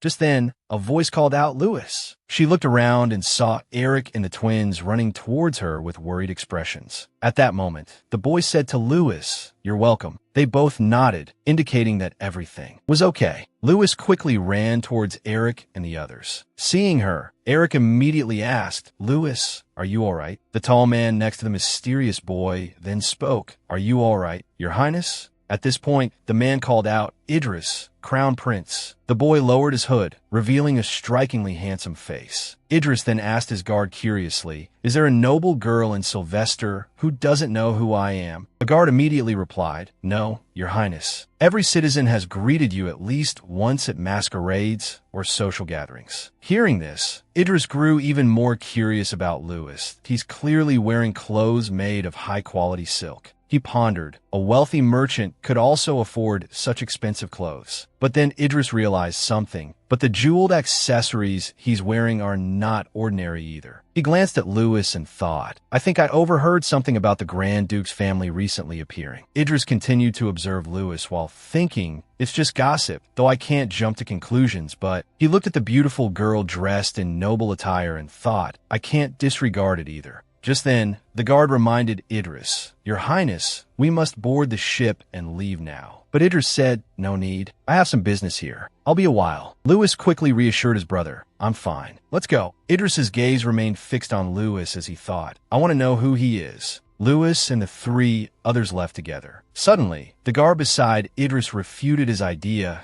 "We can't, Crown Prince. We snuck out of the palace." He continued to advise Idris, "Furthermore, if we run into the Grand Duke." Idris simply crossed his arms and watched them go. A moment later, he turned and continued walking. "Then I have no other choice." Seeing this, his guard called out, "Crown Prince." He ordered his guards, "Quiet. If we run into him, it won't be because someone recognizes me, but because of you. No one knows my face, so stop calling me Crown Prince." The two guards could only sigh at Idris's behavior, while he said nonchalantly, "You're overthinking it." One guard replied, "Who wouldn't overthink it?" Idris just sighed. Meanwhile, Louis placed her hand on Eric's palm. Eric was teaching Louis how to maintain her balance. He continuously praised Louis. "Slowly, that's right, just like that. Good job." She asked happily, "I'm doing well." Suddenly, Eric said, "But," which left her slightly confused. Then Eric called out, "Louis." He finally mustered the courage to ask her, "Would it be okay if Mother and I became your family?" Louis was a little surprised by the question. Then she replied, "Honestly, I don't know." Louis expressed her inner thoughts. "Your mother is a very cool and admirable person. She's also the one who helped me get this far." She also complimented Eric, and even though today is the first time I've met you, Eric, you seem like a very good person. This made him a little shy. Louis thought to herself, but even though I said they are good people, I still can't accept that she will be by father's side. Because in her heart, Louis only thought, because that position belongs to my mother. She firmly held on to her thought, and it must be my mother's position. Louis's desire was, I don't want that woman's name to be remembered as the Grand Duchess of Sylvester. But then she suddenly worried. What if it was a promise made before I returned? Her face was filled with confusion and fear. Even if I say I don't agree to that contract, it won't change anything. And if I say I don't agree, Louis wondered to herself, maybe father will hate me. Then she thought, but he probably won't make me go back to Neos, right? Seeing her like that, Eric spoke up, I'm sorry, I'm rambling again. Immediately, she reassured him, no, not at all. Eric then expressed his own feelings. I'm also a little worried about the Grand Duke becoming my father. Worried Louis might misunderstand, he quickly added, I don't hate the Grand Duke, but I'm just being honest. Louis nodded in understanding. Then Eric recounted, I had planned to rebel by running away from home, but I got caught. He then told her, so if you don't like it, Louis, just say you don't like it. Don't worry too much.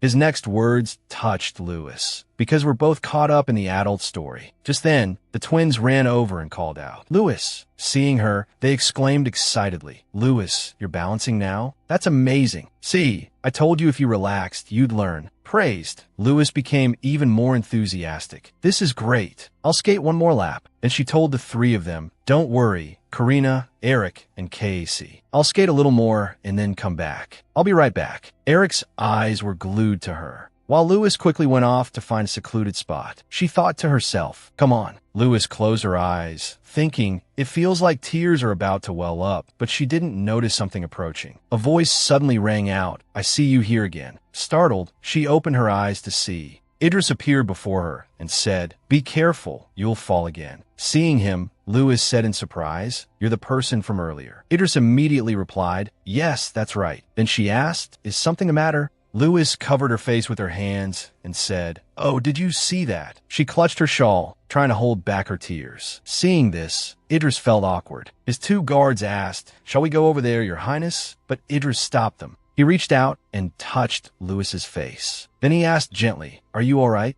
Idris then said, "It'll be dangerous if we stay here. Let's go outside and rest for a bit." Sitting inside a small hut, Lewis thought to herself, "Why did I cry in front of someone I just met?" A moment later, Idris came over and offered her a glass of water, saying, "Here, drink this." Lewis took it and quickly replied, "Thank you." They sat together in the hut. While drinking, Lewis glanced at Idris. Then she spoke, "Thank you for helping me earlier." Hearing this, Idris glanced at Lewis. His eyes soft as he replied, "It was nothing." Suddenly, Idris said, looking at Lewis with curiosity, "Why were you crying earlier?" Idris asked with concern, "Is there something troubling you?" Then he said, "If I didn't mind a stranger like him, I could go ahead and talk about it." Looking at him, Lewis thought to herself, "It really is hard to talk to father about this." She pondered, "But I can't talk about this with someone I just met." Seeing her silence, Idris said, "If you can't talk about it with anyone, why do you look like you're about to burst?" He then said to Lewis, "I don't know if you'll believe me, but I hope you'll feel better." Idris continued, "I don't think what you're struggling to say is a simple matter." Hearing this, she just pressed her lips together. The sky gradually darkened. Lewis finally spoke, "Even if I talk about it, it won't change anything because it's already been decided." She told him, "It's not really that complicated, but the person I want to trust hasn't explained anything to me, so I feel uneasy." Lewis poured out her heart. "Besides, if I talk about this, I'm afraid of what I'll hear." Hearing these words, Idris said, "I don't know the situation, so I can't just say anything." Then he added, "But I think you should tell the truth." She looked at him, somewhat surprised. "What?"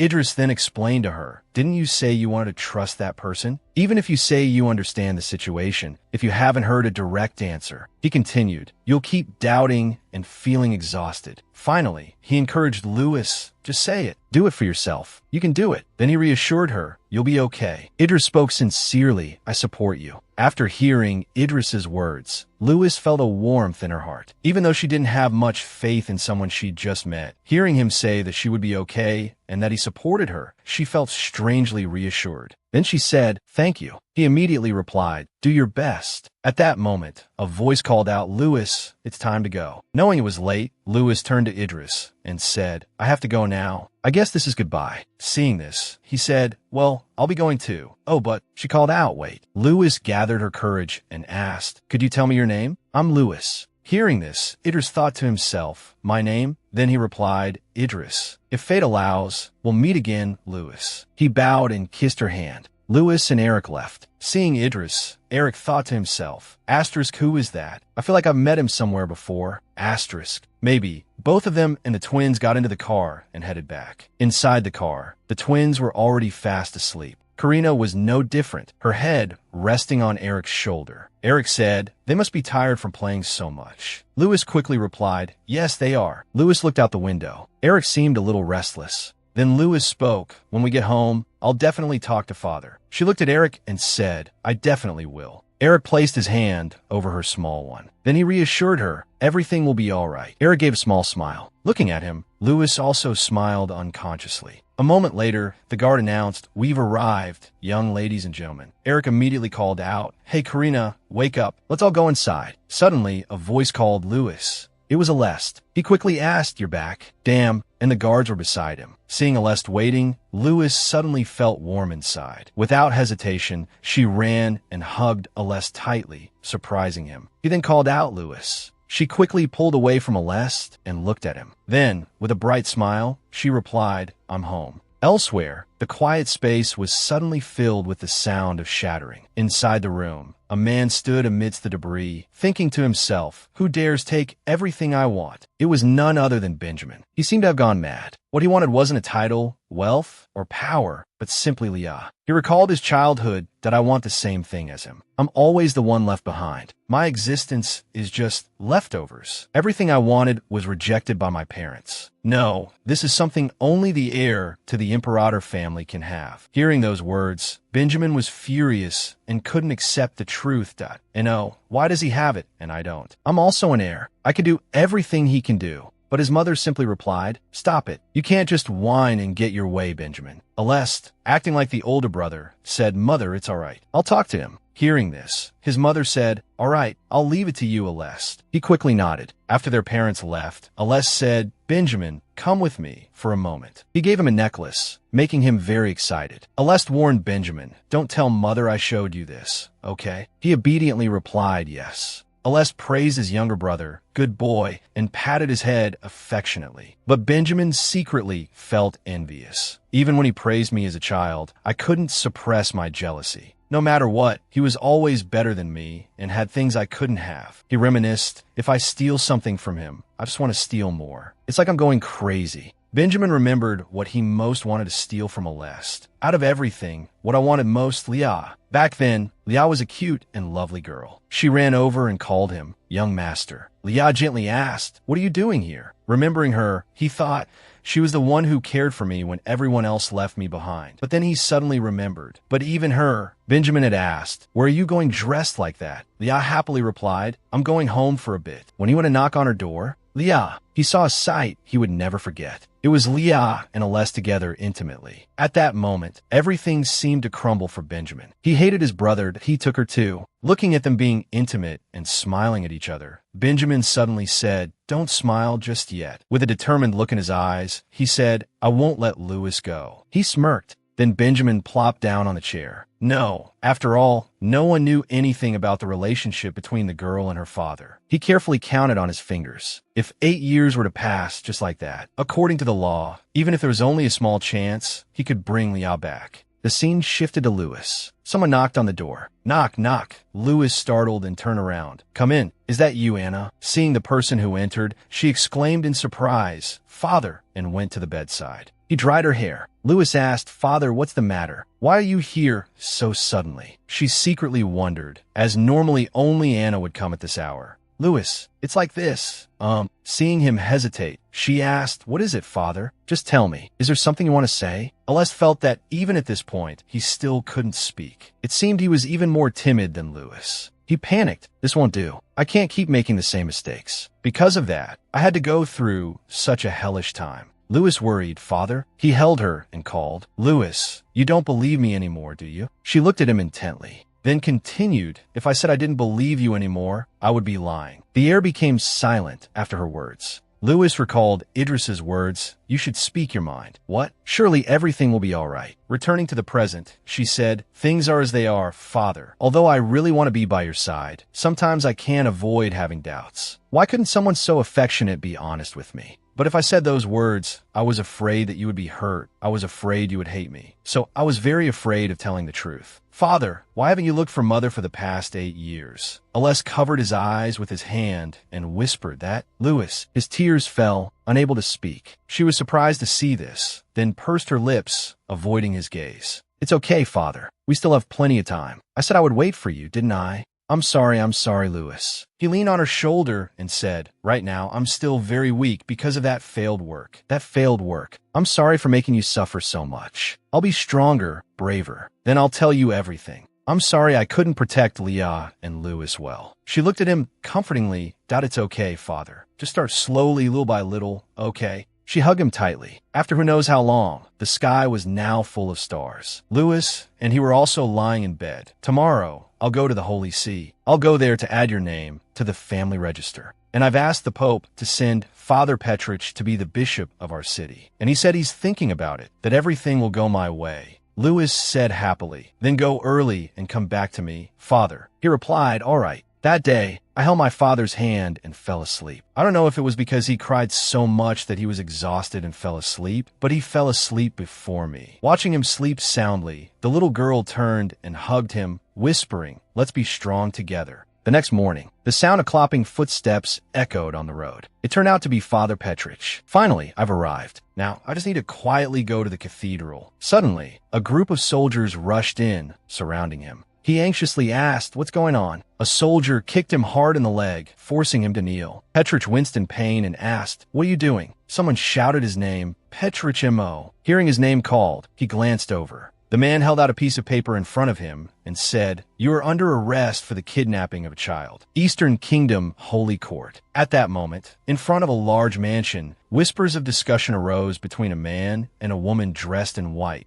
I heard that Duke Imperator is coming here today. Hearing this, the short-haired woman replied, yes. I heard that the Pope has allowed the bishop to take charge of the cathedral in the Duchy of Zinvester. So, is that why it's so chaotic today? As the man finished speaking, the woman suddenly noticed someone approaching, Cardinal Hitchich. The woman called out and then approached the red-haired cardinal to start a conversation. Are you on your way to a mission? She politely asked. The cardinal looked at her and nodded slightly. The woman continued, you must have had a hard time since this morning. The Grand Duke's sudden arrival has everyone in the Holy Court running around. You must be surprised too. Hitchich replied briefly, indeed. Are you going somewhere today? Hearing the question, Cardinal Hitchich answered honestly, tonight. I heard that the priest there kidnapped a child. Oh my goodness, I can't believe it. The world has been so scary lately. What will happen if the Lord's credibility is undermined and people stop listening to him? The short-haired woman widened her eyes and commented, then we'll all meet in the fires of hell, won't we? Cardinal Hitchich maintained his emotionless expression and said, isn't that right? Oh Lord, please see into my heart. Anyway, this isn't the time. I have to go. You be well, the woman said and turned to leave hurriedly. And anxiously, Cardinal Hitchich, the man who, over 100 years ago, led others to exterminate heretics. His power was so terrifying that it was measured by the number of holy sites. He was called the Cardinal of Dust. He was revered by the people for burning many heretics to death. Finally, the Holy Court granted him the noble title of Cardinal, overseeing the priests and judging them. Hitchich was walking when he heard his name called, Cardinal Hitchich. He turned and saw that it was Alest, the black-haired man in jet black armor. I suppose I'll be seeing a lot of people from today. Hitchich thought to himself, you've turned the whole Holy Court upside down. He thought as he bowed his head slightly to greet Alest. Hitchich looked at the black-haired man in front of him and marveled inwardly. This man's eyes gleam like gold, like the eyes of a serpent. Those cursed eyes seem to hold some kind of sorrow. I've seen them somewhere before. They could be a blessing and a miracle. Just then, Alest spoke, judging by your haste. It seems another priest has committed a sin. Hitchich quickly replied, yes, a priest in the village has kidnapped a child. Seeing Hitchich hesitate, Alest asked, what's wrong? As far as I know, your younger brother is the lord of that place. Hearing this, Alest's eyes widened, his brow furrowing. He asked the red-haired man before him, do you happen to know the name of this priest? Priest Petrich. Alest clenched his fist, a thoughtful expression on his face as he thought to himself, Benjamin, is this what you call an ending?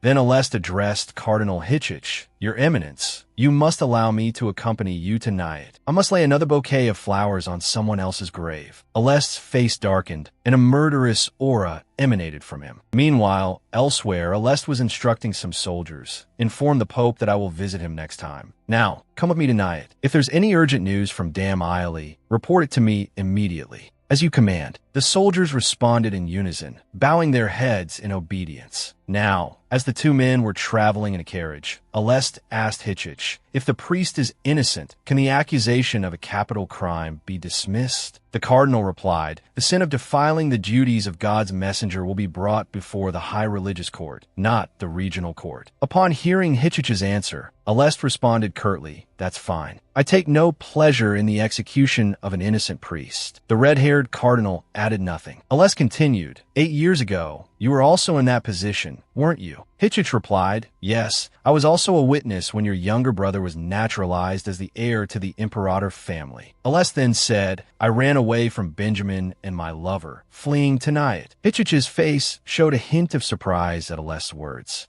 Your lover? She and I had a child together. Alest continued, her name is Louis. If things had gone as planned, her name would already be in my family registry. Alest's voice carried a weight of emotion. Hitchich listened intently, only humming in response. For the past 8 years, half the time, I wasn't human, so I left. The rest of the time, I still wasn't truly a person. The black-haired man continued, his face bearing an indescribable expression. If it weren't for Dam Isley, you still wouldn't be human, would you? Hitchich asked. Alest replied, that's right. Alest continued, speaking openly to the cardinal sitting before him. During those 8 years, my brother deceived me. He hid the fact that I had a daughter and concealed all the letters my lover sent me, leaving them both ostracized in the village. And the person you're going to meet. Hitchich left the question hanging, waiting for Alest to continue. Alest's face was grim as he said, is the benefactor who brought my daughter back to me. After finishing his story, Alest asked Hitchich, "Don't you find this a bit strange?" "How would I know? 8 years ago, given your state at the time, I understand why the Count did what he did," Hitchich said, closing his eyes. "But at the same time, since you mentioned it, this can hardly be considered a kidnapping." Alest's face showed a worried expression after hearing that. "Lewis, right? Was she brought here against her will because she didn't want to see you?" Hitchich asked Alest, his calm expression unchanged.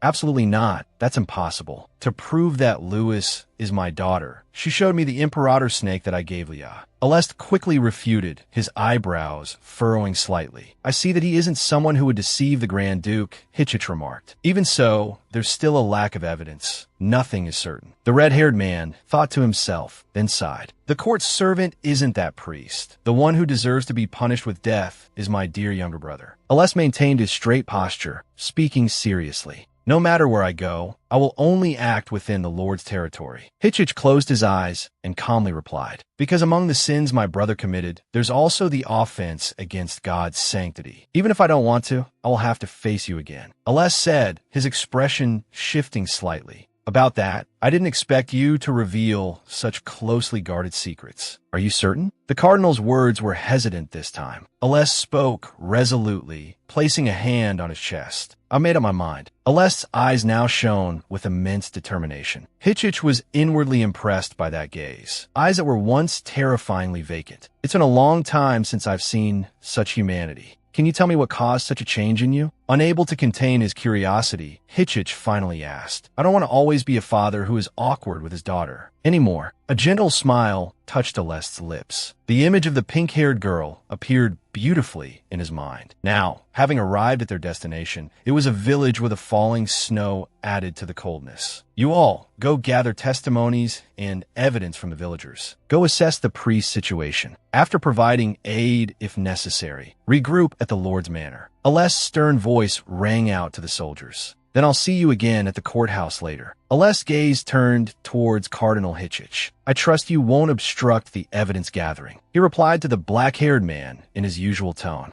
"May God's blessings be with you." Alest's face momentarily froze at Hitchich's words. The man brushed past him and walked away without a backward glance. A creak echoed as the iron gate slightly opened. The man clad in jet-black armor entered, addressing a gray-haired young man standing inside. "Excuse me, but do you have any roses?" The gray-haired young man stammered. "Roses, sir? With this winter weather, you'd have to go all the way to the southern port to find those. Could I get another flower similar to that instead?" The man in the black iron armor was Alest. He maintained his composure. He asked the gray-haired man, "Are you sold out? Then would you be willing to set aside a portion of your roses each month, bundled together, for me to visit a grave? I'll pay you in advance." Hearing this, the other man immediately replied excitedly, "Yes, any amount is fine, sir." "So you're visiting a grave nearby? My goodness, I don't know who it is, but I hope they rest in peace." At this moment, Alest spoke again, his voice heavier. "I believe you know this person." The gray-haired young man's face went blank. He replied with an almost whispered yes, as if asking Alest what he meant. "8 years ago, that woman came here," Alest continued. Hearing this, the gray-haired young man appeared anxious, thinking to himself, 8 years ago, she came here, and now she's passed away, so... His thought trailed off. Just then, Alest said, "It's Leah." Alest stepped closer to the gray-haired young man and asked, "You know her, don't you?" The young man unconsciously stepped back, returning the question with unease. "How do you know her?" Alest clenched his fist and asked the man before him, "Who killed her?" The gray-haired man was dumbfounded. Before he could ask what Alest meant, Alest seemed to lose his patience. He grabbed the gray-haired man by the collar. He could see that time. It was clear that the entire village was possessed, cursed by demons. "That's the truth, sir," the gray-haired man said anxiously. Alest seemed unconcerned with the irrelevant answer, pressing the man again. "I asked you, who killed her?" Alest brought his face close to the man's, his killing intent radiating outwards. The man seemed to be frightened. As soon as Alest released his grip on his collar, he collapsed to the ground, saying, "It's like this, sir." The Lord's power was simply too strong. His hands trembled as he spoke. Alest turned his back to him. The gray-haired young man had now stood up. Alest glanced back and ordered, "In a little while, the knights will arrive. When they ask, tell them the truth, just as you have now." The gray-haired young man bowed his head and obediently replied, "Yes, I understand." Ales's hand gently touched a bouquet of pink flowers. Ales stood with a few soldiers, thinking to himself, "So, it was all fabricated by you." A soldier spoke up, informing Alest, "Sir, Leah's grave is this way." "I'll go alone from here," he replied to the knights and walked off, resolving in his mind, "Benjamin, my only brother, I will definitely not forgive you." Alest walked on, clutching the bouquet of pink roses to his chest, his face grim. The further he walked, the heavier the snow fell. Alest's expression changed slightly. Before him now was a grave. "Leah." Alest softly called her name, tears welling up in his eyes.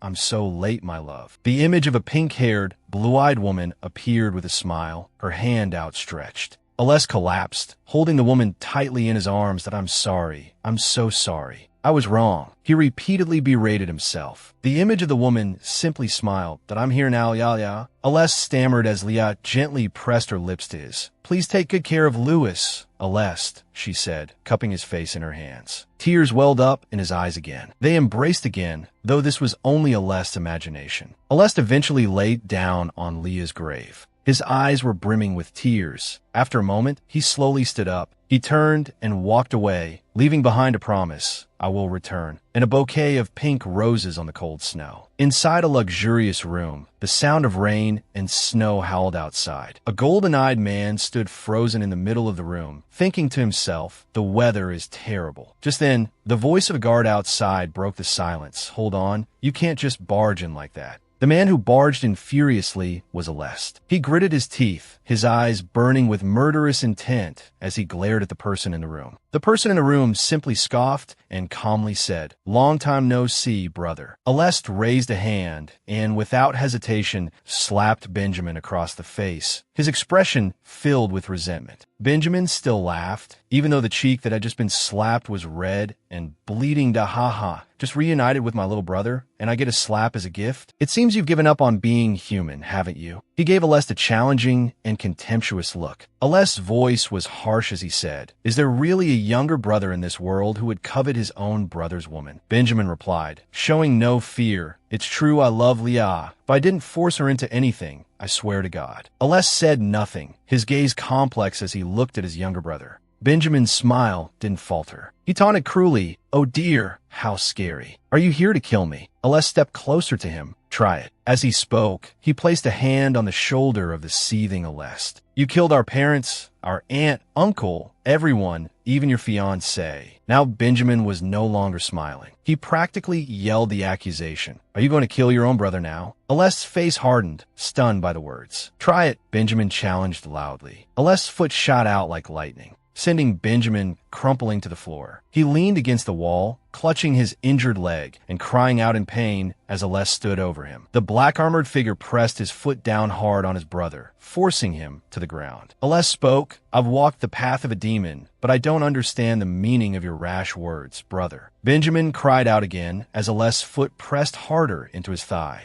Alest's hand gripped Benjamin's throat. He spoke again, his voice eerily calm. "Although I also want to kill you, just like you said, but you can't die that easily." Benjamin's face darkened, his trembling hands trying to pry Alest's hand away. Alest only tightened his grip, his voice a low growl, "That I'm sure you're prepared for what's about to happen, right?" Suddenly, Benjamin let out a short, scornful laugh. Then he began to laugh uncontrollably, staring straight at his brother. Benjamin grabbed Alest, continuing to speak without wiping the smile from his face, "That I took care of Leah for 8 years. Even her daughter, Louis, I raised her." "What were you doing during that time? Did you even know Louis was born?" "No, you didn't. Even if you did, you wouldn't have come back. Because you struggled. You failed to control your power and hurt so many people, caused them so much suffering. You were afraid of that. Didn't you abandon Leah?" Alest's hands clenched, trembling. "That it was you who killed her." Each of Benjamin's words caused Alest's face to fall. Benjamin gripped Alest's shoulders and delivered a final blow. "You coward." Only then did Alest lean in close to Benjamin's face and challenge him. "Try it." Just like that, Benjamin, with a wound on his face, was presented like a lost soul. Alest added, "Try to see if your words hold up under the law."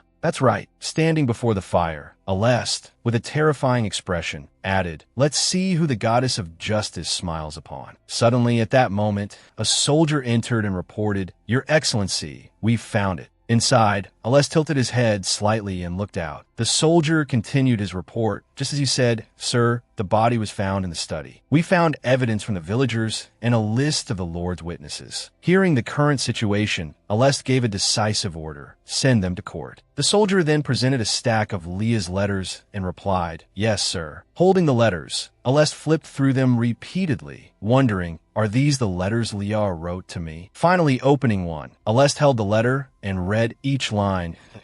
Why, dearest Benjamin. Are you well, Benjamin? I trust you so much, Benjamin. I miss you so much, Benjamin. I've given birth to a baby girl for you, Benjamin. Oh, Benjamin. After reading the letter, Aleste realized something and thought, all the places with my name are blacked out. Benjamin, sitting nearby, smirked at this. Suddenly, Aleste swiftly approached and slapped him, cursing, "I won't stab you, you bastard." A moment later, Aleste grabbed Benjamin by the collar and continued to berate him just because of that. Meanwhile, at the court, Petrich was escorted by two soldiers, accompanied by a voice saying, "Defendant Petrich, M.O., please step forward." Upon entering, Petrich was startled to see Aleste. Sitting nearby, Aleste Imperator nodded slightly in acknowledgement as Petrich approached. At that moment, a soldier approached Aleste Imperator and reported, "Grand Duke, Hildegard is ready." Sitting above, Hitchich began to speak. The defendant is allowed to plead for his actions. Hearing this, Petrich looked up with a benevolent expression and replied, "God is my witness to my innocence. I have nothing to plead, Your Honor." Hitchich then asked, "Is the defendant saying he is admitting to his criminal acts?" Suddenly, Vattel stepped forward, raised his hand, and said, "I have an objection, Your Honor." It turned out this person was Vattel, the undefeated chief lawyer of the Acer High Legal Affairs team. Vattel moved to stand beside Petrich, placing his hand on his chest respectfully, and said, "I apologize for my tardiness. I am the defense attorney for Father O'Connor." Seeing Vattel's appearance, Benjamin glanced over with annoyance, thinking, "You think O'Connor? That girl is O'Connor? Damn it, it doesn't matter, even if it's the legendary undefeated lawyer. No matter what they do, they're just superfluous." Vattel calmly turned and looked over at Benjamin. Benjamin continued to think, "Does that girl even know what's going on, daring to interfere?" Turning back, Vattel looked confidently at Hitchich and spoke, "Your Eminence, the suspicion towards the defendant was unfounded from the beginning." Vattel began to lay out his case. An image of Benjamin beating Lewis appeared as Vattel continued. "First, I'd like to refer to the definition of kidnapping. Kidnapping is an act carried out without consent, through coercion or threats, against a victim under guardianship, is it not?" Then, Vattel took a few steps forward and added, "Or in other words, this is an act carried out without the victim's consent." Vattel continued to extend his hand with a calm expression, continuing his sentence. "Father, why did you and Lewis move to Sylvester?" Standing right next to him, Petrich, upon hearing this question, turned and anxiously replied,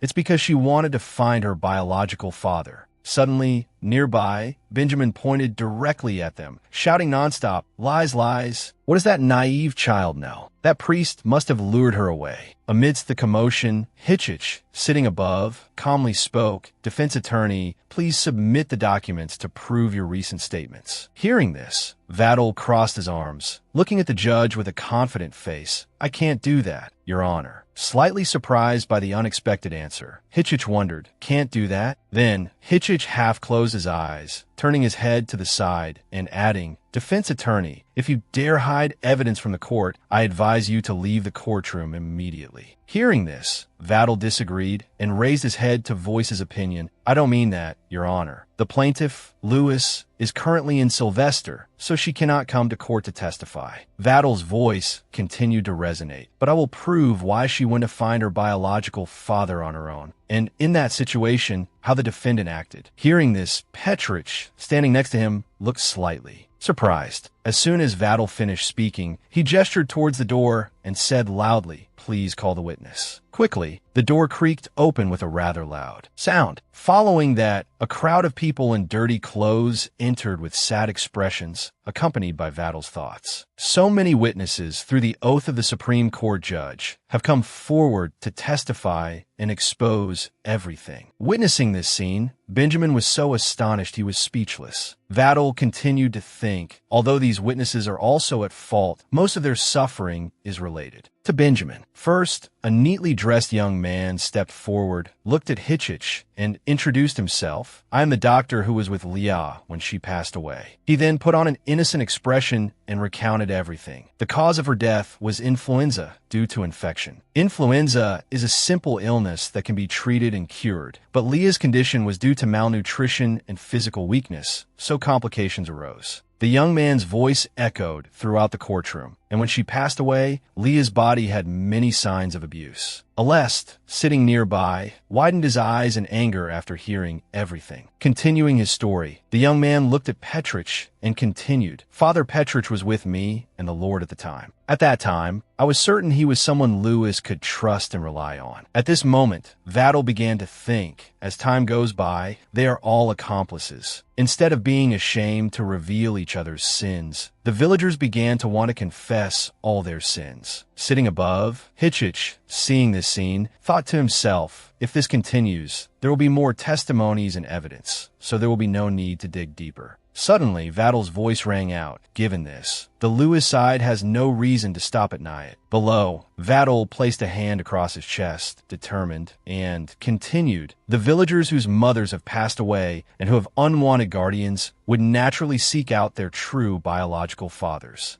Wouldn't they? Then, Vattel stepped back to stand beside Petrich and added, besides the defendant here, no one in the village wanted to help a child not even 10 years old. Finally, he glanced sideways, a smile playing on his lips, and said, "This is proof that I'm certain she wanted to find her father herself." Vattel looked directly at Hitchich and continued, "Furthermore, based on this, I assert the defendant's innocence on the charge of kidnapping, Your Honor." Her voice resonated in the courtroom. "Count Nyack, do you have any rebuttal?" Standing at a distance, Benjamin witnessed and heard everything, grinding his teeth in anger. Seeing things going too far, Benjamin feigned innocence and stepped forward deceitfully that I was so worried about Lewis. Yes, that's right. With the intention of becoming her guardian, that priest took my most precious treasure and disappeared. Maintaining his innocent facade, he continued to explain, and the one who doesn't care where she is at all, my haste was simply what I naturally and necessarily had to do.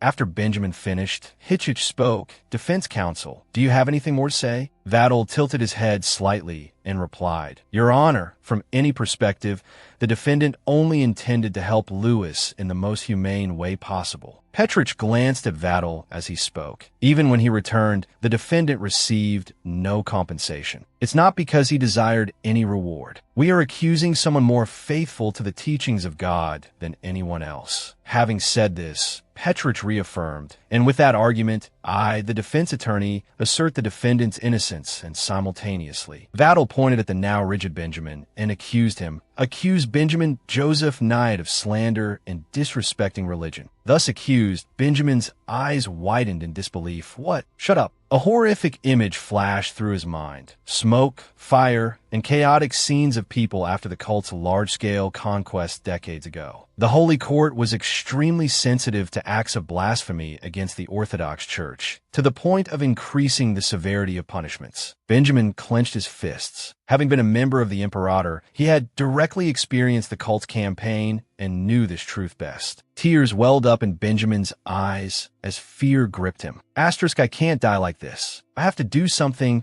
but what?" Asterisk, meanwhile, Alest sat silently, deep in thought. Benjamin's gaze became increasingly desperate. A savage grin spread across his face. How ironic. Suddenly, a hand reached under Benjamin's arm. "Let's go." Enraged by this, Benjamin struggled to stand and shouted, "O'Connor, you insolent brat. I told you I was only doing what I had to as a guardian." Despite the insults, Vattel simply crossed his arms and leaned back as Benjamin's shouts continued, "Brother, are you really going to abandon your only brother? like this. Finally, before leaving, Vattel looked back and yelled, "Damn it, I cursed the name Imperator." A while later, Benjamin sat in a cell, with Aless standing outside looking in. Seeing him, Benjamin asked, "Are you satisfied now, brother?" Benjamin, his eyes still filled with resentment, added, "Brother, I will never forgive you." He then grabbed the cell bars, rattling them continuously, and shouted, "You have no right to love Leah or to be Louis's guardian. That should have been my place." After his outburst, Benjamin's voice softened, tears welling in his eyes. "Poor Leah," he murmured, "that a savage truly belongs in the wilds." He then added, "What if Cardinal Hitchich finds out the truth?"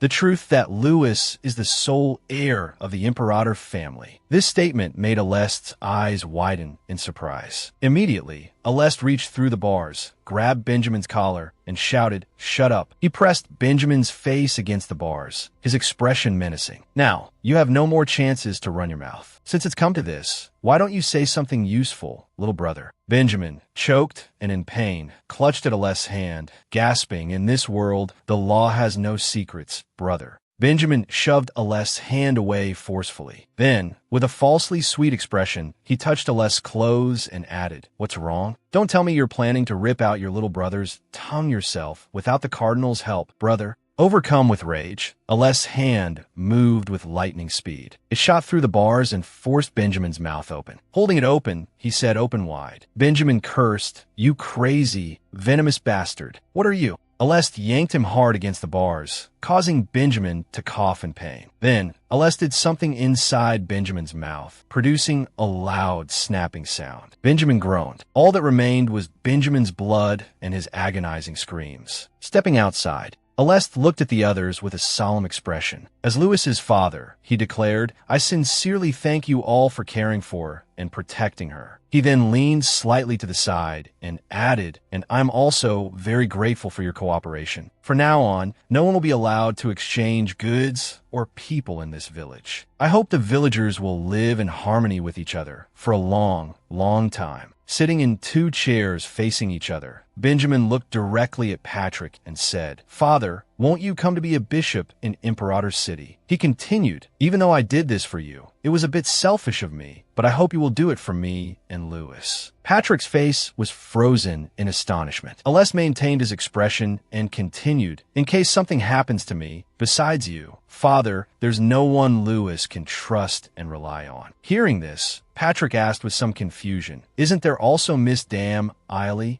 Responding to this question, Alest immediately answered, leaving Patrick slightly stunned. "While she's someone who can be trusted, she is also someone who can't be. Only you, Father, act based on affection, not a contract." Having heard everything, Patrick replied with a worried expression, "But I don't know if the Holy See will allow it." As soon as he spoke, Alest jumped in, surprising Patrick even more. "Leave that to me, Father. I'll ask Cardinal Hitchich about this." Hearing him say this, Patrick lowered his head sadly and said, "The priests in that rural area probably won't know what this is about until the end of their lives." Then, looking at a less serious face, he asked, "Anyway, what are you planning to do now?" Alest didn't hesitate to answer frankly, "Now, I'll tell Louis everything." At that moment, at the mansion, inside, Louis was wearing a beautiful dress. From afar, a voice called Louis. Seeing Alest, Louis cried out joyfully, "Father!" Seeing her so happy, Alest explained, "You've been waiting a long time, haven't you? I'm sorry I'm late. I had some things to do. I'm just happy you're back, Father." Ignoring everything else, Louis ran to hug Alest. Holding her, he asked, "Did you have fun playing with the other two children?" Louis nodded repeatedly. Kneeling in front of her, Alest added, "That's good. Now, we need to go somewhere. Come with me, Louis." Hearing this, Louis asked hesitantly, "Go somewhere?" Finally, Louis held Alest's hand tightly and went somewhere. The place before them was incredibly beautiful, covered in white. Louis looked around with a puzzled expression, thinking to herself, "This is the first time I've been here, I think." After looking around for a while, Louis silently praised, "It's a beautiful place, but there are ruins everywhere." A moment later, Louis looked curiously in one direction and wondered, "Where is this place?"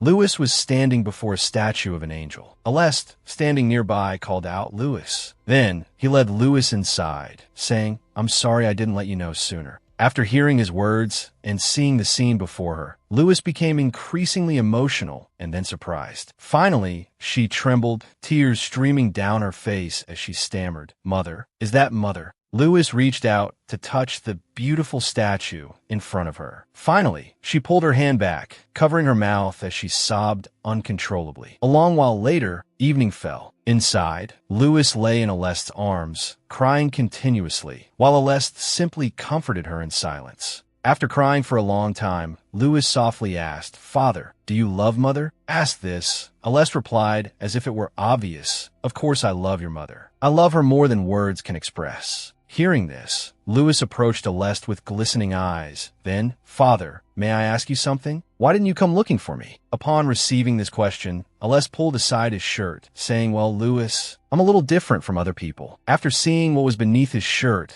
Lewis's eyes widened in surprise, and she fell silent. Revealed beneath Aleste's shirt was a body covered in scars. He then asked, "It's pretty scary, isn't it?" After a moment, Lewis reached out her small hand. Thoughts flooded her mind. It was the first time she had seen her father's scarred skin. Although surprised, she didn't feel scared. Seeing her father's sad expression made her heart ache. Even if he truly was different from other people, she could sense from his expression that he had endured much suffering for a long time. She could see the weariness in his eyes. She gently touched his scars and asked, "Doesn't it hurt, Father?" Touched by her concern, the kneeling Aleste stammered, "It doesn't hurt. I'm all right now." He then placed a hand on his chest. "That happened 8 years ago, before you were even born." Aleste recalled the scene of the destructive dragon appearing. The blood of the Imperator family will one day awaken the divine beast. To prepare for that day, the head of the Imperator family must continuously cultivate their power. The image of the mansion reappeared, accompanied by Aleste's narration. On Mount Aderna, there lives a dragon. The Imperator family lived at the foot of that mountain long before the Eriu Palace was built. The image of a glowing necklace appeared. The desire to possess the dragon's power was only natural, so they prepared for the day the divine beast would awaken. The heir of the Imperator family, upon reaching adulthood, would receive eternal life and the dragon's power to confront the divine beast when it emerged. Finally, an elaborate golden symbol appeared. The dragon is the king of serpents, which is why the symbol of the Imperator family is a serpent. The image of Aleste appeared, looking powerful and imposing. Aleste was the heir who would inherit the dragon's power. From a young age, he showed exceptional talent, and the elders placed great faith in him. His face was cold and sharp as he looked forward, but for some reason, after reaching adulthood, he was no longer lucid. More and more gossip surrounded Aleste. The matter of the Imperator family succession quickly spread among the family members. Aleste had to defend his position as heir against those within the family who harbored the disgusting thought that he wasn't the true heir because he couldn't awaken. The image of a crowd of family members appeared. The elders grew increasingly worried as the Imperator family began to fracture from within. Finally, the scene shifts to Aleste's agonizing awakening. 2 enormous horns had sprouted from his head, ultimately forcing him awake. Aleste had lived for 6 years in the form of a monster. During that time, thanks to the Aenonites and the retainers, the Imperator family didn't collapse. There were also many rumors that he was the family's disgrace and had been killed, forcing the family to find a new heir. As he struggled to regain his humanity within that monstrous body, the Imperator family had lost its former position and was on the verge of collapse. Aleste's eyes were vacant, and he was constantly thinking, "Before, I thought that if Leah and Benjamin escaped first, everything would be all right." Hearing this, Lewis looked at Aleste with glistening eyes and asked, "What about my mother and Benjamin?" Aleste began to recount the civil war within his family. The family had split into 2 factions, those who supported him and those relatives who opposed him. Although our side always maintained amicable relations, we were transferred to the estranged branch family, the Neots. Pausing for a moment, Aleste glanced at Lewis from the corner of his eye. "When I lost consciousness, if Leah had been by my side, in the worst-case scenario, my father might have harmed your mother." Aleste only wanted to find every possible way to ensure Lewis and her mother's safety. Aless said, in that situation, my father thought that even after everything was resolved, the separating branch of the family would be a better place. Lewis turned to face Aless. Lewis voiced her thoughts because at that time, father had become a monster, lost consciousness, and been corrupted by the evil dragon. The dragon on Mount Aina is very ambitious and cruel. The reason Sylvester has an unusually cold season and more magic stones than other places is because of that dragon. At this point, Lewis pondered thoughtfully, so that's why father always calls himself a failure. Alest watched Lewis's expression change. Alest lowered his eyes. At that time, he missed both of them very much. Even so, I couldn't give up, even though there weren't any letters from you and your mother. But Aless tried to explain to Lewis that he had strived to regain his human form and was always thinking about going to find Leah as soon as possible. Having said that, Aless placed his hand on his chest and smiled. Thanks to Leah, the only love of my life, I can maintain this form now. Hearing Aless say this, Lewis fell into thought that, it wasn't that father intentionally didn't want to come find mother. That's such a relief. Seeing Lewis's silence, Aless continued, and Hildegard came to find me. Lewis's eyes widened in surprise. Miss Dame Eiley?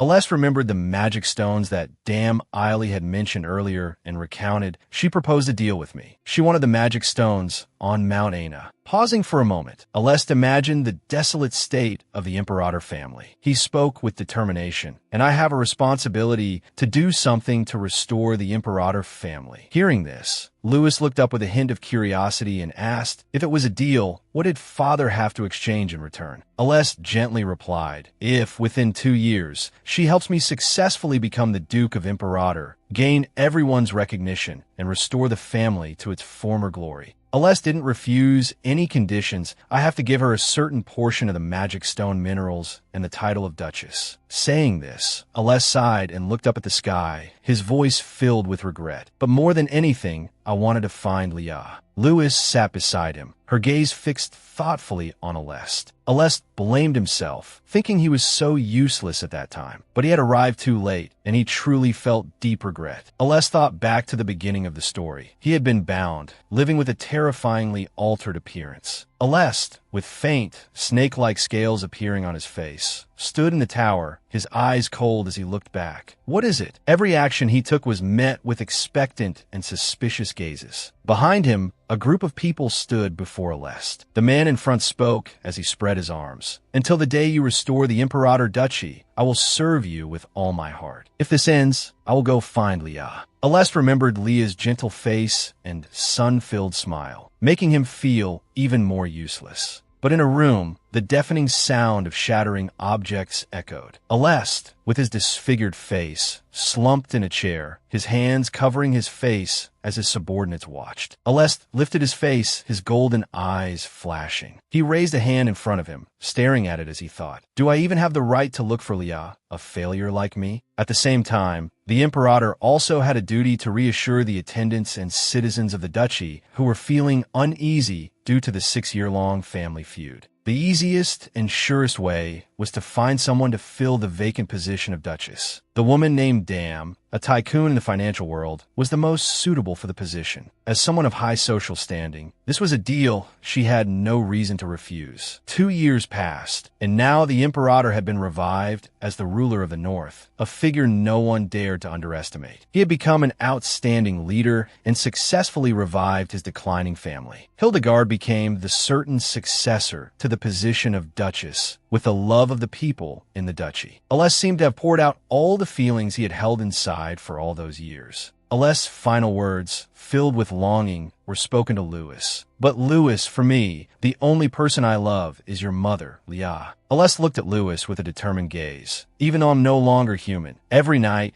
I can't sleep peacefully and can't eat human food. You know about these things, right? Hearing Aless' words, Lewis nodded repeatedly in agreement. Aless spoke in a pleading voice. I think I will make up for the lost time with you, from the time you weren't by my side until now. Aless knew this wouldn't compensate for the past hurts, but he still wanted to, and I will clarify all of this in front of everyone to make it up to you. Lewis, with gentle eyes, moved closer as if to comfort him. Will you be all right, father? Hearing these words, Aless clenched his fists. Releasing his grip, he embraced Lewis. I'll be all right. After sharing everything, a sudden silence fell, their eyes meeting. Only the rustling of the wind could be heard. But thinking about it, Lewis felt a bit surprised and confused. But even now, I can only say this much. The more Lewis thought, the more unbelievable it seemed. Holding her forehead, she gritted her teeth. But why should I understand father's circumstances? Right? Lewis recalled that morning while still in her beloved bed. This morning when I opened my eyes, the first thing I felt was emptiness because mother isn't here. Standing in front of the mirror looking at myself, I always feel so confused. How many more days and nights will it take to escape these swirling thoughts and feelings? Lewis lowered her eyes with a hint of sadness. When will I stop being afraid, worried, and hesitant? Looking around the large room, Lewis was alone. She felt lonely. I'm also tired of constantly feeling so suffocated. Lewis fell into her own thoughts. Even now, even though I said I understood and tried to understand everything, it was all a lie. How can I possibly see through everything? Everything is upside down, and there's never a moment to erase this sadness. I feel so suffocated I could go crazy. Back in the present, Lewis clasped her hands tightly together and closed her eyes, lost in thought. How can I change my thinking? Seeing Lewis's expression fluctuate, then seeing her lower her head in sadness. Aless spoke up worriedly. Lewis. Hearing Aless's voice, Lewis snapped out her thoughts, her eyes fixed on him. Aless's hand paused in midair, his gaze also directed at Lewis. He trembled as he pleaded for forgiveness. But perhaps, Father is truly sorry. Perhaps you can't forgive me right now, but whenever you're ready. Lewis also wanted to forgive the father before her. Since you've apologized, I should forgive you. But pausing for a moment, Lewis pursed her lips in thought. Forgive. Lewis sighed and lowered her head, but oh well. She decided to stand up, her hands still intertwined. I can be certain this isn't the time I can forgive you.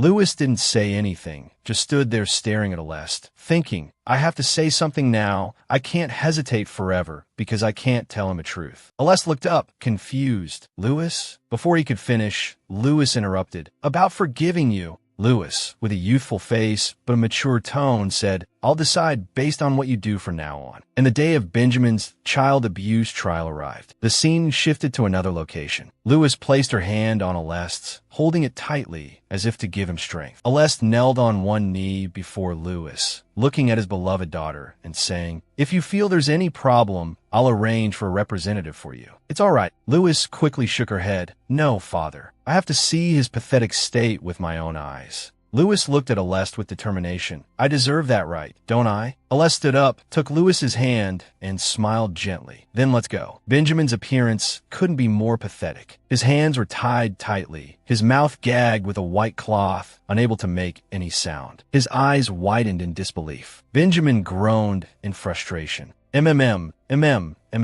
Lewis stared at Benjamin, seemingly astonished. Aless, standing beside her, nudged her arm slightly. She understood and looked at him. Taking Aless's hand, she smiled. Lewis said, I'm all right, Father. If there's any problem, I'll tell you. The trial proceeded more smoothly than expected. Lewis stood on the platform, Aless right beside her, worried about her safety. The orange-haired girl next to her reminded her, the platform is a bit high, so please stand here, Mississippi. Lewis politely turned her head and thanked her. Thank you. Firstly, to clear my father's name. Lewis felt a sense of relief. It's a good thing Father is all right. Secondly, she wanted to prove that everything was fabricated by Benjamin. Thirdly, the high judge asked, what kind of item is that necklace? Aless, standing beside her, answered, it's one of the heirlooms passed down through my family for generations. Aless's gaze turned towards Lewis. The IT was given to this child with the promise that I would definitely come find Lewis and Leah.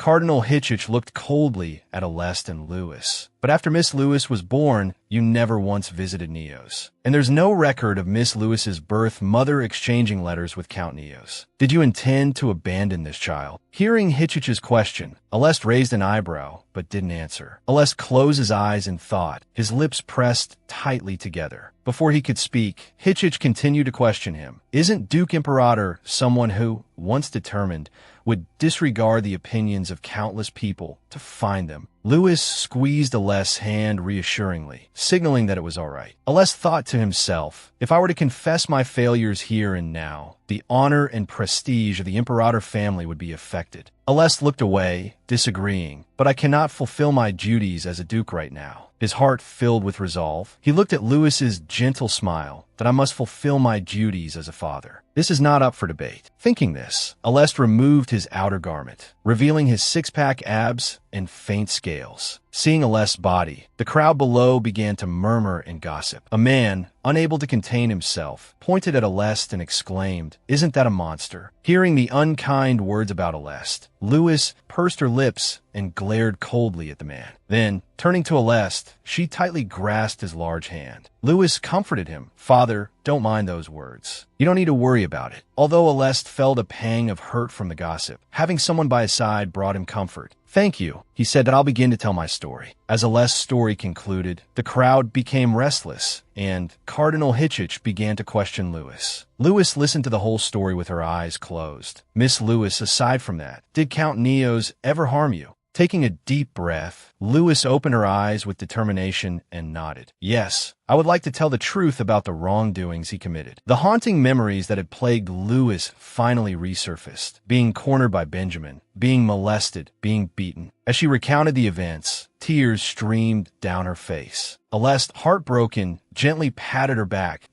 As I spoke about everything that happened during that time, I unconsciously started crying because of the pain. Aleste embraced the grieving Louis. In response to her courageous act, everyone applauded, as if to console her for the cruel moments she had endured. Only one person, Benjamin, cried out in despair, wanting to argue, but to no avail. "Order, order, Louis," the judge's authoritative voice boomed. "Silence. The guardian has a duty to raise and care for the child under their protection." Louis frowned, looking at Benjamin, who was struggling. The judge continued, "If they fail to fulfill that duty and instead abuse their authority by inciting the villagers to ostracize the child, impacting their growth and development, repeatedly imprisoning and mistreating them." Hearing the judge's words, Aleste sorrowfully embraced Louis. These actions constitute child abuse and deception towards Louis, Leah, and even Duke Imperator, rendering their 8 years of waiting meaningless. The judge then sentenced Benjamin to life imprisonment. Therefore, Benjamin Neos will be branded and sentenced to life imprisonment on Natchan Island. As soon as the words left his mouth, Benjamin's eyes widened in disbelief. Benjamin vehemently shook his head, refusing to accept the verdict.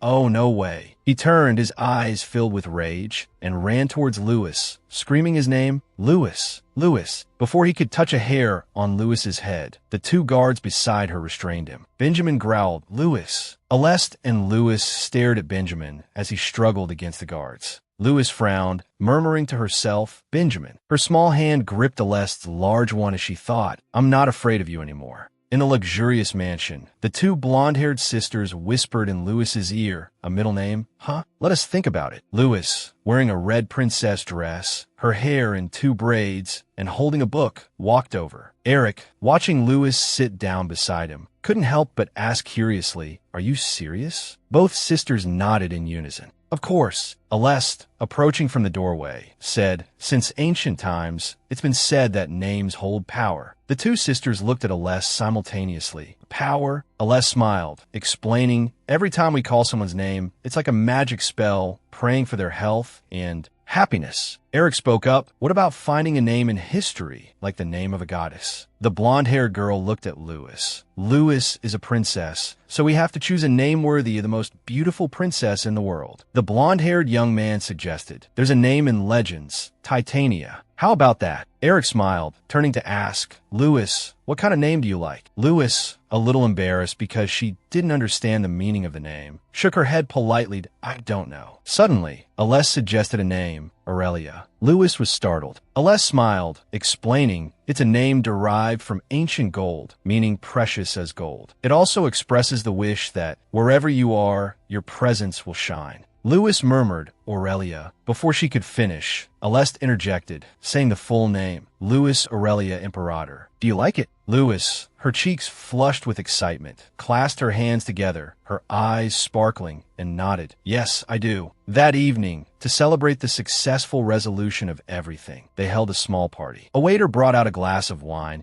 and asked the seemingly difficult customer, "How about this one, sir?" The man took the glass, sipped it, and said, not bad. Eric was surrounded by two blonde children clinging to him, preventing him from leaving. "Brother, play with us," they pleaded. Eric said, annoyed, "Please stop it." The blonde girl, undeterred, said cheerfully, "You can't escape." Eric's mother stood behind them, holding a wine glass and laughing heartily. "My son's a celebrity now. Mother, stop laughing and come help me," Eric exclaimed. Lewis, wearing a white princess dress, walked out hand in hand with Aleste. After leaving her father's side, Lewis encountered Dame Aisley. Dame Aisley called out to her, "Lewis." "Lewis," Dame Aisley said, holding out a key. "This is a gift for you, Lewis. I was in a hurry, so it only has your name on it, but I'll give you a nicer one next time." Lewis accepted the key and nodded her thanks. "Thank you." "This." Looking up at Dame Aisley, Lewis said, "Miss Dame Aisley." Dame Aisley interrupted. "Lewis, if it's uncomfortable for you, you don't have to accept me as your mother right away. You only have one mother, after all." Instead, Dame Aisley continued, "I'd like to be a good friend to you, Lewis. What do you think?" Hearing this, Lewis was startled and stood still, looking up with an incredulous expression. Aleste walked over and nodded to Lewis. Lewis stared at Dame Aisley and said, "I've admired you for a long time, Miss Dame Aisley." Lewis smiled brightly. "So, when you said you wanted to be my friend, I'm very happy. Truly, I'm very happy." Dame Aisley, touched, couldn't help but bend down and hug Lewis tightly. "Thank you for agreeing to be my friend, Lewis."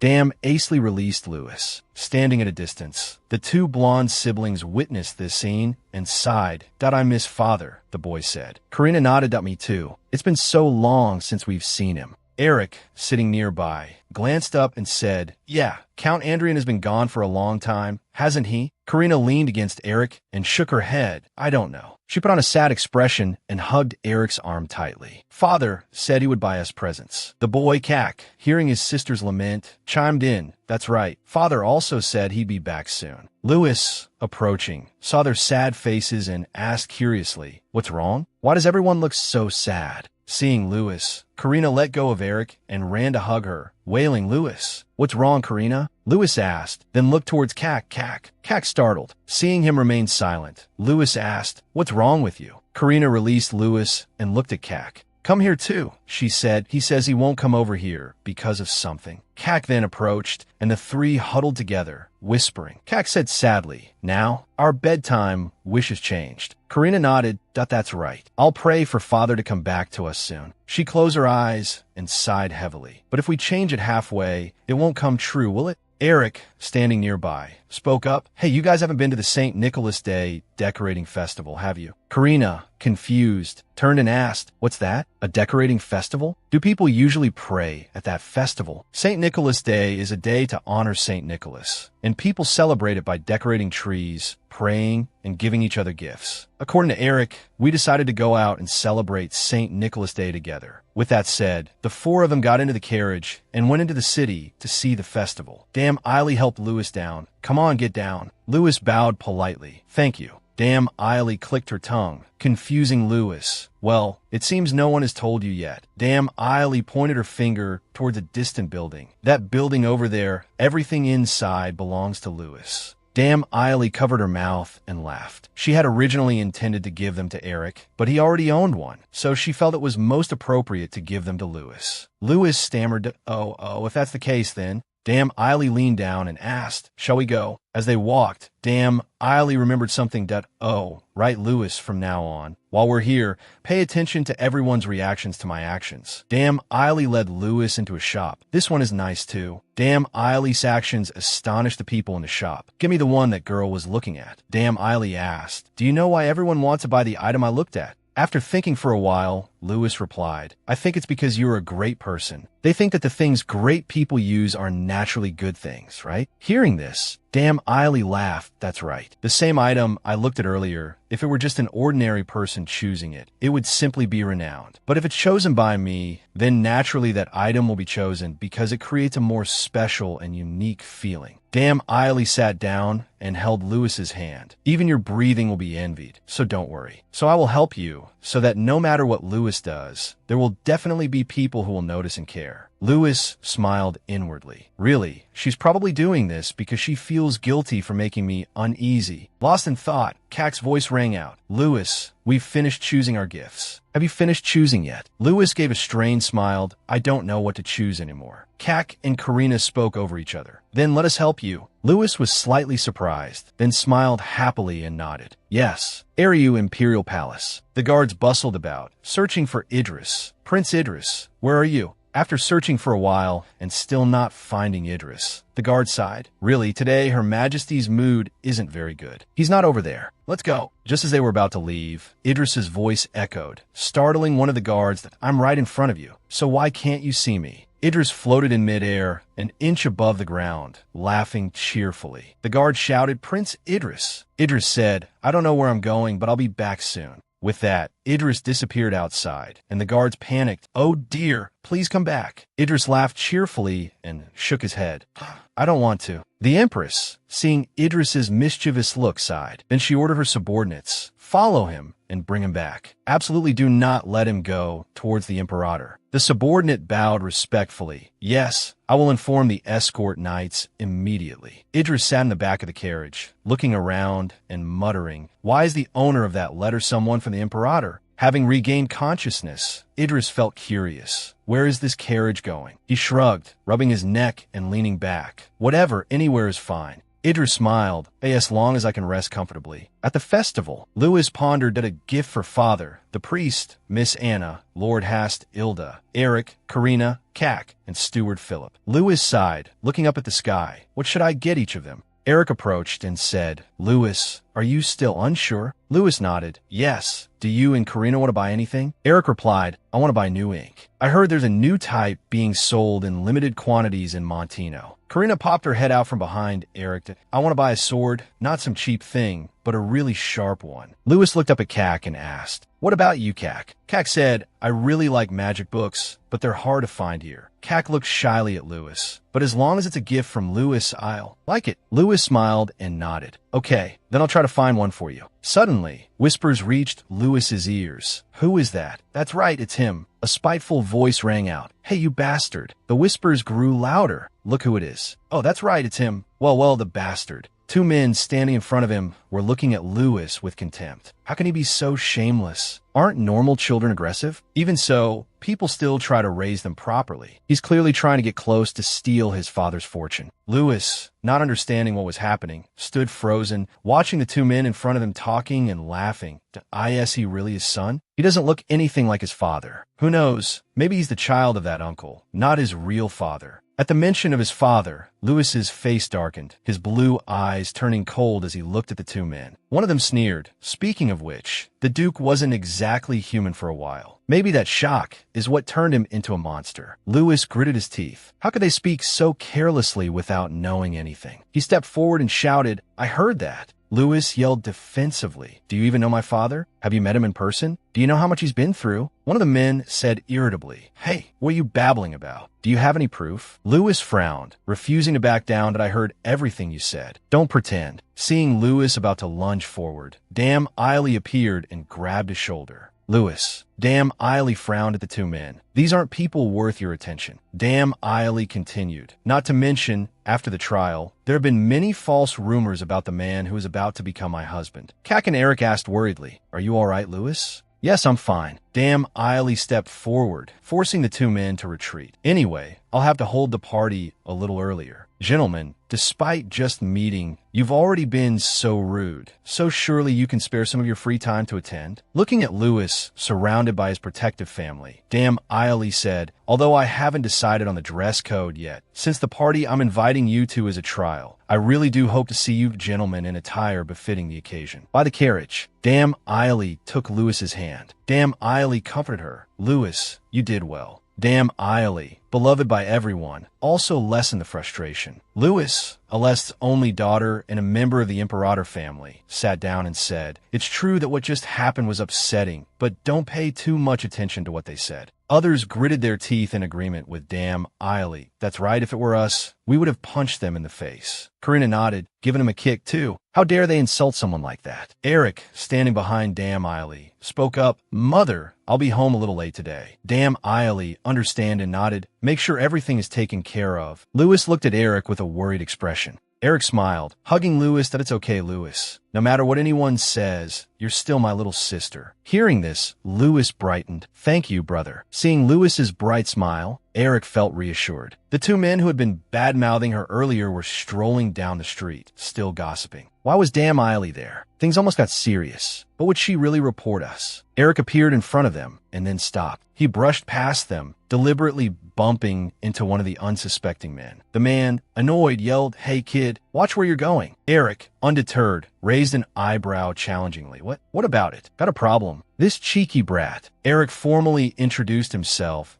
I'm the brother of the bastard. You were just mocking. I'll teach you some manners for making my sister upset. Inside the mansion, everyone was gathered around Lewis's bed. Her siblings anxiously asked, Lewis, is your stomach still bothering you? Lewis, lying in bed, smiled and shook her head that I'm fine. Aleste gently touched Lewis's cheek, brushing her hair back from her ear. He pulled the blanket up to cover her. Get some rest. Seeing Aleste about to leave, Lewis took his hand. Father, could you stay here with me tonight? Though slightly surprised, Aleste agreed and told everyone else to leave. All right, I'll stay. Aleste lay on the bed and embraced Lewis. Lewis began to recount the events. Something happened today. Aleste was a little startled. Ditto. Lewis quickly smiled. Oh, I'm fine. Everyone stood up for me, and I didn't just stand there and take it. Remembering how everyone had defended her, Lewis felt happy. Today, everyone was there for me and gave me strength. Father. Lewis snuggled into Aleste's embrace. But the reason I'm telling you today is just because I want to be spoiled by you. Because you're my greatest comfort. Watching Lewis sleep in his arms, Aleste reproached himself that I'm sorry, Lewis. I'm truly a terrible father. He soothed her that I promise I won't let anyone say such things to you again. That night, I had a dream. The desert, a place where people think nothing can survive, began to be dyed a vibrant, peaceful green. The brown trees softened, growing tall like St. Patrick. The wind was like father, a little cold, but strangely warm. New leaves sprouted, as fresh as the eyes of Hildegas and Eric. The laughter of the Adrian twins transformed into beautiful flowers and butterflies. A dream completely filled my empty world with a familiar warmth I couldn't quite remember. When I opened my eyes, I woke up feeling incredibly happy and content. Aleste opened his eyes, his gaze immediately falling upon Lewis. Lewis smiled like the morning sun. Good morning, father. Aleste blew a kiss on Lewis's forehead. Good morning, Lewis. Birdsong drifted in from outside, mingled with the hurried footsteps of someone. It was Prince Idris. Idris was standing at the gate of the mansion. Idris seemed to frown in disbelief. Here, Idris stood dumbfounded, looking at the scene around the mansion. Idris had a guess in his mind. The road here is so long, no wonder they didn't use a carriage. He recalled the looks of the two guards who had said, You'd better take any other carriage, just not that one, Your Highness. We'll definitely follow you. Idris rubbed his head, looking perplexed, so that's why they said that. Thinking of Lewis, Idris felt a bit curious. That girl that day, her name was Lewis, right? The mansion is so big, I probably won't run into her, right? Just as he thought that, Idris overheard someone nearby mentioning Lewis. Is Miss Lewis all right? Two guards were whispering about what had happened to Lewis. After returning from the village, she seemed unwell. Those guys are dead meat, daring to say that because Miss has different colored hair, she's not the Duke's daughter. Idris strained his ear to listen to the guards. I heard Miss is feeling better, but has she truly recovered? Hearing this, Idris thought, I've read about this in the newspaper, but it seems there's something more to their relationship. Suddenly noticing Idris, the two guards startled and invited him in. Your Highness, please this way. All right, I'm coming. Idris was still lost in thought. I guess she won't cry anymore, right? In the kitchen, the woman, seeing Lewis arrive, greeted her cheerfully. Is everyone all right? Suddenly, the woman's eyes glanced at the cake Lewis had made. Oh my, miss, Who is this? Lewis happily introduced them. This is my father, and this is my mother. The woman praised her. Oh, it looks just like Leah. You're so skilled, miss. This made Lewis smile brightly. Looking at the two people beside her, Lewis turned and asked, do my brothers and Karina also resemble Count Adrian? Karina quickly nodded. Of course. Cass added, everyone who sees us says so. They even ask where our mother went, leaving our father all alone. So he used parthenogenesis. Eric chimed in, it's asexual reproduction. Hearing Eric's explanation, Cass nodded repeatedly. Ah, that's it. They ask if father gave birth to us through asexual reproduction. Lewis asked, is Count Adrian still in JN? Cass nodded. Yeah, the magic stone industry in JN is much more developed than in Ariu. So, father went there to learn how to use magic stones. He also needs to prepare many things to be able to trade with that country. Karina pouted sulkily. Father said he'd be back soon. He's such a fool. Cass also seemed frustrated. Yeah, he also said he'd bring back presents. Seeing her brothers upset, Lewis reached out and touched Cass's arm. Lewis said, I think if we continue to spend happy days together, sooner or later Count Adrian will return, so I hope you two won't be sad anymore. Karina, hearing that, immediately cheered up. Yes, thanks to Lewis, we're much happier now. Lewis smiled. That's good then. Eric, standing next to them, interrupted. He looked at the batch of cakes in the oven that were almost done, all baked perfectly. Lewis stepped forward and picked up her cake, thinking, now I just need to decorate it. She looked at the cake shaped like herself. Lewis touched her pink hair. What if my hair was black like father's? She thought about the two people who had gossiped earlier. Wouldn't father and I look more like a family then? Placing the cake down on the table, her pink hair now streaked with black in places, Lewis fell into deep thought. Even though everyone told her not to mind those words, still, Eric, approaching with a puzzled look,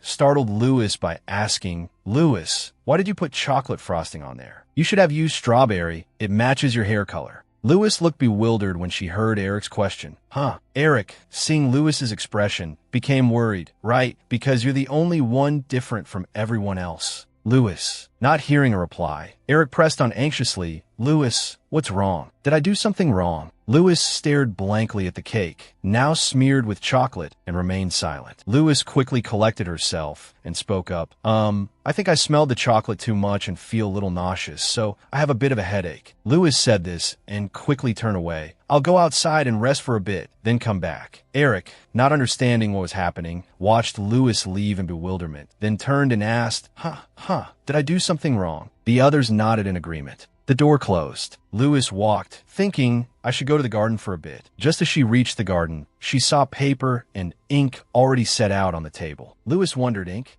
Elsewhere.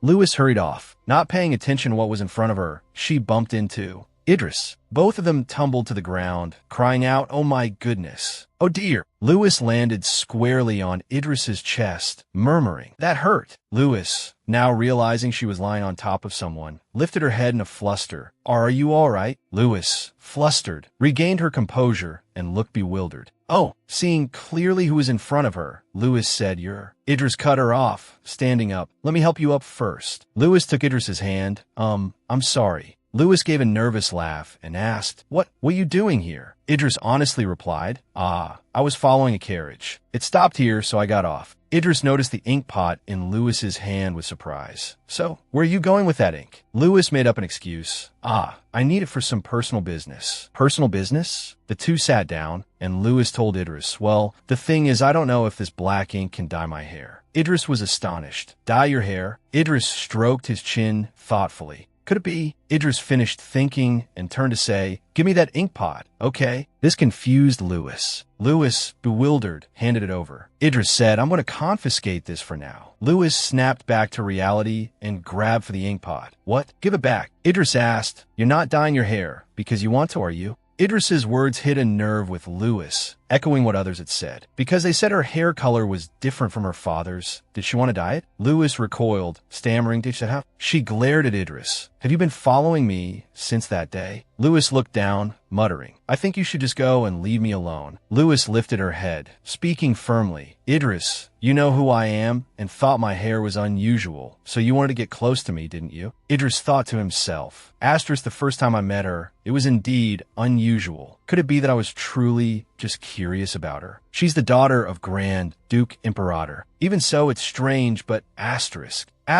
Even though I already know the answer, I don't know what to do. She'll think I'm just like those other people. In that moment, I realized I simply want to know more about her. This can't end just because of my curiosity. Thinking this, Idris bowed his head and spoke with a sincere expression, Lewis, don't cry. Idris explained, I didn't mean to do it. I really did come here by chance, and I was curious about you at the time. I know my actions then were wrong and thoughtless. I'm truly sorry. Idris bowed his head for doing that to you. Lewis pursed her lips, listening to Idris.so. I came here and overheard the whole trial of Imperator and all the rumors surrounding it. Idris looked away, so I understand to some extent. The two sat down in the garden gazebo. Idris asked, the things people say are bothering you a lot, aren't they? Idris looked directly into Lewis's eyes, and my actions too. You must be very upset. Idris bowed his head again, apologizing to Lewis. Once again, I sincerely apologize. Lewis smiled at Idris. It's not entirely your fault, Idris. I'm sorry for snapping at you like that. No, I'm the one who should apologize. In such a sensitive situation, it's understandable you reacted that way. The two talked cheerfully, clearing the air. Lewis said, well then, give me back my ink pot. Lewis reached out to grab the ink pot, but because she was so small, she couldn't reach it. When she stretched, Idris lifted it higher. Lewis yelled in frustration, weren't you the one apologizing? Give it back. Lewis tackled Idris to the ground. Idris said, Lewis, don't come at me like that again. Idris glanced away and continued, Teach, that's because you wouldn't give me back my ink pot. Idris said smugly, so you can't dye your hair. Lewis started bickering with Idris. What does that have to do with you?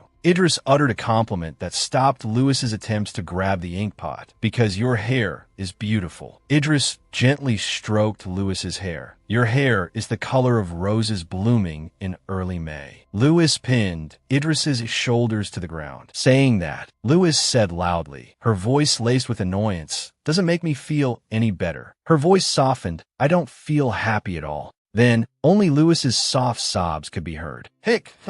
Hick! Idris embraced Lewis, comforting her. I don't intend to change my hair color. I really like my hair color because it's the same color.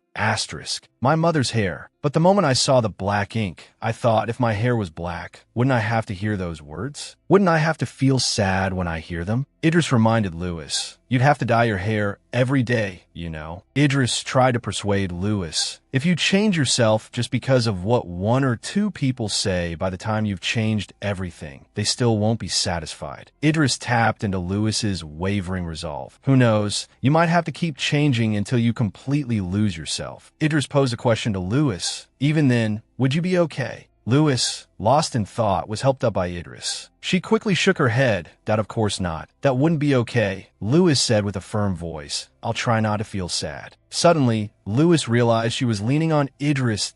Oh, she exclaimed, jumping up. Idris, exasperated, said, at this point, what's there to be surprised about? Lewis hurriedly sat up straight and apologized. Oh my, I'm so sorry. I leaned on you like that. How embarrassing. Idris smiled and shook his head, his eyes glancing at the ink pot in his hand. It's all right. Oh, and about this. Idris asked Lewis, I'm just wondering, what would happen if this ink pot spilled? Idris handed the ink pot to Lewis. Lewis took it and held it tightly. Idris stood up to leave. Well, I guess I should be going. Suddenly, Lewis stood up and grabbed Idris's arm. Hey. Then, smiling, she thanked him. Thank you. Idris reluctantly took Lewis's small hand and slowly let go. Well then, both wanted to see each other again. They said their goodbyes. See you next time. Before leaving, Idris lightly kissed Lewis's small hand. Don't fall on me again. He stood up, looking at Lewis with alluring eyes. Greet me properly next time. A group of people approached from behind, saying loudly, Lord Idris, we have arrived. Idris looked at them and then turned to Lewis. I really must go now. Idris knew who had sent these soldiers and couldn't stay any longer. These are officials sent by my grandmother. I saw them when I arrived. They must have sent the invitation. Lewis said, I hope our meeting won't become an ill-fated encounter. Lewis cheerfully added, be careful. Idris said goodbye, thinking to himself, for some strange reason, I haven't disliked you since we first met. In Lewis's room, Aleste was gently stroking Lewis's pink hair. Leah, you look lovely with your hair in braids. Lewis missed her mother too. You also look good with your hair parted and pinned up like roses in early summer when the climbing roses bloom. Lewis remembered what Idris had said. Your hair is the color of roses blooming in early May. Lewis, lost in thought, didn't notice Aleste still playing with her smooth hair. Leaning against Aleste, Lewis thought, he's good at saying embarrassing things too.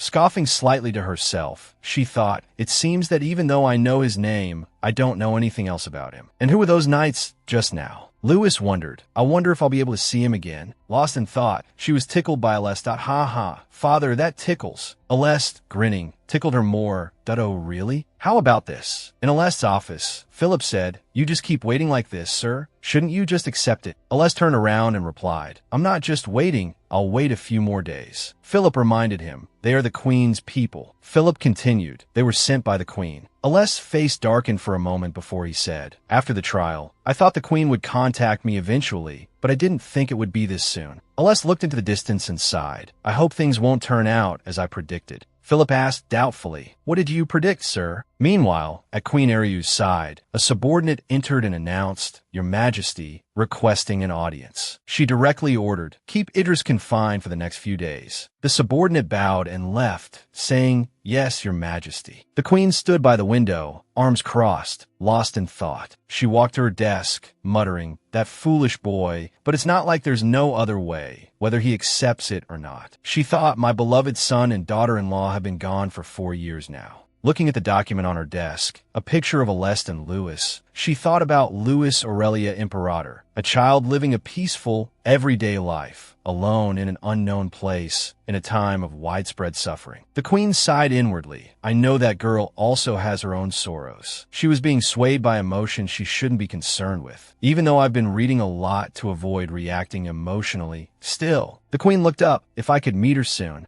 Looking at the portrait of a king hanging on the wall, she murmured, it would be wonderful. Back in Aleste's mansion, Aleste and Louis sat on the sofa. Aleste took a treasured object from his person. Louis, this is for you. Louis asked curiously, what is this? Aleste presented it to Louis, saying, this is an heirloom passed down in our family. Louis accepted it, touching the heirloom hesitantly and asking so. It was father's. Aleste smiled gently at Louis. You are my daughter, and one day you will become the head of this family. Hearing Aleste's words, Louis's eyes widened in surprise. Oh. Aleste continued, our family's bloodline is tied to a prophecy. It says that when someone with our blood awakens the divine beast, that child will bring peace to the world. Therefore, I, my father, my grandfather, and our ancestors all had to become stronger so that we could absorb its energy when the divine beast awakens. Aleste explained, because the mysterious prophecy's origins are unknown. Even though we are the divine beast masters, we have always had to train diligently, gather strength, remain loyal to the royal family, become royal knights, and maintain absolute trust. Pausing for a moment, Aleste continued, and it's also called the egg of the divine beast. Louis listened to Aleste's story, her body stiffening. Oh, she accidentally dropped the heirloom. The sound of it falling startled both Aleste and Louis. Louis, flustered, stammered, oh, I'm sorry. Seeing Louis's flustered state made Aleste flustered as well. He smiled, bent down to pick it up, and shook his head. It's all right. He then handed it back to Louis. Here, take it. Louis took it, looking at it thoughtfully. What if the divine beast doesn't appear? Aleste smiled, stroking Louis's head and interrupting her. Then we'll pass it on to the next heir. That's happened in our family before, so don't worry too much. Louis held the heirloom tightly to her chest. The important thing is that you always keep it with you now. She smiled and nodded. Looking up, yes, I'll keep it safe. That evening in Louis's room, Karina clung to Louis affectionately. Louis, let's go to sleep. We'll sleep next to each other and wake up together tomorrow. Anna stood beside them, reminding both of them, tomorrow, Miss and Master have to go out, so please go to sleep early. Louis looked at Karina and smiled helplessly. Seeing Karina clinging tightly to her, Louis gently pushed Karina's arm away. Karina, acting spoiled, whined, I want to sleep with Louis.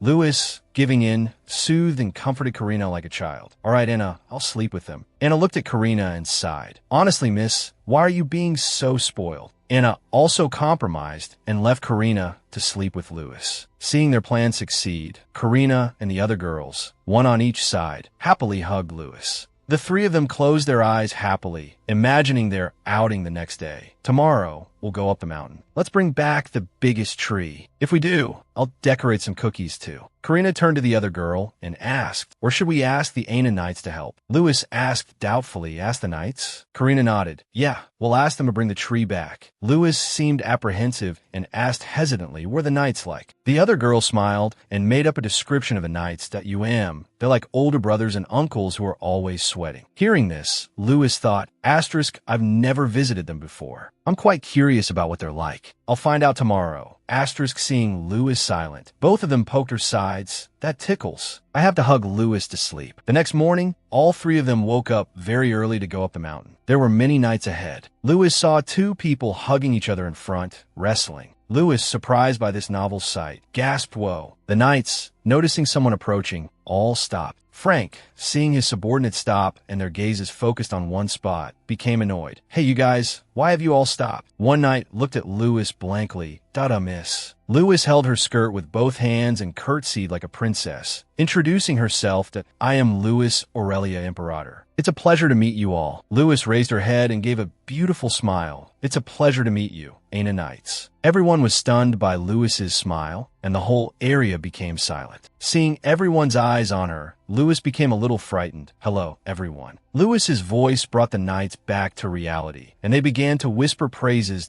So cute. We should rename the mountain road after her. Frank, with a grumpy expression, stood behind them and cleared his throat, causing the Knights to freeze. Frank placed his hand on his left chest and introduced himself. I am the vice captain of the Aina Knights, Frank Edogon. Frank stepped forward and took Lewis's hand. It's an honor to meet you, my little princess. Seeing this, the Knights surrounded Lewis and said in unison, we hope you'll support us in the future. If you need any help, please tell us. Lewis hesitated slightly before making her request.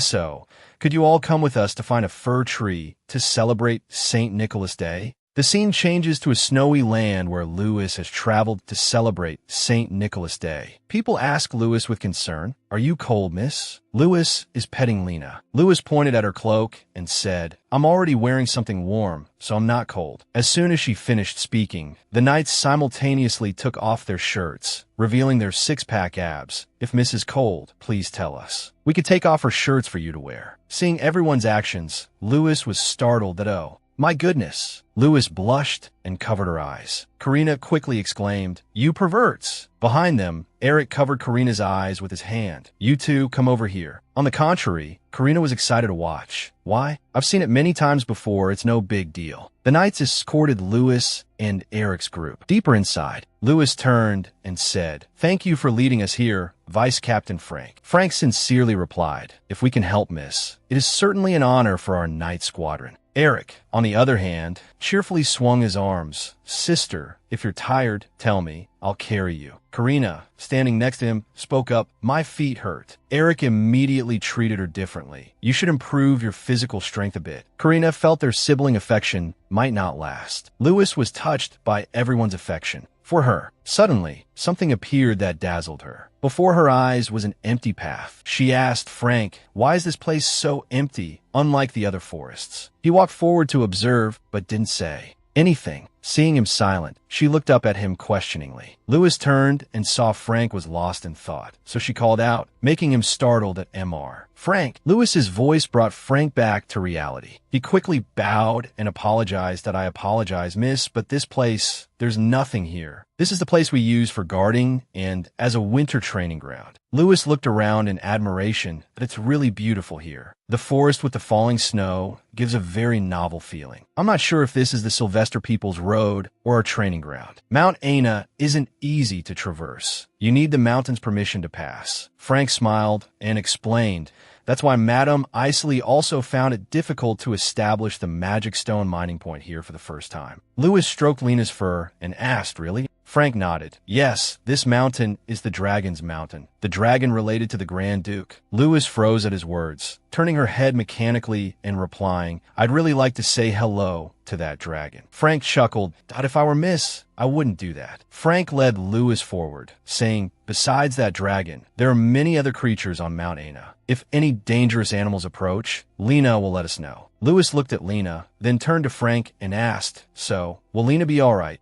Frank's eyes softened with gratitude for Lena. Thanks to Lena, many children have been saved. Lewis's eyes widened in surprise. That I asked that so. Lewis remembered the first time she met Lena in the forest. Frank nodded in confirmation. Yes, when we found children buried in the snow on this mountain, she embraced them with her warm fur until we found them and howled to alert us. Lewis gasped in astonishment. Oh. She went over to Lena, hugged her face, and scratched it. Lena, you're so amazing. Last time, thank you. Watching the two of them happily interacting, Frank thought, last time Miss got lost, she saw her protective nature. It probably understands the situation now. Eric hurried forward and reminded her, Lewis, don't go too far. Frank bent down to adjust Lewis's cloak, then whispered in her ear, although we patrol around here frequently, and this place is relatively safe, it doesn't mean it's completely safe. You should only go up to that point over there, Mississippi. Lewis nodded cheerfully yes. Frank whispered one last thing. If anything happens, miss, please whistle to signal me. Suddenly, several screams rang out, startling Lewis. What was that? Why isn't it flying away? On my eyes. Turning to look, she saw two knights fighting a bird. What's wrong with this bird? Frank asked doubtfully, what's going on? Lewis stood transfixed, staring at the white bird, thinking a bird. The bird also sensed Lewis's gaze and looked back. Seeing the bird staring intently at her, Lewis was slightly startled. The bird suddenly flew down to the ground and angrily declared, "Give me back my child." It suddenly flew towards Lewis, screeching, "Give me back my child." Its sharp talons were approaching Lewis's face.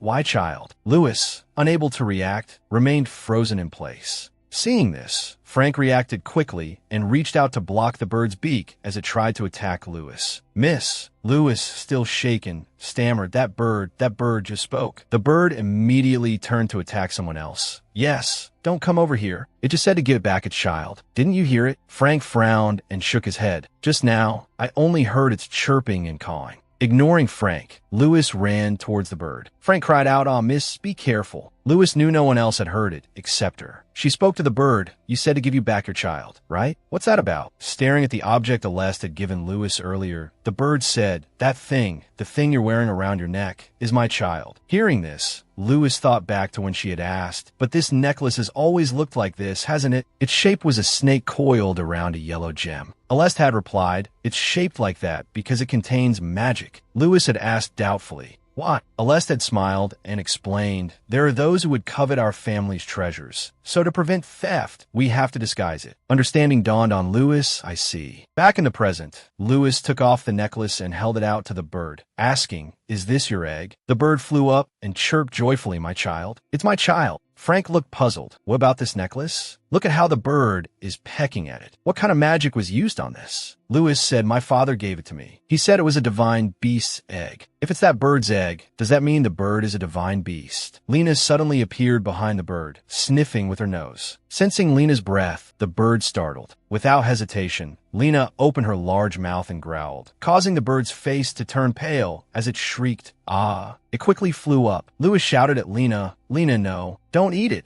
Lewis asked, hey, you said this is your egg, right? The bird nodded towards the necklace. That's right. This is my precious child that I struggled for 300 years to have. It hasn't even been incubated for 100 years, and in a blink of an eye, it was stolen. Those despicable snakes, those big-headed idiots. But Aleste said this was a family heirloom. Lewis replied, it's an heirloom passed down in our family. It's used to deal with the divine beast when it's born. The bird scoffed. Deal with it by stealing its egg? How shameless. Lewis sat down in front of it.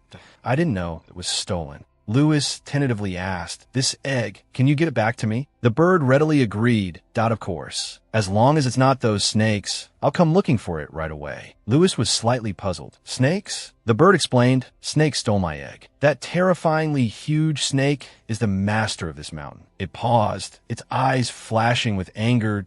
S.O. For 200 years, I've been waiting here. My child is here. I couldn't find it no matter how hard I tried. Do you know how much I've suffered? Hearing this, Lewis froze, remembering when Aleste had hugged her. Seeing Lewis's silence, the bird continued, not only that, but 8 years ago, because I suddenly lost my child, I cried all my tears. It questioned Lewis, are you here to steal my child again? Lewis quickly shook her head. Lewis curiously asked. So what are you going to do now? The bird turned, preparing to leave. Of course. I'm going back to my nest to incubate my child. I'll give it the love it hasn't received for 200 years. Lewis pointed to the tree ahead that the knights were preparing to cut down. Are you incubating it in that tree? Two knights examined the tree. This tree is good. Let's take it. The bird saw where Lewis was pointing and bristled with rage. Hey, without hesitation, the tree where it had made its nest was cut in half. The bird witnessed its nest being destroyed and wept in anguish. You hateful humans. You've burned the forest, captured and killed my friends, and now you're destroying my nest. Lewis looked at the bird with sympathy, her heart in turmoil. What should I do? What should I do? Lewis racked her brain for a solution. After a moment, she made a decision. Hey, why don't you come back with me? The bird frowned, wondering if Lewis had lost her mind, suggesting it enter the enemy's lair. Are you crazy? Do I look like someone who would walk into a snake's den? Lewis tried to persuade it. But don't you have nowhere to go now? I'll make you a new nest. Okay. Frank stepped forward, agreeing with Lewis's idea. Your Highness, please do as you wish. Lewis nodded. Father will probably understand. Thinking so, Lewis extended her hand towards the bird. Our family has caused this bird a great deal of trouble. This is something that happened a long time ago. You could be reunited with your family. We won't cause you any more trouble. I didn't know the whole story. I'm truly sorry for separating you from your child for so long. The bird looked at her and said, so you're different from the snakes I know? All right, okay. Until I build a new nest, I'll stay with you. Eric, seeing a bird perched on Lewis's head, asked curiously, what kind of bird is this? Karina, from behind, said if we used that bird's feathers for decoration, it would be really beautiful. Eric frowned. How could we get them? Returning to the royal palace, Aleste, standing in her room, heard a commotion outside and turned around quizzically. Aleste walked towards the door, about to call out Lewis's name. Lewis. Aleste looked in surprise at the bird perched on Lewis's head and called out again. Lewis. Lewis was happily playing with it, thinking to herself, I wonder if Father understands what I mean. But Lewis walked closer and closer to Aleste. The bird sensed the presence of a snake and jumped up, squawking, Snake? A snake! There's a snake! You tricked me! It flew in front of Aleste and yelled, You're going to eat my child, aren't you, you deceitful snake, you cruel human. After her initial surprise, Aleste calmed down, crossed her arms, looked at the bird, and asked with a tilted head, Are you a divine beast? The bird tossed its head back and declared, All right, my name is Caladria, the divine beast of Mount Asia. Aleste still couldn't understand what Caladria was saying. She stared blankly at Caladria, perched on Lewis's head. She could clearly hear the hissing of a snake, a cluck, and some bird calls, but it was strange that she could understand them so clearly. Aleste looked at Caladria in a daze and asked, So, this is the form of a divine beast? Caladria frowned, annoyed at Aleste's stare. What are you looking at? Aleste thought, So this is the divine beast we've been waiting for? I wonder how our ancestors would react if they knew the truth. Caladria, seeing Aleste's expression, knew what she was thinking and said angrily, You foolish humans. If you want the power of a divine beast, you should at least try talking or making a deal. Did you think you could just steal its egg, raise it, and then force it to protect humanity? Aleste sat down in a chair and sighed. Caladria, seeing Aleste's actions, said scornfully, I knew it. You humans are just turning a blind eye. But even so, in 200 years, you'll pay the price. Just you wait. Lewis moved as if to leave. Caladria asked quizzically, What are you doing? Are you going to help me? Maybe try going somewhere or sightseeing. So, Lewis led Caladria on a tour of the entire mansion and then to the library. Caladria happily tucked her egg into a prepared box and said with satisfaction, Is this place to your liking? Well, what I said earlier was just, beating around the bush. It's not so bad here. Lewis asked curiously, If you leave it like this, how long will it take for the egg to hatch? Caladria shook her head that I don't know. It's already a miracle that it's lasted 200 years. But I believe my child will hatch. It will be born soon. Lewis said, I really want to meet it. What do you eat? Do you eat bugs and worms too? Caladria turned her head and said, I don't eat much when I'm incubating, but if you have a little protein and fat would be nice. Hearing this, Lewis sighed and looked up at the ceiling.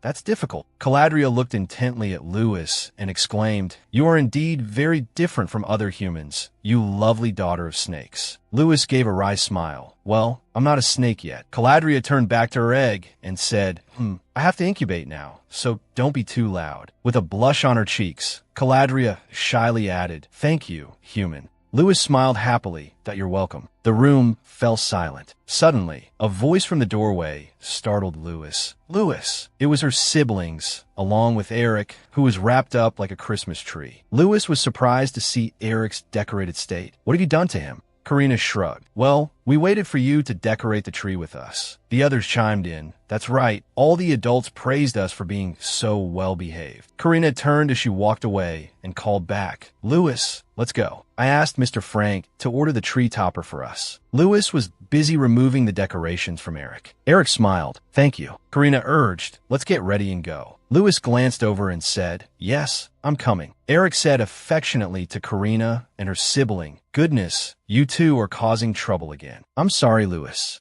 Lewis laughed and shook his head. It's okay. I've taken them all off. Are you coming with us? Lewis was about to turn and leave when Eric took his hand. Lewis. Eric's face was filled with remorse. I'm sorry for what I said to you last time. Lewis didn't understand what Eric was apologizing for.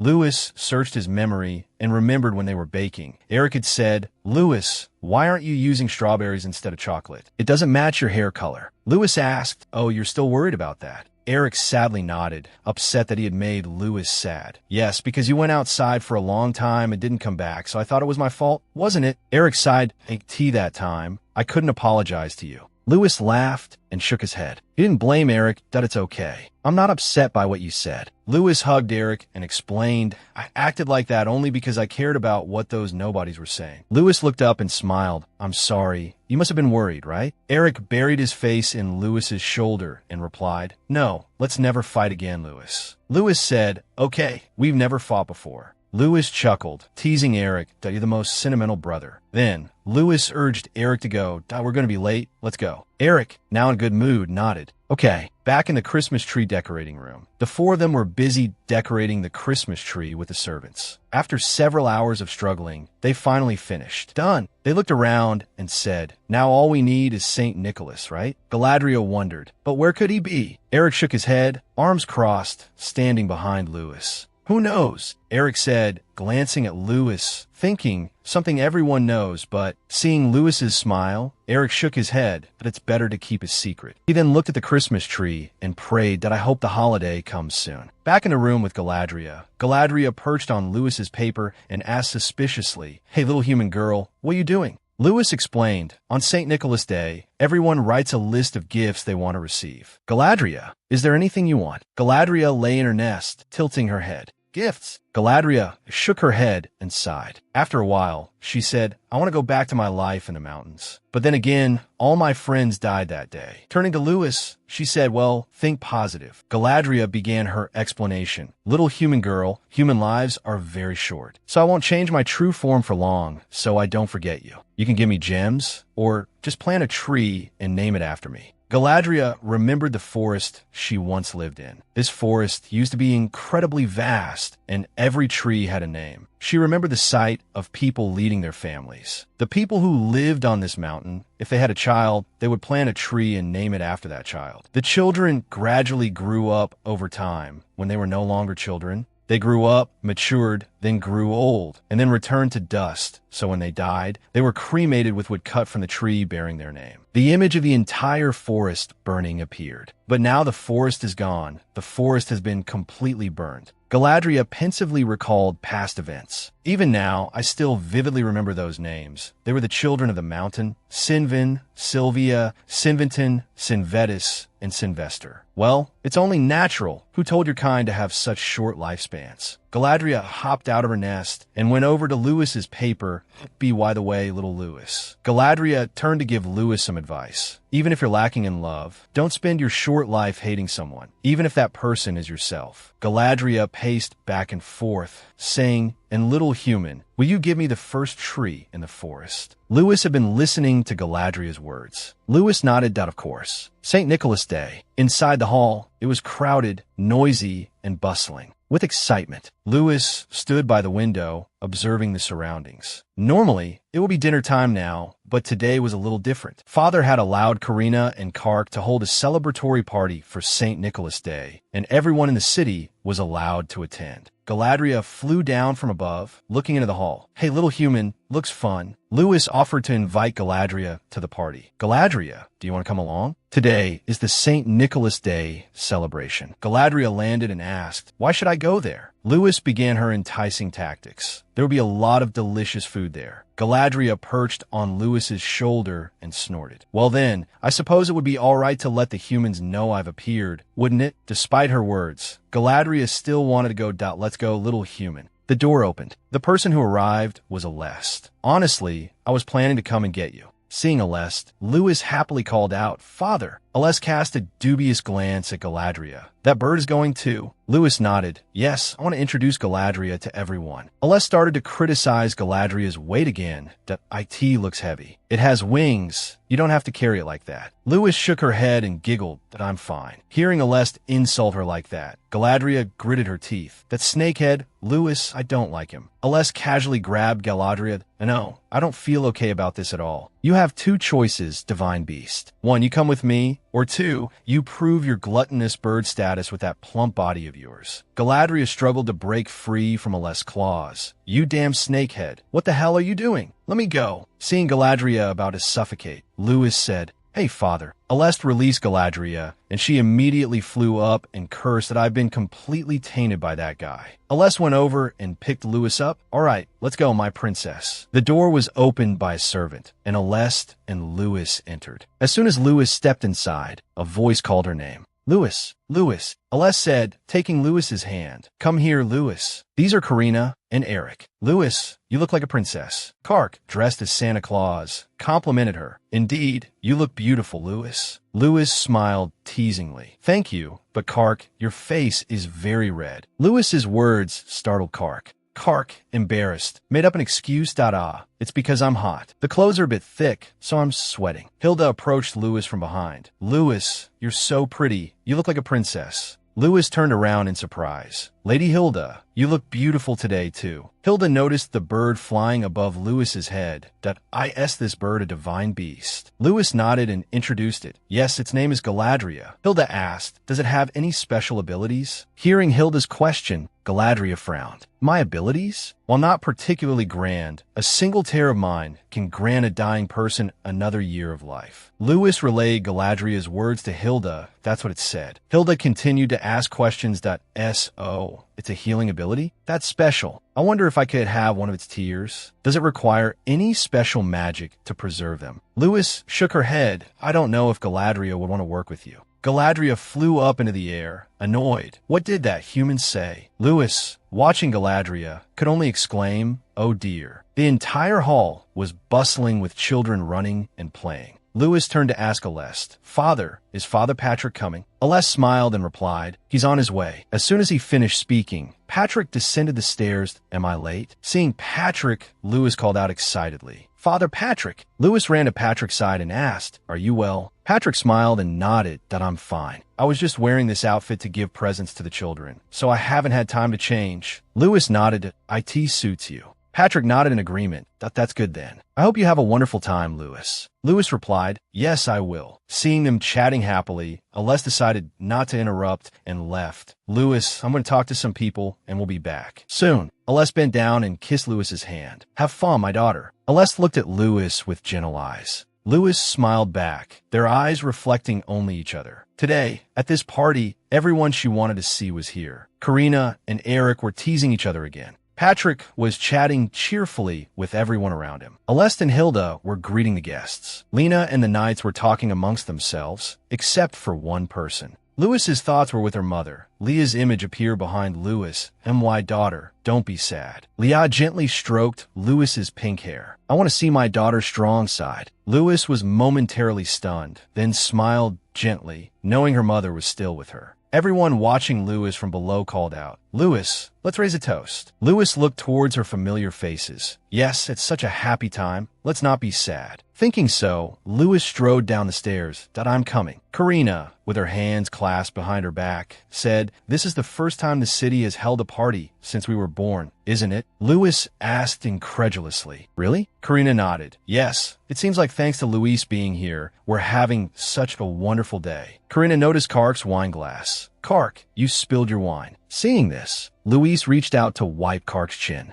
but the touch startled Kark. Oh. Seeing Kark's reaction, Louise flusteredly apologized. Kark, I'm sorry, I just touched your chin. Kark left a quick remark and hurried away to, it's nothing, Louise. Do you want some chocolate? I'll go get some. I'll be right back. Karina looked after her brother exasperately. Kark, honestly. Eric stepped forward and hugged Luis. Where's he going? He only had one glass. Luis asked, confused at what's wrong with Kark. Back in the room with the Christmas tree piled high with presents, Eric said, quickly, open my present. No, open Karina's. Hers is better. Luis said cheerfully, I love all the presents you both gave me. I'm so happy. Luis stood in front of Eric. I also prepared presents for you and Karina. This one is for you. Eric accepted the gift with surprised delight. Oh my gosh, Luis, this is the Manta ink I've been searching everywhere for. It's a limited edition. Eric joyfully lifted Luis up. Thank you. I'll use it carefully. Eric looked at Luis with loving eyes that I'll definitely never forget such a special day. Thank you, Luis. Luis looked towards Karina and Kark. I'll give you your presents later. Kark and Karina asked, disgruntled. What? Karina asked sadly. We aren't fighting anymore. Luis blushed as she explained. Because you two are my most precious friends, I wanted to save your gifts for last. Kark blushed and sighed, muttering, I understand. Looking at Luis's adorable expression, Karina couldn't help but exclaim, Kark, she's an angel, a real angel. Luis turned around and hummed twice.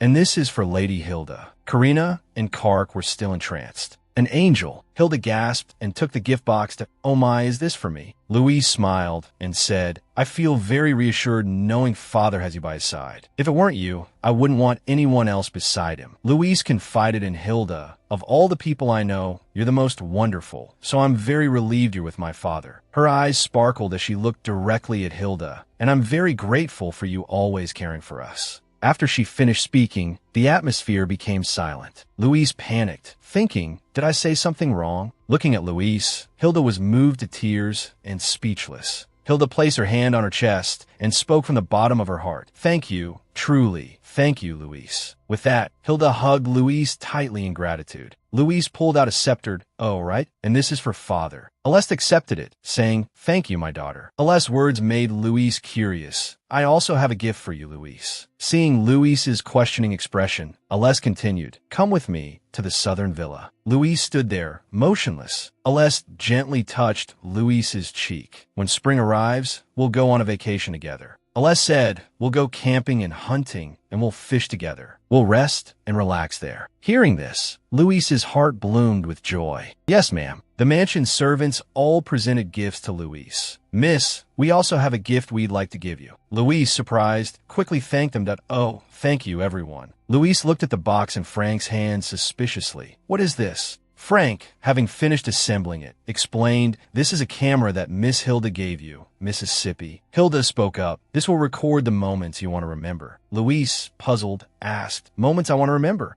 After thinking for a moment, Louise said cheerfully, then let's record today's anniversary. Frank called out, come on, everyone gather around. Let's take a picture. Karina and Eric invited Louise to stand with them. Louise, come stand with us. Before she could answer, a voice called her back. Louise, come here. It was Aleste. Aleste smiled at Louise. Then Louise approached and placed her small hand on Aleste's hand. Hilda, standing at the camera, said loudly, all right, everyone smile for the picture. Then everyone stood comfortably next to each other. Hilda counted down 1, 2, 3, receiving the picture with everyone in it. Louise said happily, I'll frame this picture. Aleste placed a gentle kiss on Louise's forehead. What a wonderful idea. Karina and Eric sighed deeply. Eric spoke. I asked St. Nicholas for Father to come back. Karina said sadly, I guess we have to do more good deeds. Or maybe we've been too naughty. Eric leaned back against the railing. Next year I'll be good. So, can I ask St. Nicholas for a wish now? Karina asked, would that be all right? In the distance, unnoticed by the two, a figure was approaching. Karina, Eric, are you serious? Hearing the familiar voice, Karina and Eric turned and hugged the man, crying and questioning. Father,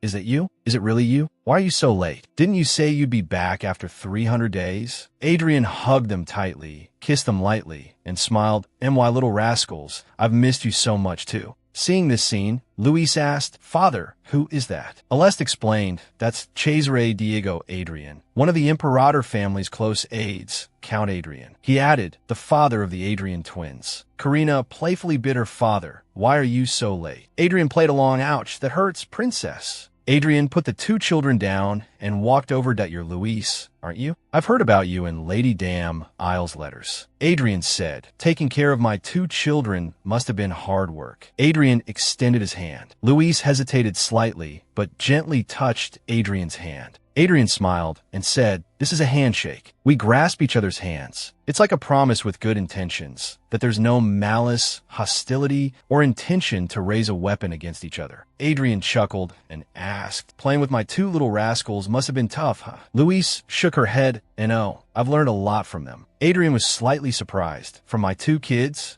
Luis explained, "Karina is very straightforward, confident, and strong, and Eric is always diligent, hardworking, and eager to learn." Luis affirmed, "They're very good friends of mine." Hearing this, Adrian breathed a sigh of relief. Though he'd often heard that mothers were inherently good people, still, Adrian knelt on one knee before Luis. "Lady Imperator, I implore you to take good care of my two children. They are still young and have many shortcomings, but someday they will surely become shields and spears to protect you." The two looked at each other for a long moment. Luis, understanding his meaning, gave a slight nod of agreement. Karina and Eric clung to Adrian. "Father, how long will you stay this time? Will you stay until our birthday?" Adrian raised an eyebrow. "Since when did you two get so heavy?" "I'll stay until spring. How about that?" Adrian turned to Aleste. "My lord, would it be all right if I stayed a little longer?" Aleste teased. "Then Count Adrian will have to pay for his lodging." Adrian looked surprised. "Wow, you can joke too."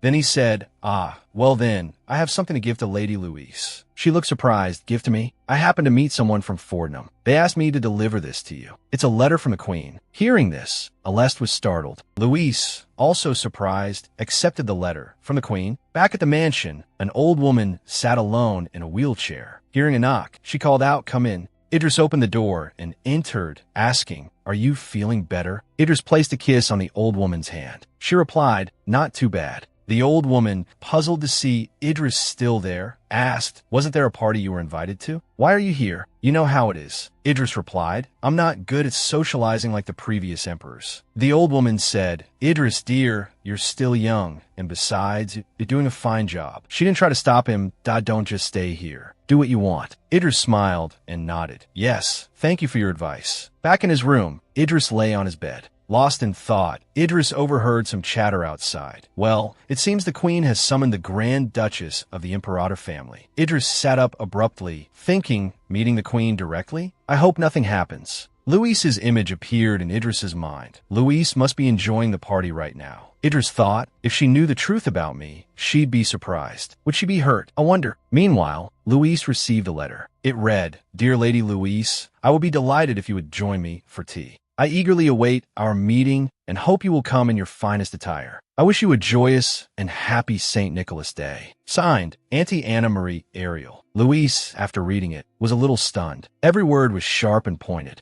Luis wondered, why would such a noble person invite me for tea? Meanwhile, Aleste asked Adrian, why would the Queen seek out Luis? There's no reason to summon her. Adrian shook his head and explained, it's not just any family. It's the Imperator family. It's probably because the Grand Duchess is a descendant of the Queen's trusted sword, so she wants to meet Luis. Aleste raised an eyebrow slightly. You know what kind of person the Queen is. Hearing Aleste's words, Adrian fell silent, frowning. A flash of the past ran through Aleste's mind. I am someone who can tell, just by looking, that the sword in my hand has rotted from the hilt. No, if I no longer need that rotten sword, I'm ready to throw it away. Aleste sat there, lost in thought. Before he could collect himself, Louis spoke, startling him. I want to meet the Queen. Aleste shook his head in disagreement. Louis, you don't have to do that. If you don't want to... Louis said with a determined voice, no, I really want to meet the Queen. Louis hesitated slightly, even though I'm a little scared, but remained resolute. But the Queen has already recognized me as the princess of the family. I think I should meet her expectations. Seeing Lewis's spirit, Adrian marveled inwardly. Asterisk, such a mature child. Asterisk, he thought. Asterisk, it seems she's not just a well-behaved child. Asterisk, Lewis said, but I don't know much about social etiquette. I'm afraid that if I meet the Queen, I'll embarrass father. Aleste rushed forward and hugged Lewis, interrupting her. No, that won't happen. Inwardly, Aleste sighed. Asterisk, Lewis is so young. I don't want to take her to the world of the upper class, but I really can't refuse the Queen's invitation. Asterisk. Adrian took a box from his pocket. All right. This is a gift from the Queen. Inside was a tiara. Aleste looked at the tiara with apprehension in his eyes. Asterisk, it's definitely not just a toy. The Queen wants her to wear this tiara and come to the palace. Asterisk, Aleste took the tiara and placed it on Lewis's head. Aleste said, I will go to the palace with you, meet the Queen, and introduce you to everyone and everything there. Aleste placed a gentle kiss on Lewis's forehead as a gesture of encouragement. Time passed quickly, and the day to meet the Queen was fast approaching. Ms. Hildegard taught Lewis basic social etiquette. Caladria, flying beside Lewis, said, This human girl is amazing, isn't she? Emperor Ariel allowed us and humans to coexist. Lewis, puzzled, asked as she walked, allowed humans and divine beasts to coexist. Caladria explained the human king was the mediator between the two sides long ago. But the emperor visits Mount Ina every year and always makes offerings to the spirits. Hearing Caladria's words, Lewis thought, so why is that ritual no longer practiced? Lewis became lost in her own conjectures. Could it be because of what happened 4 years ago? The scene shifted to a room. Dame Aisley stood beside her, cheerfully reminding her, Miss, do you know what you need to do when you meet the Queen? Lewis seemed hesitant and replied, No, not yet. Dame Aisley smiled reassuringly and shook her head that it's okay. We'll learn little by little. Hearing this, Lewis felt more at ease. Yes, Dame Aisley suggested. By the way, Karina and Eric should come and learn too. The two siblings hugged each other. Reluctant though, we're just here to watch. Lewis, nestled against Eric, asked, What about you, Eric? Dame Aisley looked a little awkward. Eric has already learned. Looking at Lewis and Eric talking, Dame Aisley thought, Eric is my only son, the young master of the Aisley family, but still a lowly commoner. Eric offered, I'll help you practice. A sad look flickered in Dame Aisley's eyes. Even though she had received recognition from the Queen, her son was still a commoner. An invitation to an audience was something money couldn't buy. If they were determined, he could be granted a knighthood, not just an audience. But neither she nor Eric wanted that at all. Eric, seeing Lewis's tense expression, teased, Lewis, you seem awfully tense. You're completely stiff. Dame Aisley began instructing Lewis. When you bow, don't hunch over too much. Just a slight lift of your heels is fine. Lewis obediently followed Dame Aisley's instructions to, if the Queen allows it, you should kiss her hand. Karina, standing beside them, beamed, oh my goodness, Lewis is just too cute. Dame Aisley, looking at the two of them, smiled as well. Finally, the day of the audience with the Queen arrived. Lewis and Aleste departed. Everyone came to see Lewis off. Be careful, Lewis. Lewis said cheerfully, I'll buy everyone presents when I get back. Lewis, holding Aleste's hand, waved goodbye. Well, I'm off. Goodbye, everyone. With that, Aleste's carriage left the mansion. Feeling a sense of novelty, Lewis pulled back the carriage curtain to look around. After a while, Aleste's carriage arrived at its destination. We're here. Aleste helped Lewis down from the carriage. Aleste took Lewis's hand and led her inside. Suddenly, a voice stopped them. Hold on. Aleste was stopped when a servant barred their entry. The Grand Duke is only permitted to go this far. Aleste questioned, annoyed, not allowed in? What are you talking about? The servant explained, Your Excellency, only Miss Lewis is permitted to enter the palace. The servant continued, If the young lady requires a protector, we will provide our best knight to escort her. So please wait here, Grand Duke. Aleste's lips tightened as he asked, Is this the Queen's order? The servant's words gave Aleste pause. Grand Duke, you also serve the Queen. Surely you wouldn't defy her orders, would you? Lewis released Aleste's hand. Father, I'll be fine. Trying to project confidence. She walked inside, that I'll be back. The servant gestured respectfully. This way, Mississippi. Lewis entered, bowing slightly yes. Aleste remained rooted to the spot, watching Lewis walk in alone, his lips moving silently. Lewis. Inside, Lewis sat tensely, clutching her dress. The room was silent. She looked around, taking in her surroundings. Lewis pursed her lips, thinking, why hasn't the queen called me in yet? Anxiety gnawed at her. Maybe she only arrives at the appointed time. She looked towards the door. There was no movement, an unsettling silence. Unable to sit still any longer, Lewis stood up and began to pace. I can't just sit here. I need to walk around a bit to calm my nerves. After a while, she stopped, a thought striking her. But what if the queen suddenly arrives and sees me like this? What if she disapproves? Lewis stood before a door. Opening it revealed a flower garden. Overwhelmed, she thought, where is this? Suddenly, an elderly voice called out from behind her, don't just stand there. Come over here. The woman spoke again. Are you lost? Lewis answered honestly, I came to see the queen, but I haven't been called in yet, so I was taking a walk. Hearing Lewis say that, she thought, but it's past the appointed time, isn't it? She reproached the queen. She's really gone too far. Lewis looked down at her feet as she sat in the wheelchair. I asked there's something wrong with your legs. Lewis quickly used a piece of cloth to cover her legs. Wait a moment, please. Lewis solicitously inquired. It started to get cold recently, so if you go outside, please remember to dress warmly. She was a little surprised, then smiled. Thank you, but aren't you cold? Lewis smiled brightly and replied, I came from the cold Sylvester Duchy, so I'm fine. Lewis paused and asked, I was born in Neos. Do you know that place? Looking at Lewis's cute face and sparkling eyes, she thought, could such a lovely child have been born in that wicked snake pit? Lewis, still immersed in her own story, continued, there are so many things worth seeing in the Sylvester Duchy. She suddenly called out Lewis's name. Lewis, let's go inside and talk. Lewis was astonished. Oh, how do you know my name?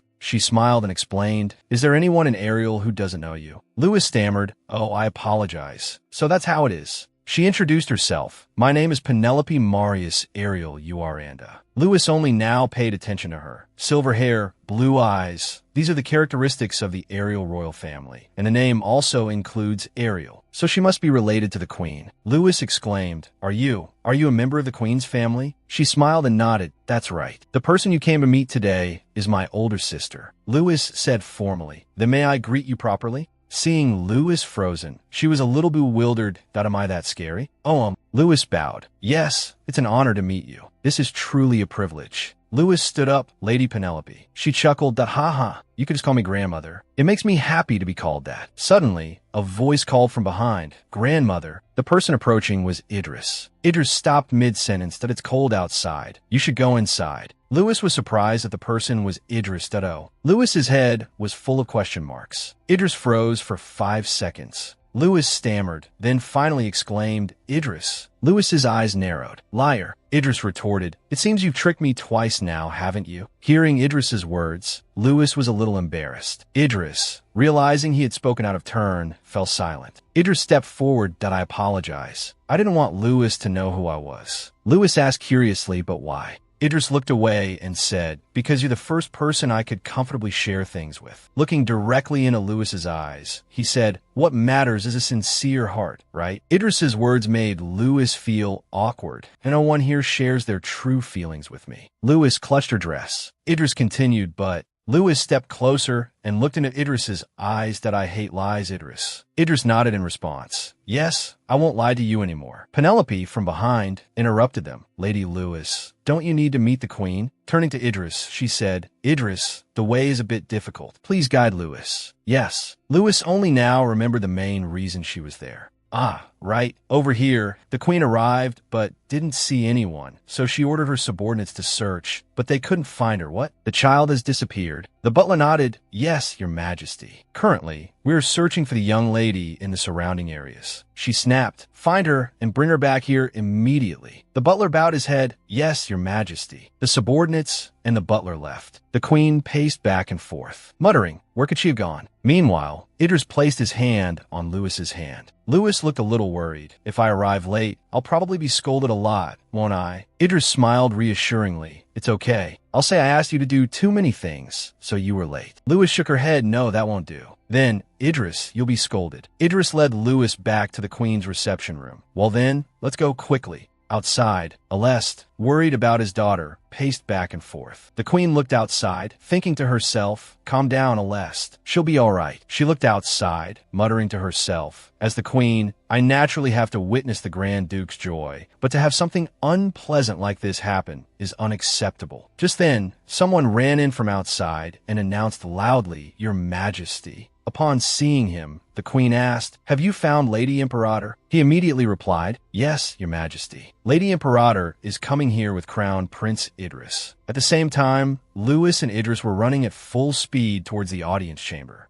As soon as she arrived, the man announced, "Lady Louis Aurelia Imperator, please present yourself before Her Majesty." Suddenly, Idris tightly grasped Louis's hand. He looked at Louis, speaking with a serious expression, "Louis, you can do this." Louis smiled back, "Yeah." So, Louis slowly walked alone before the queen. Looking at Louis bowing before her, the queen thought to herself, "That girl Louis, it seems she's not a snake but a rabbit." Louis raised her head, smiling as she introduced herself. "I am Louis Aurelia Imperator. Greetings to the Queen of Ariel." After receiving the greeting, the queen smiled and extended her hand towards her. Following protocol, Louis stepped forward, lightly kissing the queen's hand, and said, "It is a pleasure to meet you, your majesty." After this contact, the queen's heart softened. She said, "Thank you, Lady Imperator, for accepting the invitation to come here. I'm also very pleased to meet you." Then, turning to her nephew, she said, "Idris, if I had known this, I would have sent you to welcome Lady Imperator." He replied, somewhat embarrassed, "I just happened to be here, your majesty." The queen chuckled, looking at the two youngsters and asking,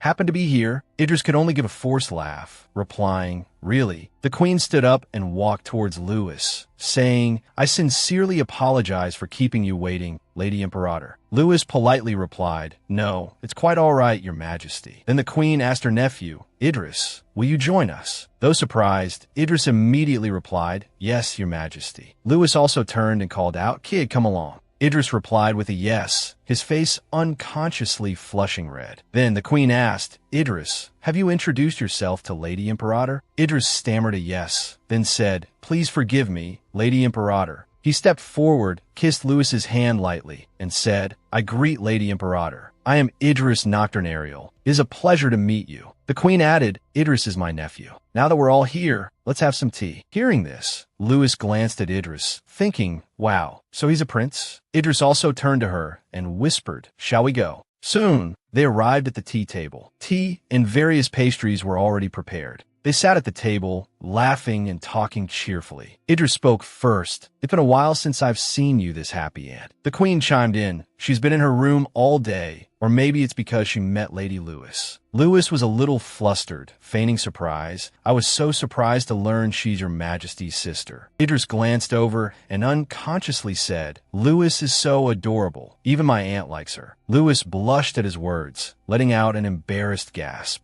The queen, sitting opposite them, had been observing everything and hummed softly. She thought, "Idris seems quite close to that young lady. He doesn't usually socialize much." On the other side, the two continued to tease each other. "Don't say that, it's true." The queen thought again, "It's nice to see two young people enjoying each other's company." But suddenly, her expression turned sorrowful. "But the fact that Aleste was involved in the death of my unfortunate son and daughter-in-law grieves me. However, that was Aleste, not Louis's fault. The lovely child before me knows nothing. I can't hate her just because of the adult stubbornness." Suddenly, Louis spoke up, breaking the silence. "I'm very happy to have tea with your majesty today." The queen looked surprised, asking, "Is that so?" Louis smiled brightly and replied, "Yes." The queen continued, "Did you enjoy your visit to the palace today, Lady Louis?" Louis politely replied, "Yes. The palace is more beautiful and grand than what I've read in books and newspapers." She then turned to her nephew, "Idris, why don't you show Lady Louis around the palace?" Idris looked a little bewildered, asking me. Louis quickly declined, "No, there's no need." Idris added, "Oh no, I wouldn't want to waste your highness's precious time." But the queen insisted, "Don't worry, Lady Louis. Idris, aren't you free right now?" "Anyway," she said with a smile, "the paths in the palace are quite confusing. You'll need an escort." Outside, Louis called out, "Idris." Idris turned back, replying, "Yes." Louis looked away shyly and whispered, "Don't say things like that." Idris, not understanding, let out a confused sound. Louis explained, "Saying things like that will cause misunderstandings." But Idris still didn't understand and asked, "Huh? Misunderstandings about what?" Louis blushed, embarrassed. "Well, just now you said I was adorable and beautiful." Hearing Louis's words, Idris also blushed. He stammered. Looking away, he mumbled, "Well, I wasn't lying." And so, the two went back and forth. Why are you making me so embarrassed?" "How would I know? I'm just being honest." Suddenly, Idris unconsciously took Louis's hand, and "I'm serious." He confessed sincerely, Louis, you really are adorable and beautiful. Louis, now embarrassed, couldn't say anything more. She quickly said, I know, please stop saying that. Idris pulled Louis closer. He leaned in close to her face and said, then let's go. Louis, bewildered, didn't know what to do and could only stammer, Idris lowered his head and said, Louis, you should come here often. Louis replied, but the palace isn't a place I can just come to whenever I want. Idris, unconcerned, took Louis's hand and placed it on his cheek. He suggested, then I'll come to where Louis is. Hearing this, she laughed, haha, if you come, everyone will be happy too. Idris looked a little bewildered, everyone. Louis nodded, yeah, Count Arian's family, Cass and Karina, and even Eric. He suddenly remembered something. Oh, I heard that the Duke recently married Dame Islay. He asked worriedly, Louis, are you okay? The question made Louis pause. Louis replied shyly, everyone there is very friendly and treats me very well. They're all my family. As she spoke, she gave a bright smile. Idris smiled too, but his smile was tinged with sadness. Family? Louis asked in return, what about your parents? Hearing the question, Idris froze, stunned for a few seconds. After a moment, he replied, my parents were heretics. Louis frowned slightly, wondering to herself, heretics? Idris continued, my father used my mother as a sacrifice and, along with other heretics, went to overthrow the empire. Because they were royalty, they had to be burned at the stake or drink poison. Being royalty, he had a strong sense of needing to set an example for the masses. Idris paused for a moment and then continued, for some reason, I can't forgive them. As he spoke, a bitter smile spread across his face. Louis also frowned slightly, thinking to herself, what should I do? This feels so strange. Idris and I are only 2 years apart, but he's already been through so much. After realizing he had said too many sad things, Idris turned to Louis and said, I'm sorry, I suddenly started talking about such unpleasant things. Louis still worried. Even though he seems grown up, he doesn't deserve to go through things like that. If I had to go through something like that at 16, as she thought, she tightened her grip on Idris's hand. She turned to face him. Then she smiled and said, it's my turn to comfort Idris, isn't it? Idris looked surprised. That's right, when I'm sad. Idris looked down at Louis, his face suddenly registering surprise.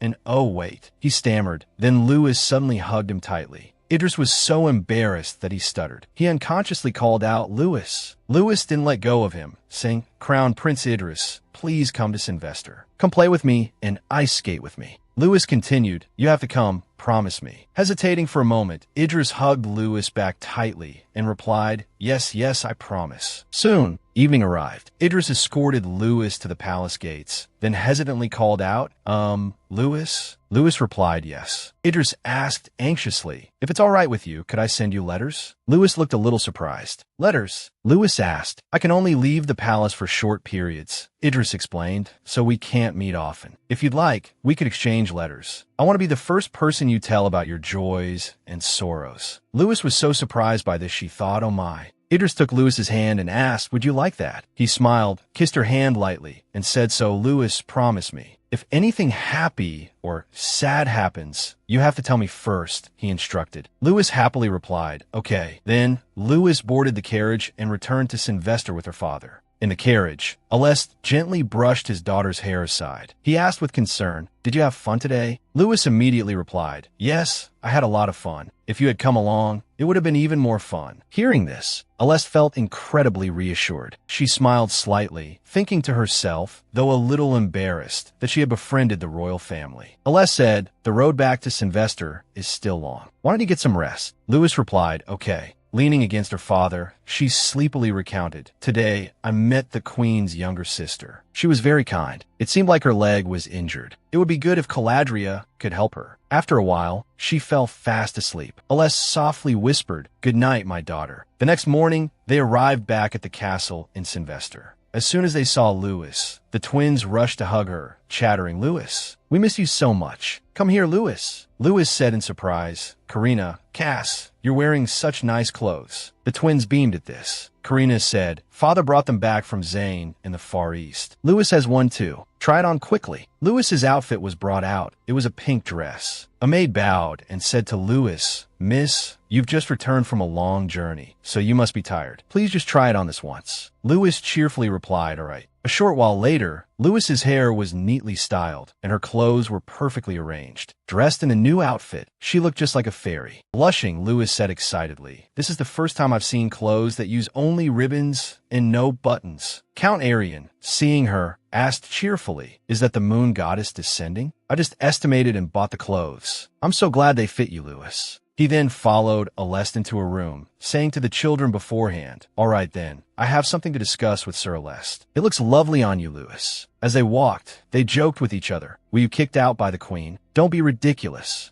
Lewis looked at them in surprise and asked, "The count seems close to my father." Cass replied, "He was the last person to stay by Master's side." Karina added, "That's right. It's really admirable." The two children hugged Lewis again, smiling brightly and saying, "So, we'll always stay by Lewis's side too, because we cherish you so much." Lewis smiled brightly and replied, "I cherish you both very much too." Inside, Count Arian said, "It's wonderful that the children are so close." When his dinner, Aleste, still focused on his work, casually replied, "It's New Year's, so take it easy." Arian then asked, "Did Lewis accept?" Aleste didn't say anything, just pointed at the recently taken family photo. Arian looked at it and let out a no, then turned back, cheerfully saying, "I'm also glad to see you so cheerful again, Lord Aleste." Hearing this, Aleste sighed, his face much brighter. The two of them seemed to return to their childhood. Aleste still replied with a cold demeanor, "Thank you." Arian wasn't having it, furrowing his brows and asking, "Why are you being so formal? It makes me uneasy. Are you planning to send me abroad again?" Aleste smiled, replying, "You guessed it." Arian cried out in mock horror as soon as he heard that. Arian sat in the room opposite Aleste and asked, "Since when?" Aleste, with a distraught expression, replied, "That's not important. If we aren't capable enough, then our children, or even their children after them, will surely succeed." Hearing Aleste say that, Arian angrily widened his eyes, twitching the corner of his mouth. "Hey, but if we keep doing this, we'll die someday." Arian sighed, "All right, this time I'll bring my children along. I'm not sure when we'll return." Aleste nodded, "Do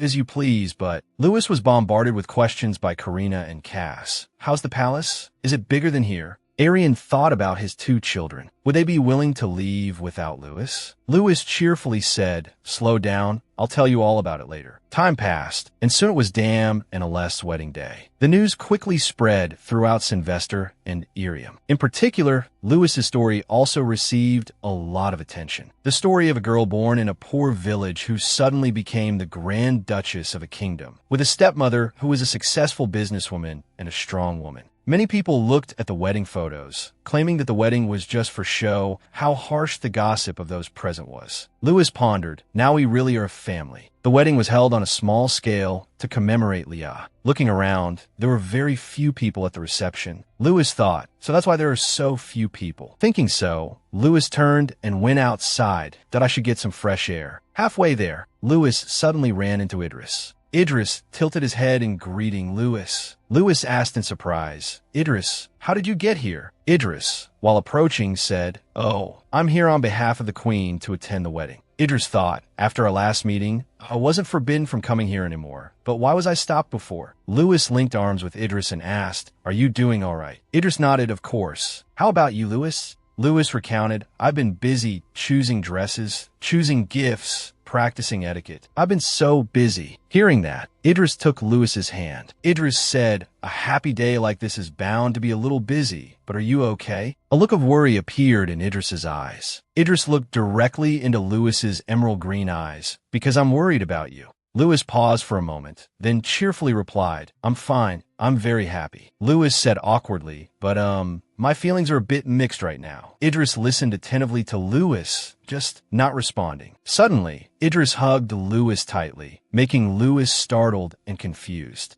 Lewis, surprised by the hug, quickly said, "Idris." Idris lifted his head, his arm around Lewis's waist, and said, "This is to thank you for last time." Lewis blushed, so embarrassed, not knowing where she found the courage. Seeing Lewis's embarrassment, Idris smiled gently. Releasing Lewis, he said, "I hope everything goes according to your wishes." Lewis stared intently at Idris and nodded, but there was still a look of doubt in her eyes. Idris sincerely wished for peace and good fortune for Lewis. That day, in a dream, I met Mother. Unlike last time, she looked at me with a happy face. Seeing her kind mother before her, Lewis excitedly spread her arms wide and said, "So I've finally met someone who loves me." Seeing Leah's outstretched arms, Lewis rushed into her embrace. "Yes, I've met many people who love me. Mother." Lewis looked up, blue eyes brimming with tears. "Mother, from now on, I won't have to suffer like before." Looking at Lewis, Leah felt both sadness and joy for her. Leah gently touched the corner of Lewis's EYMY daughter. "You must be truly happy." Lewis woke up with a start from the dream, gasping for breath. Aleste, lying beside her, noticed the commotion and sat up to see Lewis covered in sweat. "Lewis." Lewis turned, her eyes glistening with tears, and called out, "Father." Aleste, his clothes rumpled, looked at her in surprise. Lewis looked flustered. Aleste, unsure what to do, clumsily wiped away Lewis's tears. "Lewis, what's wrong?" He sighed inwardly, thinking she probably still hasn't accepted the wedding.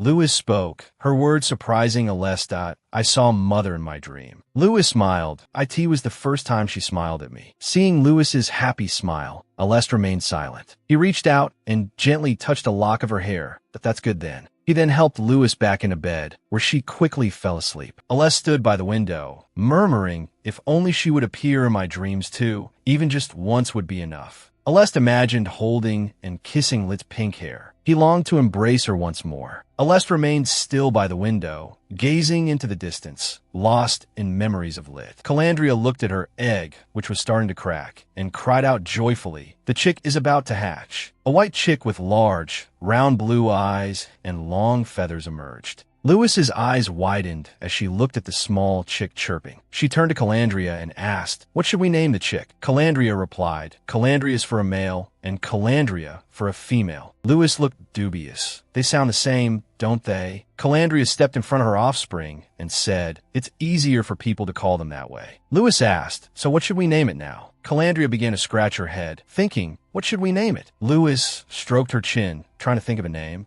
A moment later, Lewis spoke up. "How about Snibblin'?" Calandria, finding it suitable, nodded. "All right, then your name will be Snibblin'." Snibblin, excited to agree with this name, flapped its wings and chirped as it flew up. Snibblin, in German, means a dessert with the color and size of a snowball. Lewis placed Snibblin on her hand and called Snibblin. Lewis smiled. "From now on, we'll have lots of fun together." Snibblin flew up in agreement, chirping. Thank you for watching today's video. Our story continues with many exciting developments ahead, so don't forget to like and subscribe to our channel to support us and not miss the latest episodes. We wish you relaxing and happy moments. See you in the next video. Thank you for watching.